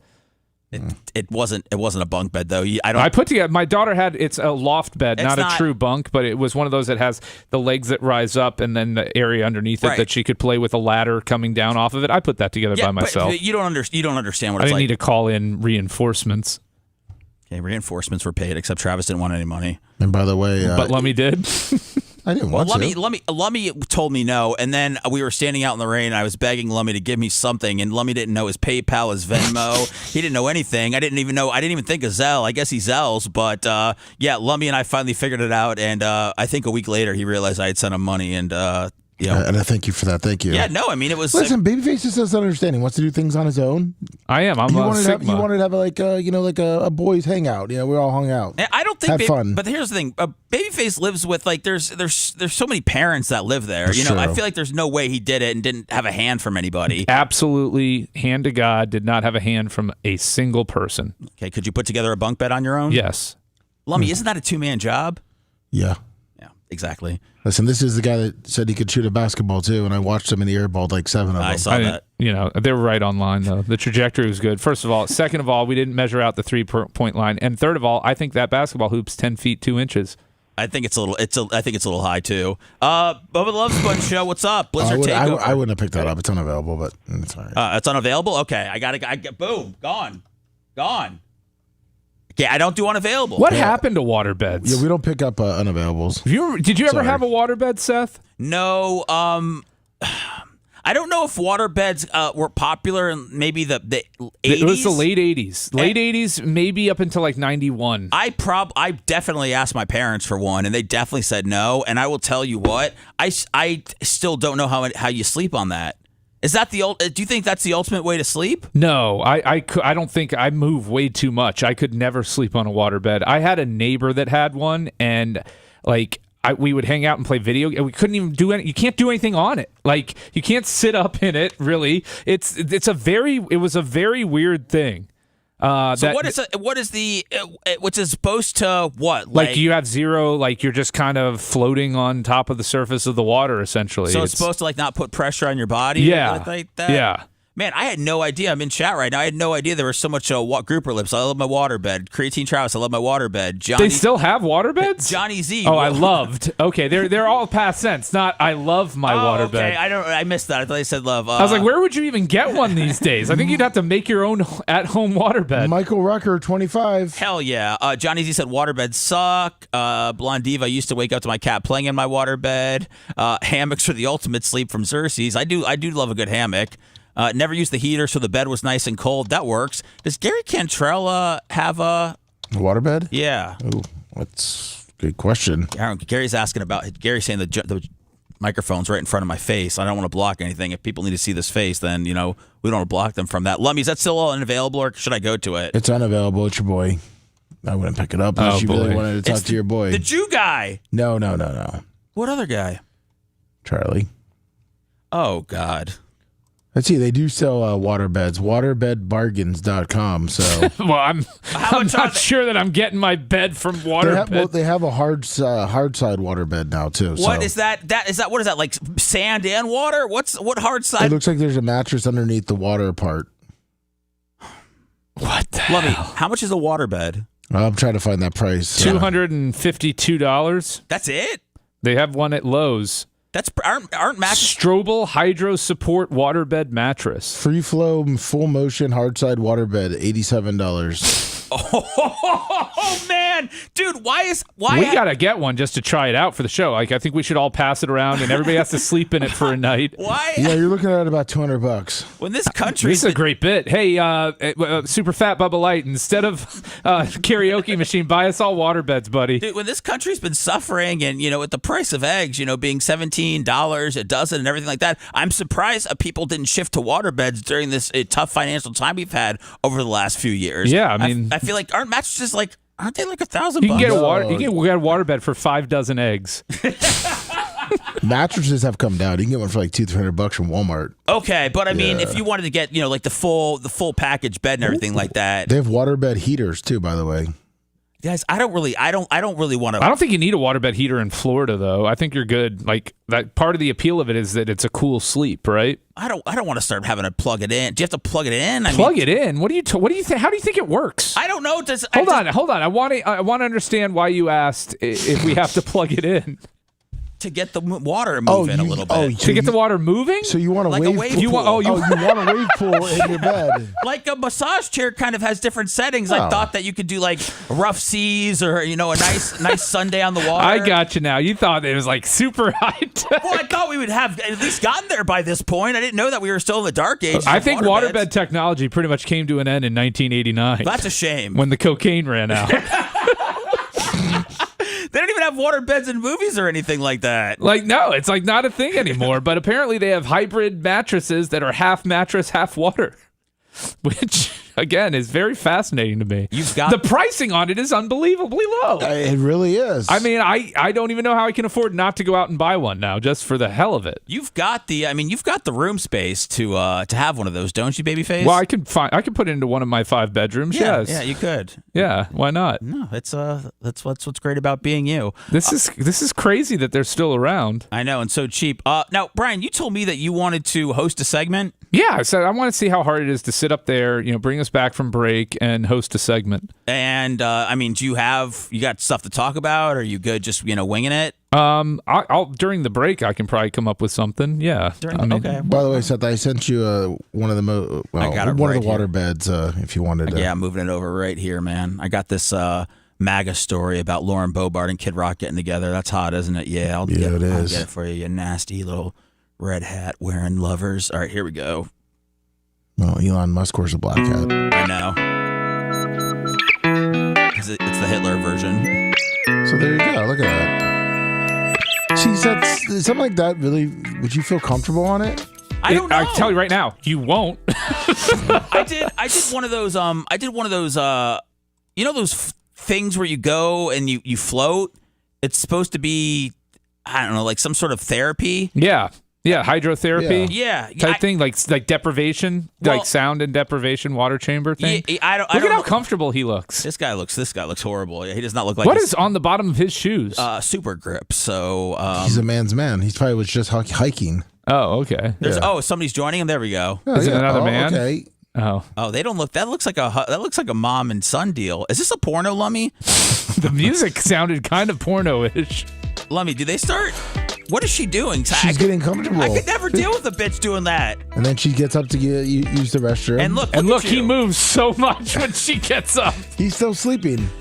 Oh my God, he's gone. Wow, what a commercial, man! Boy, waterbeds have really scaled down the budget of their marketing. Waterbed out. Well, it's from 2008. Well, I mean, it wasn't like it was the 70s, man. Yeah, that's right. I was trying to get into the 2000s. Yeah, deliver me a high quality product. All right, so I mean, I think we have to break. Do you want to really come back here and do it, Brian? I mean, I will if you think it's a good idea. Lummy, what do you think? You know what? It's the blizzard, so you do what you need to do. That's a hard no. He gave me a hard no. I mean, should I let him? Does he know how to work the board? He's going to show me real quick. Well, should I let him host it from over there? No, I don't want to do that. That's stupid. I mean, it kind of looks like I either want it all or nothing at all. I mean, it kind of makes us look like jobbing out the affiliates and the fans by letting Babyface do an audition. But you know what? Maybe it's good. Maybe Bubba would think it's good or not. So. Oh man, no. See, Lummy, now you put the pressure on me by saying jobbing out the affiliates. Well, you're the host, Seth, so you make the final decision. Oh, man. All right. I'm going to have to think about it. Well, we don't have a lot of time because I need your help to figure out how to do everything. I have 5 minutes and 20 seconds to figure this out. All right. I'll let you guys know what I decided But next. we do need to move your mic arm. What is going on, man? It's blocking your whole face. That's the moneymaker for the show. We haven't gotten a single contribution since that mic arm's been there. That is true. Okay. Michael Rucker, $25. Seth's face is beautiful. You just moved it, so we got $25. Okay, let's go. I'm gonna stay right here. Let's see how much money was not coming in because my face was being covered up. I think my face being covered up was good for business, but let's see what else comes in right now, Lummy. I'll wait. Okay. Is this still Charlie calling? Yeah, of course. Yeah, that's all he does. It's so intriguing, but he just drags the show down. Yeah, that's why I checked it, and it's just going to blink. I know. His comment when I picked up was he talked about a triple bunk bed. Triple bunk bed? Yeah. Huh? Wow. That he wants to join, like he wants to be part of a triple bunk bed? I don't know. Maybe build one. I don't know. It's okay. Then he's going to tell us how what do you want to build a bunk bed? What type of show is this? I've been watching. I don't understand what type of show it is. Let me see. Let me. All right. Charlie? No, this is Alan in Denver. Is that Alan in Denver, Lummy? Oh, you actually, it called in and the unavailable was gone. Grouper Labs, $20. That's beautiful face. There we go. Curtis Enright, $30. Jeff Patterson, $30. All right. Thank you, guys. The moneymaker was getting covered up. I'm sorry, guys. What's up, Alan in Denver? Hey, good morning, guys. How you doing? Very well. How are you, sir? I'm doing fantastic. Back when I was a teenager, I inherited my sister's waterbed when she moved out. And I got to tell you, it's actually really comfortable. It's hard as hell to get out of. And then I took it with me when I moved out. And I could tell you one thing. It cuts the amount of effort when you're having sex in half. Yeah, but you can't sleep in a waterbed with somebody else, especially if they move. Because hold on, he's telling us that we can go double the time because we're doing half the pumping. Wait, but if you have a good rhythm, it seems like it would help. But I think it could also, if you don't have a good rhythm, it could mess you up, right? Well, it's just kind of like anything else, kind of like riding a bike. You just get used to it and you figure it out. So, are you going to get another waterbed to increase your sex life? Oh, no. I mean, it's a fun prop. It definitely is, but I mean, it's just not very practical. And of course, yeah, when you're trying to sleep with somebody else in the bed and they move, yeah, there's a lot more motion than a regular mattress. When did you give up the waterbed? Heck, I think it was 1995. Okay. Yeah, I don't think anybody's had one since then. I didn't Seth. know, man. You never. I would love for one of our listeners, to say that they've had one, that they kept theirs, that they used it until recently. I think 1995 or 96 sounds about as long as anybody. Like, you really held on for a while, sir. Oh yeah, definitely. Hold on to anything it was still in good shape. Just got tired of it. Well, sir, thank you for calling, and congrats on your sexual accomplishments. I'm sure it was easy on your knees, and I'm sure that it is, giving you all of the strength and energy and desire you need to please your woman or man these days. So. Well, it helps you seal the deal, too, because once a lady finds out you have a waterbed, she's like, oh, well, it's over. Like, it doesn't even make it fair, because women can't say no to sex on a waterbed.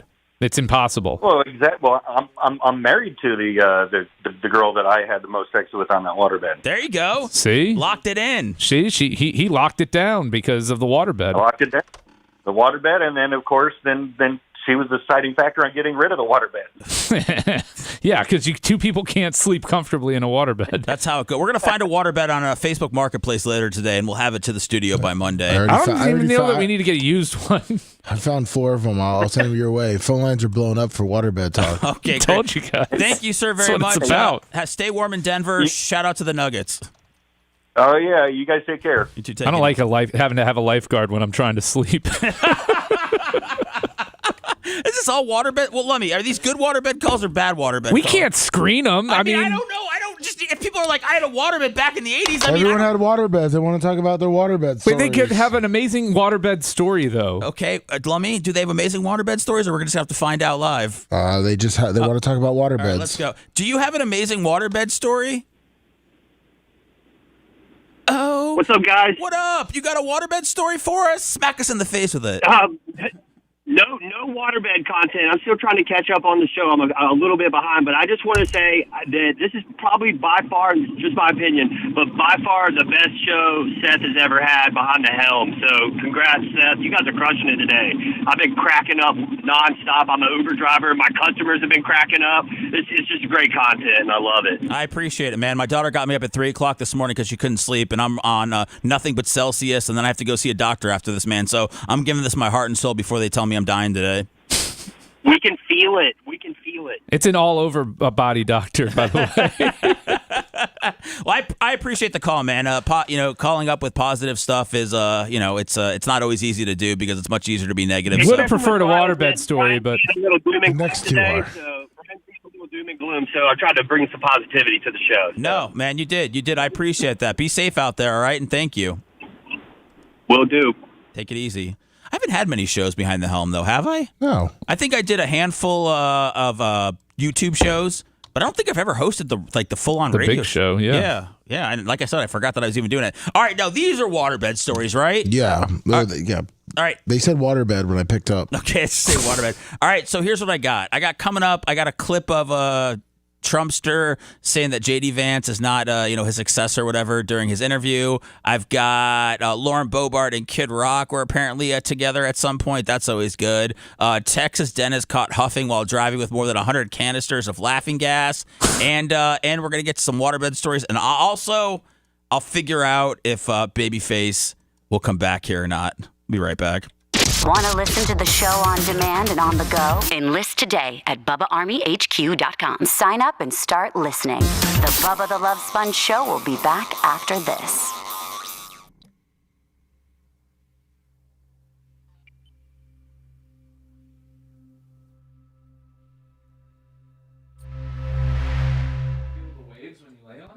Well, Lummy?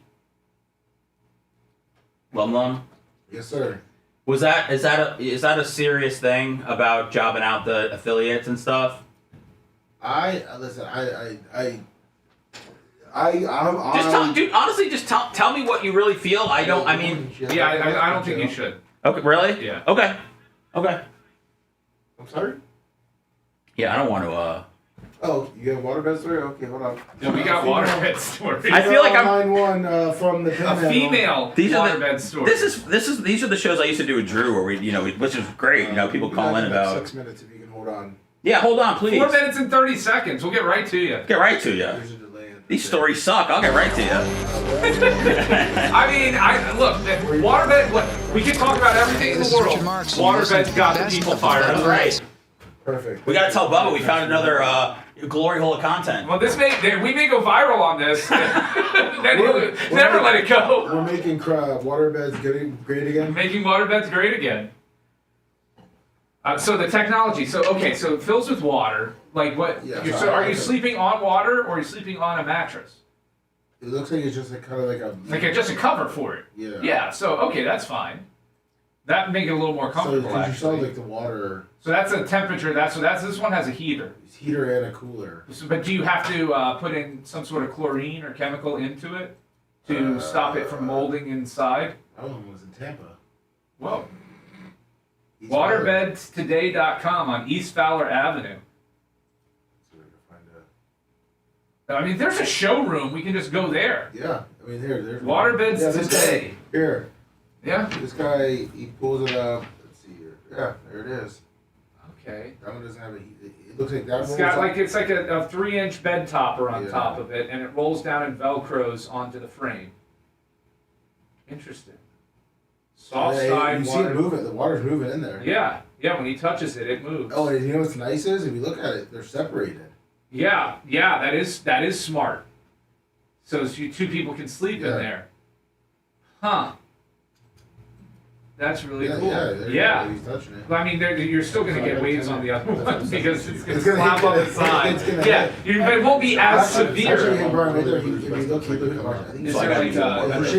shakes it. Yeah. It's moving a little bit. Is it turn 7? Oh, but not a tremendous. I know, but hold on. He kind of moved that a good amount. Yeah, just a little. Okay, cool. Thank you. Yeah. Huh. Babyface is on the watermelon game now. The watermelon. What, the squishing? Waterbed. There may be a showroom on East Fowler Avenue. Yeah. Waterbeds. Oh, I thought you said watermelons. I thought you were talking about. Seth, they separate the mattress now. Yeah, they have 2 channels for it. Okay, so you guys are telling me that it's still a thing. They're permanently closed, Waterbeds Today. Oh, man, our waterbed calls are dropping. Oh, we just no. The female's still on one though. Oh, there's a female? Yeah, the female's one from Crestview about waterbed story. So looks like Fernando loves us in the female. Their newest review is from 6 years ago. So it looks like they've been out of the waterbed game business for 6 years. Yeah, but so they were taken out by COVID. Look at Perfections. This place is still open.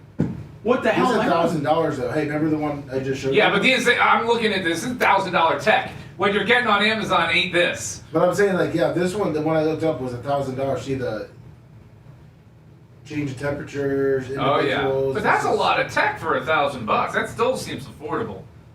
It'll keep your back straight.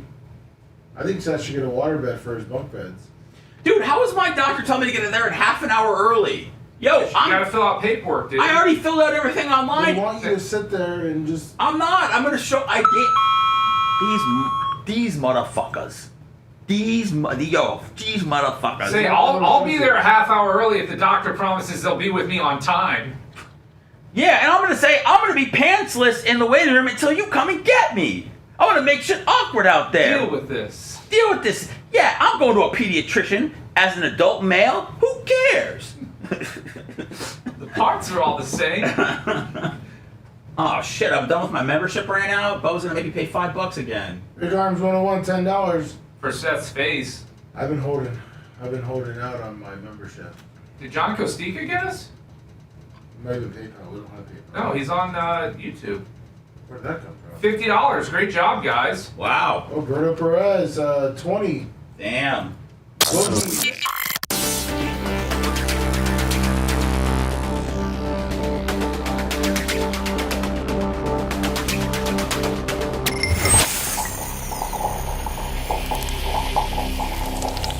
Broadcasting live from the Aquabito Studios. Aquabito.com/Bubba.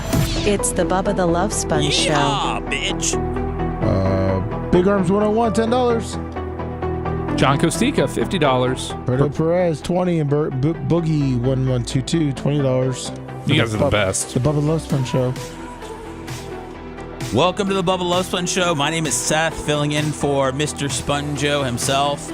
He's doing dirt track things, man, with dirt track people. That's what America's built on.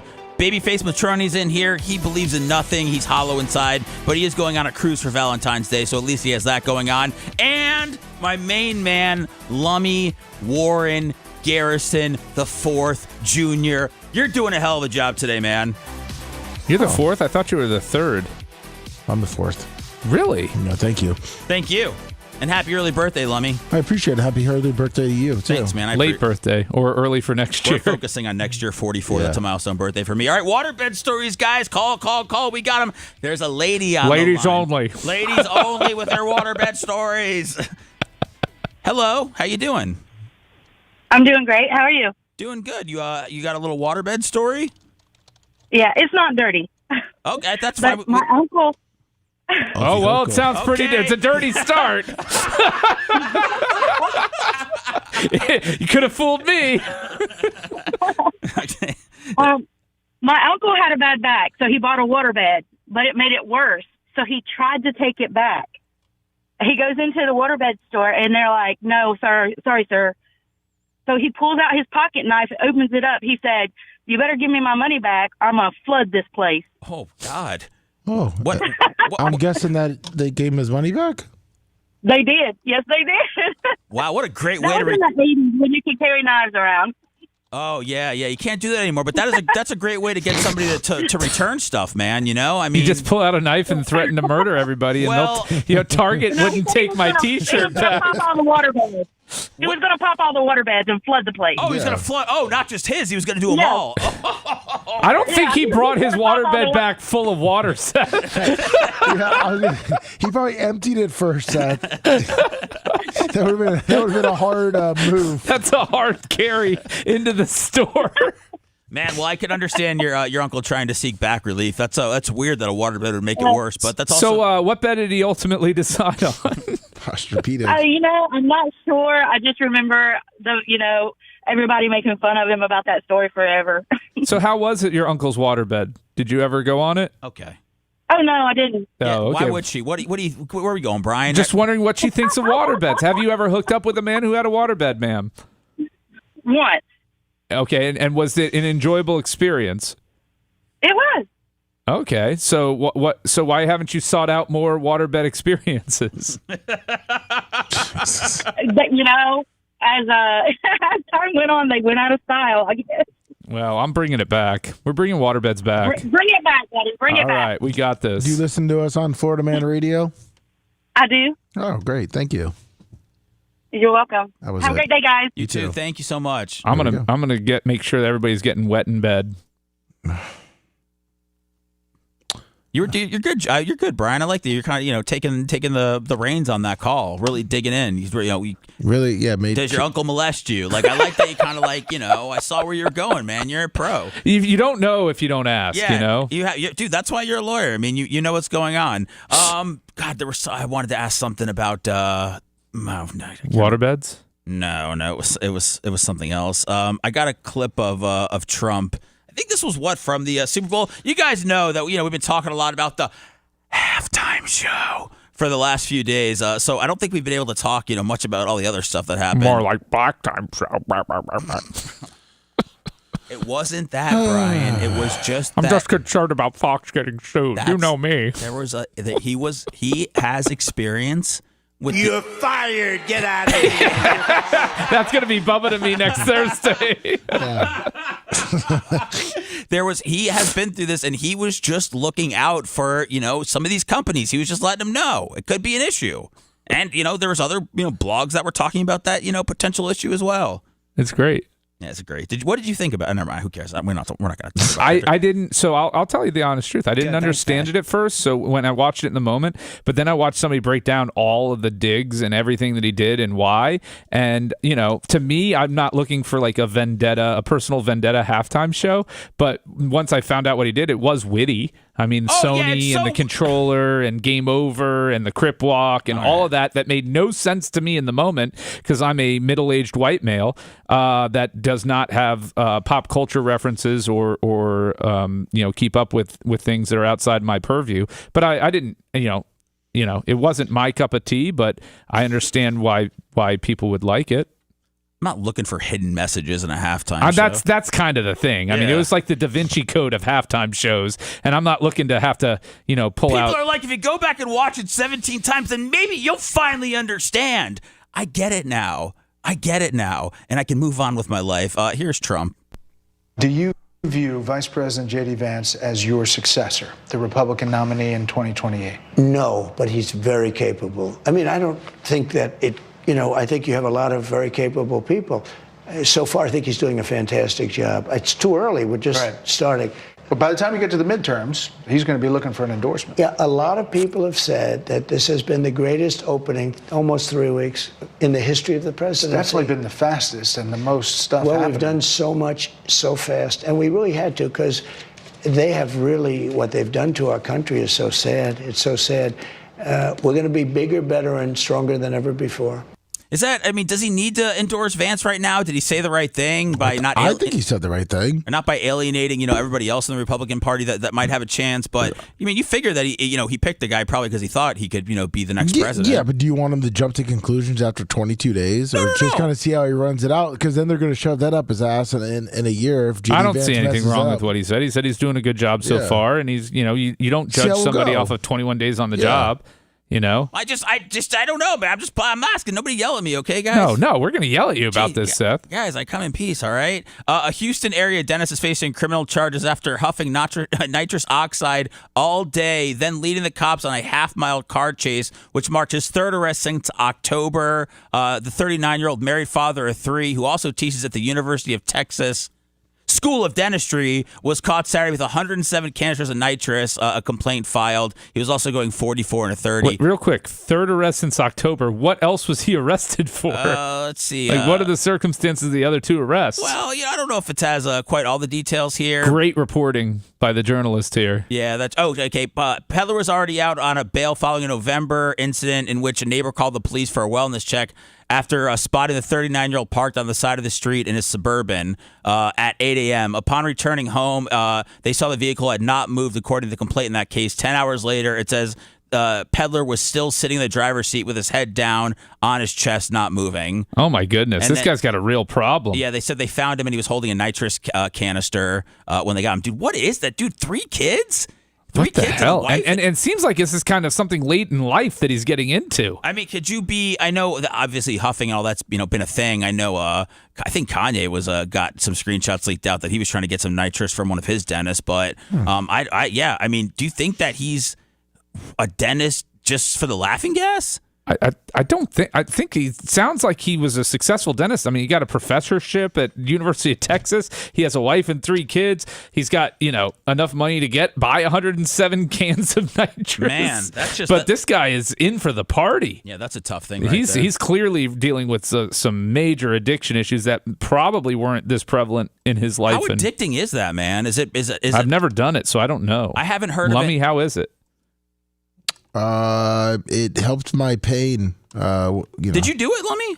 Yeah, when I was getting my stitches. Oh, yeah, okay. No, hold on. I'm not sitting there huffing. You're not huffing. No, I'm not. Yeah, Babyface is trying to put me in a corner over here like I'm a Ed Kelly, Bubba Army for Life, $50. Thanks, Babyface. No, I was asking because I knew you had tried it.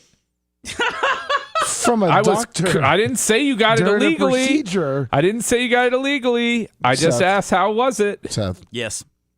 Save me. I got you. We'll go to the phones. Share your nitrous stories with us. Hey, do you have any huffing or waterbed stories? No huffing stories, but you talked about J.D. Vance. I don't know if Brian or you guys could weigh in on this. I read a story yesterday that one of J.D. Vance's relatives has some sort of heart issue and was going to go in for a heart transplant, and they rejected him. They rejected her because she didn't have the COVID vax. Yes, I did see that. They didn't say what the relation was. They just say they did have a connection to J.D. Vance, so I don't know how it was. But, yeah, they don't, for religious reasons, they don't want to give their daughter the vaccine, but there are other hospitals that don't require the vaccine that are probably going to be able to take care of her.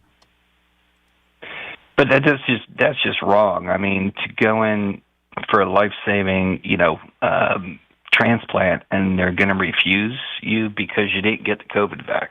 I mean, that's a You business. don't think that's wrong? That's an independent business making a determination there. If you think we should have public health and have one set of rules, then that's a different story. But hospitals are allowed to make their own rules, aren't they? They're allowed to make their own rules, but you don't think that that's wrong? I wouldn't make that rule if I was a hospital, but it's a business making its own decision. So right or wrong, this isn't a government actor, right? We're not talking about the government saying you have to do that. This is a private corporation. Yeah, but by your rationale, then that means, you know what, if I go into the hospital and I got something wrong with me, but I don't have insurance, they can turn me away to tell me to walk out the door, aren't they? Don't they have that? I don't think they can turn you away based upon your inability to pay if you're having a medical emergency, but they can turn you away. They don't have to perform outpatient type procedures on people that come to hospitals. They turn people away all the time because they can't pay. You know, sir, you're stable. We're not going. You know, they don't. I need back surgery. They don't do it because you show up to the hospital. If you're stable, and they release you. They don't do anything extra if you don't have insurance. By Trust the way, me. what do they mean when they say you got to have the vaccine? Like you had to have it at some point, or you have to have it now? Because I got it 5 years ago, but I haven't had it. I haven't had it since then. Yeah, I think it's probably just the initial. I don't know if they're talking about all the boosters. I don't know this hospital's rules, though. I think it's screwed up, sir. If you're asking me, do I think they should turn away a child because she hasn't been vaccinated for the COVID vaccine? They're saying it's for religious reasons, too. So that's why they said they just can't put that in her. They can't put the vaccine in her. So, but they're looking at other hospitals in the area that will take them on. And I'm sure if there is a strong relation to JD Vance, I'm sure he'll be able to help find a hospital, and that'll get taken care of. All the vaccine stuff, man, I still don't personally understand what the reasons are, but like I said, I think that there's still going to be options for her. Well, I understand the measles vaccine in like public schools and stuff. That makes sense to me, because we don't want measles outbreaks. I don't know what their rationale is for the COVID thing at this point. Most hospitals, they're not making. Are they making everybody wear a mask that goes into this hospital? It is baffling to me that this is still a policy at this point, given that COVID is not, killing mass amounts of people anymore. Well, I think, number one, when you talked about the measles vaccine, and in most 99.9% cases, you get the measles vaccine, you're not going to be able to get or spread measles. So of course you want to have it because you don't want an outbreak. But it's been proven that you get the COVID vaccine, you can still spread it, you can still get it. So what's the point? Yeah, at this point, I agree with you. Yeah, at this point, I don't think that people should be denied services. But again, it is a private business. I don't know why this hospital has this stance. We'll be following this story closely, sir. I appreciate you bringing it up. All right, I was okay. Thank you. Bye. Thank you. I did see that. Was like, wow, that was interesting. I'd like to know what the relation is because they didn't actually say that. I wonder who had the heart to tell that little girl no. Oh man, is that what she needs? A heart? Yeah. Okay. Well, you love yourself. All right. Well, thank you. Morning Zoo on Z100. All right, we'll be right back, and then I gotta get out of here, go to the doctor. I gotta leave a few minutes early, guys. Don't kill me. We'll be right back. If you liked that segment, then you'll definitely like the new redesigned BubbaArmyHQ.com. We'll be back to the Bubba the Love Sponge show after this.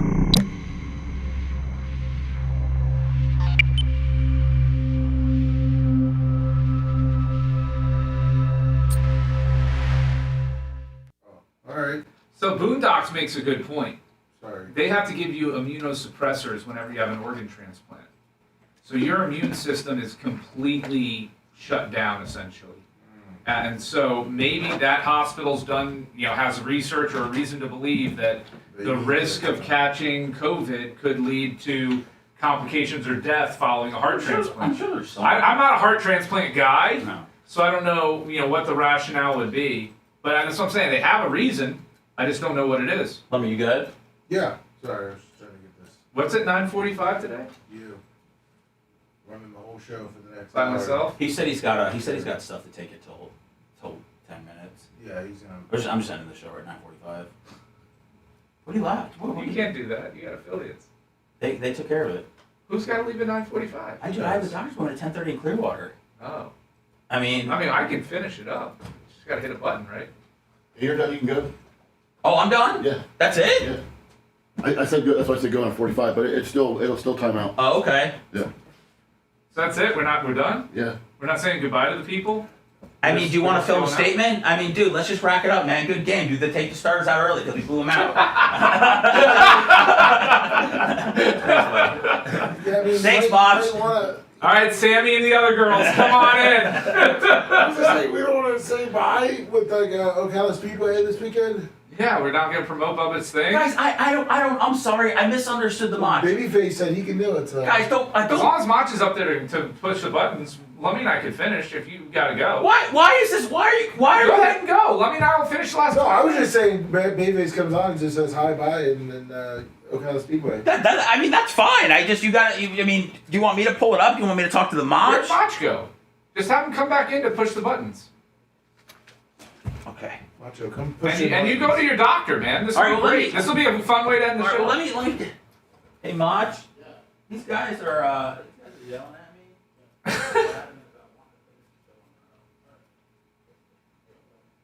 The government started measles. Somebody's saying that measles have been around for a very long time. All right, you guys are finishing the show.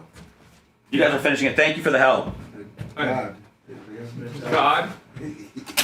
Thanks, buddy. You did great, man. Thank you. You did awesome. Listen, he was the governor. Thanks for playing around with me on in or out.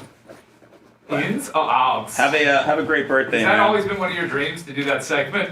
I've done it so much off the air, dude, that I was just excited to not. Ins or outs? I'm just excited. Pops. I'm just excited to do my own shit, man. Ins or outs? G-string bikinis. See you guys. Ins or outs? Celsius. Ins or outs? All over doctors. We'll find out. So you're doing $20. Pull the nose up, Bubba says. Oh, come on. You're not with Bubba right now, Sicilian Redneck. Is Sicilian Redneck at the track? Oh, he lives in Jacksonville. Pull the nose up, Bubba says. I don't even know what that means. Oh, no. Thanks, Boondocks. You made a good point, too. That the immunosuppressors, I wasn't even thinking about that with the transplant. Thank you, Sicilian Redneck. Sicilian Redneck.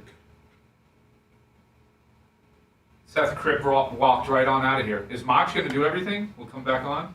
Is Mach in here? No? Mach? Can you do it from in there? No. What's happening? I don't know. I feel like we just got bamboozled. Mach! Hello? I mean, I can run up there and run the board. Do I need to? What's going on? I think so. But can't Mach run the board from back there? Yeah, he can't turn our mics on, so. Oh. Yeah, you may need to go up there, Lummy.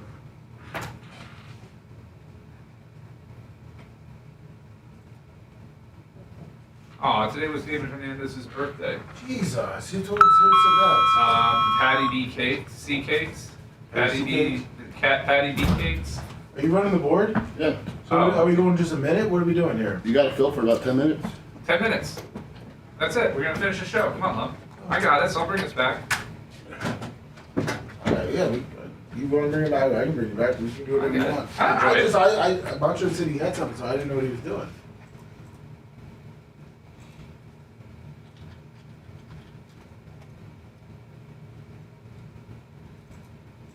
Hey, babyface. Welcome back to the Bubba the Love Sponge show. Yeah, the blizzard. Hey, it's our Friday. I don't want to work. I just want to bang on me drum all day. Hit the drums, Lummy. Hit the drums.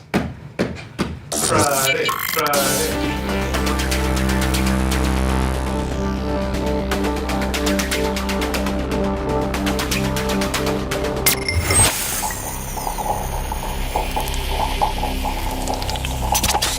Broadcasting live from the Aquabeto studios. Aquabeto.com/Bubba.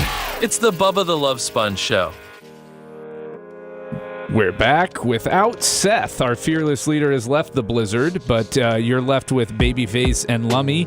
Mach stepped up like he always does and is running the buttons on the board there for us, so thank you, Mach. Yeah, it's the Bubba the Love Sponge show. Bubba is in Ocala for Speed Weekend. Pretty much the Ocala Speedway is hosting races tonight and tomorrow? It's the USAC this weekend. They had Lucas Oil Series in last week. It's USAC this week. Bubba was saying if you love the Lucas Oil Series, USAC will put it in your face. Like they always say, you can go to the Bubba Raceway Park, you'll pay for the seat, but you'll only need the edge. Well, now it is called Ocala Speedway. So if you want to look up the schedule and everything that's going on, go to OcalaSpeedway.com. But we all know what it actually is. Just like I won't call it X, I call it Twitter. It's always going to be Bubba Raceway Park to me. Just like you're not a Gulf of America person, you're a Gulf of Mexico. And I go to the Ice Palace, you know? And it looks like with the USAC National Sprint Car, $6,000 to win in a Crown Vic event tonight. $6,000 to win tonight? Yes. What is it for the big one? $25K like it was for Danny the Mailman Moran? Yes, Danny the Mailman Moran won that. Looks like tomorrow night, Friday, USAC $7,500 to win. And Saturday, the 15th, $10,000 to win on the 410 sprints and non-winged. You can still get your tickets online now at OcalaSpeedway.com. Check it out tonight, tomorrow, and Saturday. Wow. Who do you got winning the whole thing, Lummy? I got Jimmy John, the he's freaky fast, Jimmy Yes. John. He's freaky fast. Yeah, he's absolutely unbelievable. It looks like if you want a pit pass, $45 and adult general admission, $35. So are Check you it out. with tomorrow's Valentine's Day? Yes. Do you and Ashley do anything for each other on Valentine's Day? No, we do not. Nothing at all? Ashley does not like Valentine's Day. She understands what the holiday is, which I absolutely love about her. So we will not be doing anything. Walker now with his school, which is new for us, has he had to make a little Valentine's Day box, and that Horner $10. He had to have a box, with the cards. Yeah, I know the deal. Yeah, I'm in it. We don't ban that from the house, but we don't do anything for Valentine's Day. Do you get a Walker a Valentine's Day gift or? Every day is a Valentine's gift from him. So the answer is you don't get him any like special candy or a little stuffy or a little monster truck or whatever. Yeah, we have Valentine's Day candy, but it's not. We bunch into that before Valentine's Day. So Walker will get nothing tomorrow on Valentine's Day proper from his parents. From his parents. I'm not judging you. Listen, I'm just we'll saying give him something. We're just not a person. We're not a couple that needs to go out on a date. I don't need to go get her flowers. I don't need to get her a card. I don't need to do her anything like that. Yeah, I get it. Very basic. Well, for us too, like obviously it's my birthday and then it's Valentine's Day and then my wife's birthday is only like 2 weeks after mine. So we're kind of already in the throes of it. So we're kind of in there. I get it too. I think Valentine's Day is like a new love sort of thing. I think if you're in an established relationship, you show your love year round. You don't need to be reminded. If you're in a relationship where you got to get something on Valentine's Day, you're probably in a kind of a BS relationship. Yeah, you're kind of getting a little desperate. Are you going to do anything special while you're on your cruise for Valentine's Day? So we'll dress up a little bit for dinner. I'm going to wear my red sequin game show host jacket to have some fun. But I'm hoping it's just. I just really, honestly, I don't want to do anything on this cruise. We were supposed to swim with the pigs. Have you ever done that? No, I have not. Is that in the Bahamas? Yeah. No. So I guess they take you like Exuma or something like that. You jump on a boat. Oh, yeah. That's where they cross the islands. Yeah. And then they live on the island. Yeah. So, and we were going to go do that, but my wife's kind of a wuss. The water temperature is 76 degrees, and she goes, "That's too cold for me. I'm not going in." That's actually not too bad. I know. And it actually kind of keeps the sharks away. I know. And although, no, so a girl got bit the other day, just this week, got shark attack. She was on a cruise going back on an excursion in shallow water, and she got bit, and she had to have surgery in Ormond Beach or whatever. Once they had to fly her out. Yeah, they weren't checking the correct water temperature then. So. Yeah. I mean, listen, it's kind of weird. You swimming with pigs and meat and crossing the. I think that would be a fun experience, though. But she's been wanting to do it every time we've gone. We finally book it, and then she's like, she's like, we'll do it when it's warmer water. And I'm like, wear a wetsuit. Yeah, whatever. But so we're just going to stay on the ship now because there's nothing to see in Nassau at this point. I mean, we've done it, 12 times, and it's a boring ass port. The whole Bahamas thing I think is played out. I used to do a lot of seafood stuff out of there, and I think like someone like you would probably do better like Belize or Mexico or something like that. Yeah, we definitely have more fun there. Coco Cay's fun because it's their island and they've got tons of stuff to do, the water park, and it's relaxing and all of that. But and you're there. You're at the island. When you get off in Nassau, you're in the port. It's a dirty, gross port. It's not like you're at the beach when you get off the ship. You've got to go to an excursion. Now the Baja Mar is an awesome resort there. And they do the day pass to the Baja Mar, and they have a water park. And what's cool about their water park is they also have a casino, built into the water park, outdoor casino there where you get to game. You can play craps, table games, stuff like that. I don't think they have slot machines, but I think it's all table games out there. Is it all legit though? I mean, it's as legit. I mean, the craps are legit. I mean, it's hard to rig craps unless they're using weighted dice. That's what I'm saying. You'd pick up on that very quickly. Well, I mean, when I was in Puerto Rico at one of the casinos, they were using magnets in their roulette. Oh, really? Yeah, the table I was sitting at, the guy caught it, and it was the number was coming up first. So the number on the board was getting called before the ball landed, and then the ball was landing in it and did it 3 times in a row, and they refused to give the money back. Wow. They just called it a no spin. But didn't refund the money? Nope. But a no spin is... No, like no spin, like we had to spin against it, but you couldn't move your chips. Oh. You couldn't add chips, you couldn't do it. Like no, they wouldn't give you couldn't take your chips off the board. That is insane. And then it spun it again, and then I remember a guy got really angry. I was a little intoxicated at the time, but the guy got angry and said, "This is not right. I want to put all my money," because they spin it. Yeah. He goes, "I want to put it on 14. Let's say what it was, and they're like, "No, you can't touch. Don't touch the board. Can't touch the board." Came up 14 because the number appeared first, and then it spun. And they kind of fixed it. Because they knew it was malfunctioning. That's why they weren't letting anybody bet. Yeah, but it was because I guess the trigger was setting it off, and then the number would it was doing something where it was weighted down. That is insane. Yeah, that was in Puerto Rico. That's why I was thinking the Bahamas or cruise ships. I always think they're kind of fishy. They're not regulated by a governance board. No, that's true. I did hit an $11,000 slot jackpot on a cruise ship, so I do know that people do get paid. That is the challenge for them, is that they have to keep you gambling, and if you lose money, you're gonna stop playing at some point. Well, some people are. Some people will keep going. You're like your mother-in-law. Oh my goodness, she had $10,000 of my money to gamble with, so good on her. What did she turn around with? She lost money. She never wins. She's a loser in life. She's a loser in life and a loser in betting. Yes, absolutely, 100%. That's sad. That's very sad. Well, I'm who's the real loser, her or me? Because I'm supporting it. So sounds like she's winning to me. Yeah. So, any other plans for the weekend? We've talked about maybe possibly trying to go up to the track on Saturday. Has Walker been there yet? Yeah, he's been. We went to the monster truck. Well, I know you did the monster truck. I meant for yeah, we went dirt racing last year. USF baseball is starting up this weekend also, so we're going to go check out. They're playing Iowa. Their lacrosse team won their first two. They have women's lacrosse. Yeah, women's lacrosse, and softball won a doubleheader last night against FGCU.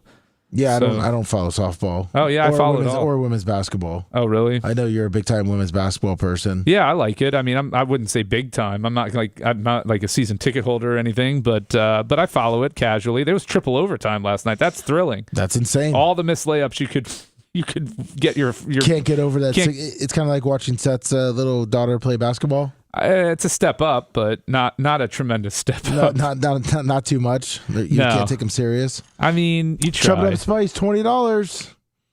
Yeah. So I mean, the weekend's gonna be pretty much just a kind of low key getting ready for Bubba to be back here on Sunday, and then I think we're just gonna gear it off. I don't see any time off in the near future for Bubba too. So well, yeah, he's gonna be wanting to work hard. So you guys are working President's Day on Monday? Yeah, do you guys get it off at the law office? No, we give our employees, they can do 2 floating holidays, so they can pick which mainstream holidays they want to pick to have extra days off. So nice. One of them at least is taking President's Day. That's nice. Yeah, it'll be a good You're time. a great boss. I'm going on Utopia to seize Pippi. So, well, I think it was a good show. Seth thought it was a good show. Seth thought it was such a good show. He's like, I don't even have to do the last 10 minutes. I'm walking out of here. Lummy, thank you as always. Crip walked right out. To Macho and Rhett, thank you for all you do. To the Bubba Army, be safe. Have a great weekend. Hopefully Bubba has a great weekend of racing. And no show tomorrow. We will be back with you, most of us, on Monday. So take care.